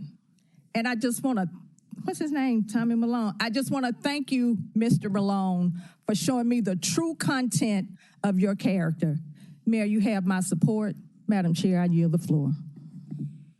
Thank you. So I have a couple of questions, and I guess this is more geared towards Chief Person. So when this matter came up before in budget, and I understand, and let me start here. First of all, I absolutely appreciate the fire department. If everybody could get a raise, I would be out here like Oprah, you get a raise, you get a raise, you get a raise. Okay, I want everybody out here doing well. That's the truth. Now, the $40,000 that we just did, that was something that basically trying to get people to a livable wage. When we look at our wages, you know, in terms of fire department overall, I think we can say we're at a livable wage, and even competitive with the market. The issue was back then, are we able to fund these raises without hesitation? So we agreed with the 3%. Now, here's my question. Earlier today, you told us fund balance is what, $94 million, is that right? Walter Person, 125 North Main, CFO. It was 93,480. Yes, ma'am. 93,480,000. So when we held this before, it was pending us waiting to see what we were getting in actual revenue and how we were trending in terms of expenditures. How you presented earlier today, are we on par for expenditures, or are we at a point where we're exceeding our budgeted expenditures? Well, at the moment, we are not exceeding our budgeted expenditures. We're forecasting, based on current trend rates, to possibly exceed our budgeted expenditures. By about how much? If the forecasts hold true, approximately $10 million. Now, I think you said that you were seriously concerned about our revenues. Specifically, it was state taxes and another area or two in terms of revenues where we were not bringing in what we would expect by Q1. So about how much are you anticipating us to have a shortfall in terms of revenues? We're currently forecasting about a $7 million shortfall for revenues. You said about $7 million. Yes, ma'am. So we're looking at about being possibly $17 million off from budget if things trend in the way that we're going right now based on what's happened in actuals from first quarter. Yes, ma'am. Okay. Question to the mayor. If we continue, what I said, if we continue to trend how we are right now, we would be looking at a potentially $17 million deficit. Of course, we know things have gone up. That's if we trend like we've been trending on Q1. That's from July 1 to September 30, 2025. Yes, you recognize, Councilman Smiley. Does your forecast also include potential revenues from, I guess, some of the entities that relocated to Memphis? Our forecast is comprehensive, but it's a forecast, so it could potentially be low or high. Okay, I get the forecast part. What I'm trying to see is, does your forecast include any potential revenue that we may receive from some of the entities that move to Memphis? Yes, sir. Okay. Yes, sir. Tell me this, Mayor, and I know that this is a pending matter in litigation, and I'm not going to get into that. We have competent legal counsel. tell me this. Based on where we are in Q1, we know things are vastly changing. We'll be ending Q2, that'll be December. Is that right? That's correct. That's correct. We also have the compensation task force that's meeting and will be issuing recommendations. Is there any immediate harm for us to do what we were initially saying and taking a look at this in January after we've at least gotten an opportunity to look at 2 quarters of actuals to really make that determining factor? And just hear me out, council members, because I don't want anybody to think that I'm not pro-fire department, because I absolutely am. My only concern is that we have we are in unprecedented times in terms of knowing what things will cost, in terms of knowing what's going to happen from day to day. A lot of unknowns, and not only unknowns, but things that we don't have the ability to control right now. And of course, that's always true in any climate, but especially true in the one that we're in right now. And although I absolutely, again, I want our fire department to be competitive. If you ask me, do they deserve this 2% raise? I'll stamp yes. That's not the question. My question is, can we fiscally and can we responsibly grant this raise right now? And just based on the report that we got earlier today, I will say that I am quite hesitant. I don't know how things are going to trend, how things are going to change. All I know is that we are definitely moving in the opposite direction of meeting what our anticipated revenues were projected to be right now. And to be quite honest, with all the outside things that we have going on, I don't know that that's going to change. And it may. I hope it does. I want us to thrive, and I want us to do well, and I want us to be able to give fire their additional 2%. What I'm asking is would it be a big, will it be an immediate, is there any immediate harm in waiting to review this in January after we've had an opportunity to look at both quarters, or at least 2 quarters of actuals? So I don't know about the immediate harm, but what I will say is that what we're working to do right now is begin the process of mending the relationships and going forward with something that we believe we can handle within our existing budget. I definitely understand the concerns about the revenue forecast. We were in the same position last year. Last year, when we got around Christmas time, we were looking at a similar gap, but we ended the year on the upside, and it was because of how we managed our finances moving forward. And we did the things to make sure that our agencies, our divisions curtailed spending where they needed to. We kept a close monitor on how we were doing hiring. We did the things to make sure that we came in under that goal, and we will do that this year, with or without the approval of the 2%, because as you know, we still have to do it. And so I think that we're going to be just fine moving forward with this. I think it's just incumbent upon us as an administration and as a council to monitor how we're moving forward, just as you did today. I mean, I think the update that you guys did today was incredible. I think it was one of the first times I heard us getting to that level of depth at this point in the year. And I think by keeping that cadence, we're going to be able to ensure that we don't overshoot the mark. I guess my question is how, being that we're already about 17 million off. And so now we're about to add another expenditure to our already in the whole expenditure projection, in addition to our underachieving revenues. That's all we have. We have revenues, we have expenditures. Right now, what I'm hearing is that our revenues are under projection by 7 million. Our expenditures are projected to be more over 10 million. And then I'm hearing we're just going to make good on 1.7 million. I think what you heard is that if we keep spending at the current burn rate, we will be over. Not that we're projecting to be there. If we kept doing exactly what we're doing, we would be over. But that's not how it works. We don't keep doing exactly what we're doing. We were at the same point last year, but we monitored how we were making those expenses, and we changed the cadence of our expenses to make sure that we met the budget. and we will continue to do that. Okay, this is all I'll say, council members. My position is, of course, I want everyone to make a livable wage. I think we just did that with the $40,000. I'm not at all opposed to the 2% increase. I just don't believe that it's fiscally responsible to grant it right now based on the projections that we just received. I think that after we've been able to review at least another quarter of projections, that would be at least prudent to look at those and see where we are. Because right now, I mean, companies are laying off people. People are going through drastic changes. And what I don't want to happen is we start this potential slippery kind of slope of these increases, and now we got to fire people.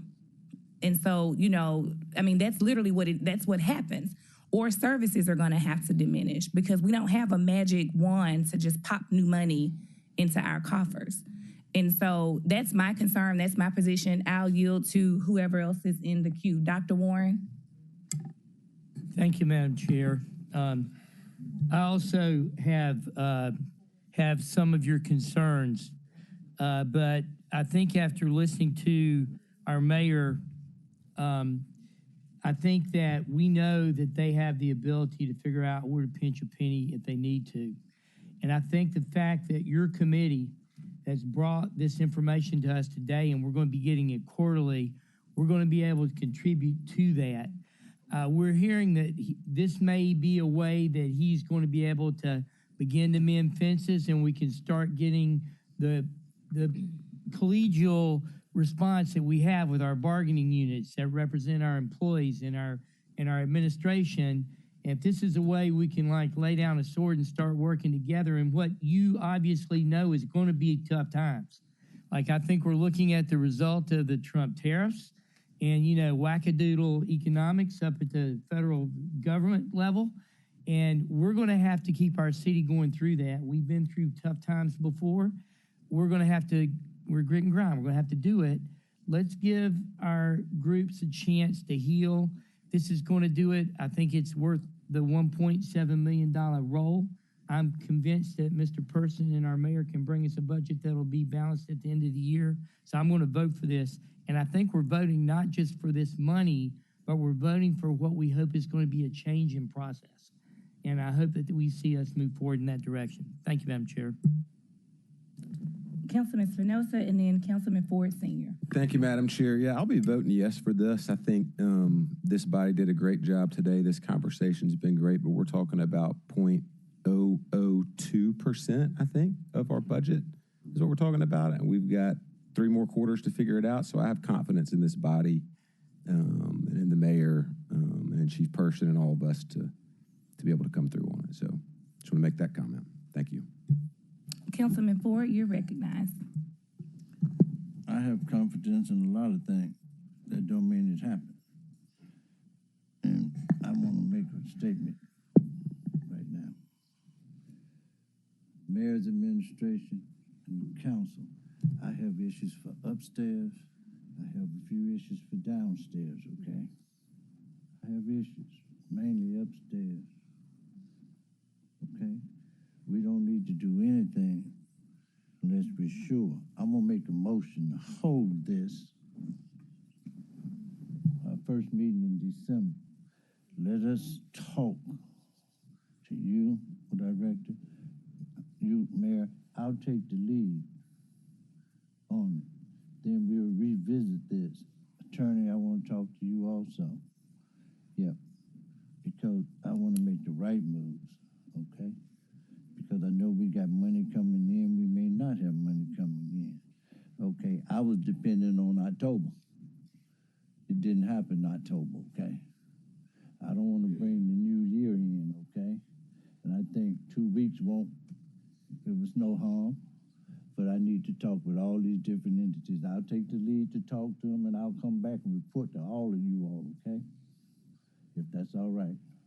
But I think, yeah, hold it till the first week of December, and let's do a little talking, because this hit us at one time, okay? We don't want to make the wrong move. And then I know what's going on with this, and I don't have anything against the fire department. I don't have anything against none of these other departments. okay? So we got the best fire department. But budget time, y'all remember, it was really at zero. Zero, y'all. That's what we looked at, zero. Administration was zero. Okay? Zero. That's for everybody. That's what it was. And we didn't let that happen. That's why I said, hey, I don't think 2 weeks was harm to make sure that we're really doing the right thing right now. So tell me this, Councilman Ford, what I would propose is if we do the 2 weeks, would everyone be agreeable for it to be same night minutes if we did 2 weeks? Be fine with me. Be fine. I second. If he move it. Point of information. Yes, sir. Are we talking about the first resolution and the second, or just the second? Just the fire one. Fire. Yeah. Just the fire. Didn't we want to hold everything at this point? I mean, if we've got all these money problems. I'm okay with just holding the second, based on So money. just priority Did we- wise, Party-wise. just gonna hold the fire and nothing else. So, yeah, and that's We're what I gonna was talk about to say, about the all first these one. different things, Well- not just fire. Well, actually, We're talking correct me if about I'm fire. wrong, Chief Person. It was my understanding that the first, and so maybe my opinion does change even about the first. My understanding was that the first resolution was already absorbed in the budget. Is that not correct? Yes, ma'am. Based on our projections, we can absorb the amounts for the $40,000 change Okay. within the normal operating. Okay, because I want to make sure I'm being fair and equal. That was my understanding. Did you understand that, Councilman Spinoza? Sorry, did I understand what? There were, Did you understand the difference? yeah, yes. Just gotta pay attention. I had a motion from Councilman Ford. Actually, and I a don't, second but I'm from just saying yes Councilwoman to be Swearingen nice. Washington. All those in favor to just hold this for 2 weeks and allow it to go down same night minutes after we've discussed it again, say aye. Any opposed, say nay. Nay. How many nay? Okay, just for no and two. Wagner's two. I think the ayes have it. So we'll hold it for 2 weeks and we'll mark it to go down with the request for same night minutes. Can I say one thing, because I didn't finish? Yes, sir. We're talking about fire, but I want to meet with you all not only with fire, because I look ahead, because if we deal with fire, we're going to have to deal with everybody else. So y'all put y'all thinking caps on, okay? Because we want to get it right, okay? We really want to get it right. I do not want this city to fall behind on anything, okay? And that's with the administration, council. I'm gonna report back to y'all, and I know y'all gonna do what's right, okay? But all this gonna have to be on the same accord. I don't take up for one. Now, I know you got mad at me. I don't care. Don't say nothing. Please don't. But I know how you feel, okay? Not only with fire, with some of these other unions and everything else, okay? So I can talk about asthma when it came to me. Never supported me. Made sure. But I always won by 70, almost 80% of the vote. And I don't even know what my district is again, because they moved my district for everybody else on here. So I find out sometimes, especially in planning and zoning, I look at it, I said, that's not my district. I find out that it is. But they moved my district around for everybody on this council. I said not one word about it. I could have. I could have pointed it out what really happened. I did not. That's why I like for things to be correct, Mayor. You know, and I tell anybody, when it come to me, 3 strikes, you're out. So I want everybody to get it right. Everybody that's sitting here. I'm talking to y'all out there, mayor's administration, because y'all kind of piss me off sometime too now. Some of the things that you shouldn't do, But that's okay too. Don't wake me up on Sunday with some news that you shouldn't even been at work. You should have been at church. So that means that's a devil in the plan, okay? You hear me, ma'am? You hear me? I want y'all to hear me today. Do not bother me on Sunday unless it's after 3 o'clock. You should have your behind in church somewhere. Okay? But do not call me on Sunday saying something that, you know what, you really shouldn't have done. Thank you, Councilman Ford. We're gonna make sure we get to church on Sunday, everybody. No, it ain't the idea of church, baby. What they said and what they called about on Sunday, they should have had their behinds in church praying to the Lord, saying, should I or should I not be a devil today? Yes, okay? That's what I'm talking about. They know who I'm talking about and what I'm saying, okay? Yes, sir. They understand. I'm through, but Thank hey, you. we'll get it together. So this is what I would say. So it looks like the ayes have it to hold it for 2 weeks. What I wanted to have, we won't have in 2 weeks. But the body has spoken. But I think that at least allows all of us time to meet with chief person, legal, and really get a grasp and maybe delve a little bit more into what we got today to really have a realistic view about where we are and what realistic, because I know we said we hope we're going to move in the right direction, but we got to have an actual plan for $17 million. Because if it's a $17 million potential deficit in Q1, I only anticipate that deficit getting larger, not smaller, even with the best of efforts. But I'm optimistic and I'm open to whatever plan that you all have to achieve the goal and the will of this body, which is to grant that increase. So let's get to work in these next 2 weeks. Are there any other matters in this particular committee? I had one, Chair. Okay, Councilwoman Green, you recognize. And I think Cooper Sutton was down there kind of Go ahead on itching. it. Let Councilwoman Green, she's fine, because I'm going to close with this. I just was wondering if the 40K resolution, since we were all in agreement on that, if we could send it down with same night minutes, and that way HR could go ahead and start working to get those people that increase before Christmas. Without objection. Yeah, can we do that without objection? All right. Thank you, Chair. Noted that the first resolution regarding the $40,000 increase will go down with same night minutes. All right. Councilwoman Cooper Sutton, you recognize, and then we're going to close this thing out. Yes, thank you. I'm going to say this, and this is for all of us.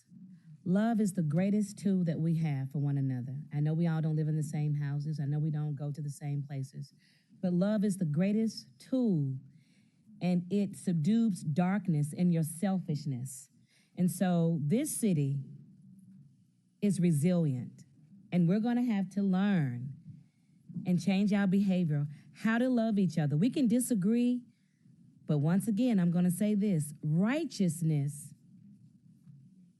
Yeah, you can have my statement. You can. Righteousness. And we got to do business a different way. And so I'm going to say this again: the silos, pulling people in different corners. You can support any politician up here you want to support. You can put any kind of dollars you want to put anywhere. But when it comes to the dollars and the city and the people that we serve, we have to work together.